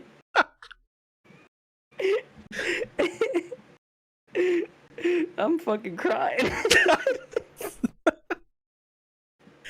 I like how all of the best clips come towards the end of the show and we're like we've talked about everything and we're just deliriously shit posting. Like we're tired but we don't want to stop and we just start saying stupid shit. Yeah. But seriously, Niana, do it. Do it. That would be Kino. Do the Call of Duty stream. These ideas sound like my cup of tea. Exactly. It would be Kino.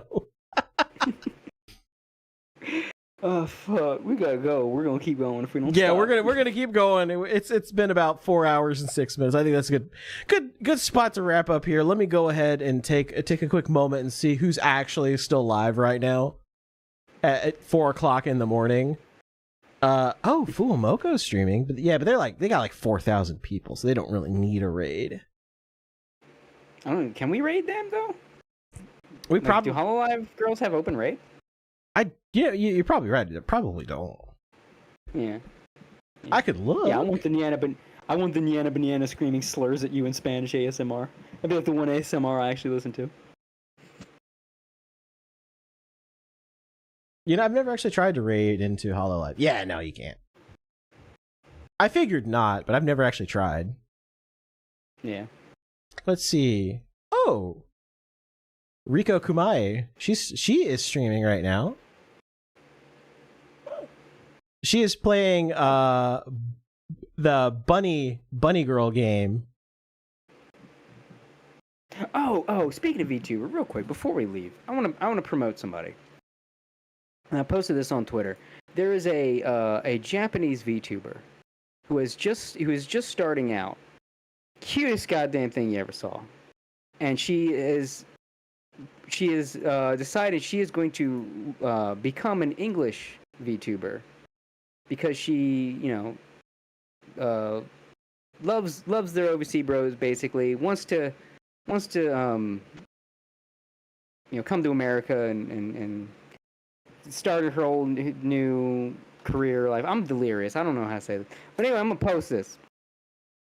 It's the sweetest goddamn thing.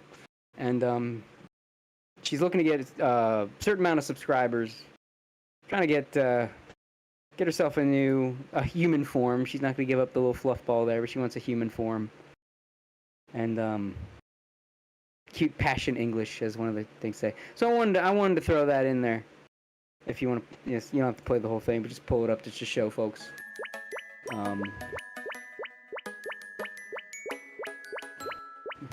Hi, I'm Momo. Nice to meet you. I'm Japanese and I'm studying English. So yeah, I posting short now cause I wanna become an EM VTuber. I look kinda small, so I'm gonna make myself bigger real quick. Wait. Oh, okay. Let me tell you why I wanna be an EM VTuber, even though I still can't speak English fluently. At first, I just thought it'd be very cool if I could speak English, but the more I studied, the more I fell in love with the cultural differences too. I've never studied abroad, but now I really wanna live overseas someday. I really like how direct English can be. It gets the message across so clearly. And I love the hand gestures too. People in Japan don't really use their hands when they talk. When I made a US account for Valorant to get more comfortable with English, I was like, oh my god, they're so cool. That's when I totally fell in love with the language. I think everyone who can speak English is a hero to me. And there were way more people who knew about Japan than I expected, thanks to things like anime and sushi. That made me really happy too. It made me fall in love with everyone's country even more. But I think there are people who just aren't really interested in Japan. So I started thinking if someone happens to see me somewhere and it makes them go, wait, Japan's actually kinda cool. That'd be great. So since I love both games and VTubers, I thought, okay, I'll become one too. Once I hit 5,000 subscribers, I'm planning to seriously start prepping for my full debut. I know you're probably like, wait, when's that gonna happen? It might take a while, so I totally get it if some people can't wait that long. But to have a human form, I need to ask an artist and a bunch of people for help. So I don't wanna come off as rude or unprepared. I really wanna show them that I'm serious about this. That's why I'm trying to post shorts every day. Also, sometimes people leave comments saying they don't want me to stop being a bunny. And every time I see that, I start to doubt myself a little. But I still really wanna become human. It's because my dream is to have a 3D model and sing and dance like an idol someday. I'm very sorry, but the bunny is still the real me, and the form will never go away. Once I debut, what I'm most excited about is making so many memories with all of you. One of my dreams along the way is to do a 3D live one day. If you were even a little excited about my debut, please subscribe to my channel and follow me on Twitter while you wait. Thank you so much for listening all the way to the end. Okay then, until my debut. Bye bye!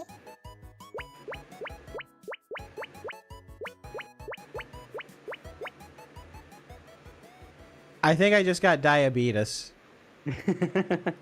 My girl and I were like simultaneously cooing. She is, like, oh my she God. is adorable. Yeah, super fucking adorable. So I was like, yes, everybody go sub, go support little fluff ball bunny. Show her some love, so she can and help her English journey. Yeah, I'll post the video in the chat so people can go subscribe to her. She's gonna be like, why did I suddenly get like 30 subscribers out of nowhere? There you go. It was them anime boomers. That's what done it. Yep. And you can check out her shorts in the meantime while you wait for her proper debut. Yes. All right. Well, I think that pretty much wraps it up for here. I'm gonna send, after the stream's over, we're gonna send everybody to Rico. I can't speak right now. Tongue tied.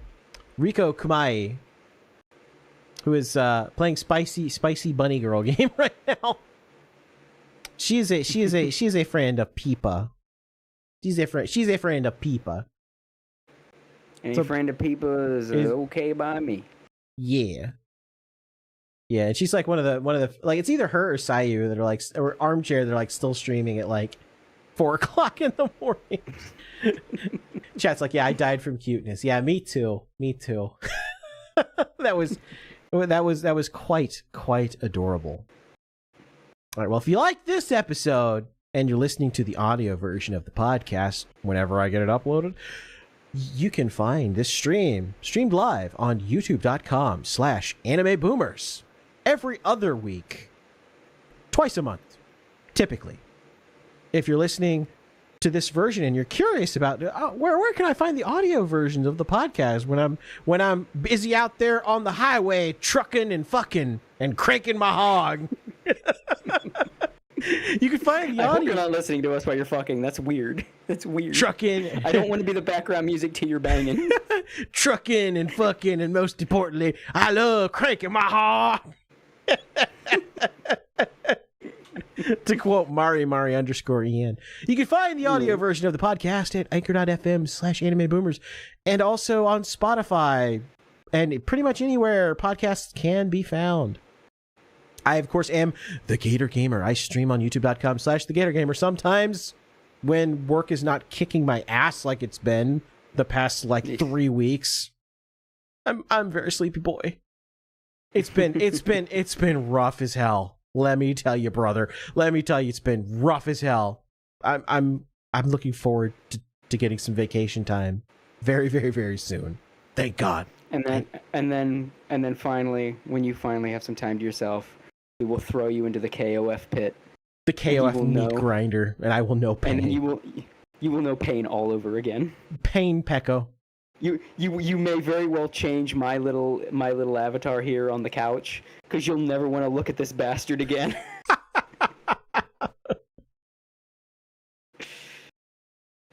All right, and my co-host, of course, is Cody. Cody Beyer of BeyerWorks, twitter.com/BeyerWorks, x.com/BeyerWorks.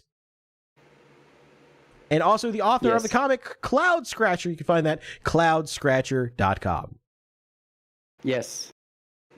I'm too delirious to be a salesman. Fun 90s cartoon styled comic. If you like that era of cartoons, you will like Cloud Scratcher. And also there is lore and plot, so you can get real autistic about it. It's great. It's perfect. It's the best comic. All right, well, that does it for us. We will see you again. Let me check the calendar real quick. The 17th of May. The 17th of May, we're getting ever so closer to Off-Kai. There may only be 2 or 3 episodes left before Off-Kai. So hopefully we'll have we need to plan out to get a really big guest for that like episode like right before. I'm gonna work a couple things. We'll see what we get. All right, everybody. Yeah. We're gonna send you on over to Rico Kumei's channel. You guys have a good night. Take care, and we will see you again in 2 weeks on the Anime Boomers podcast. Hell yeah.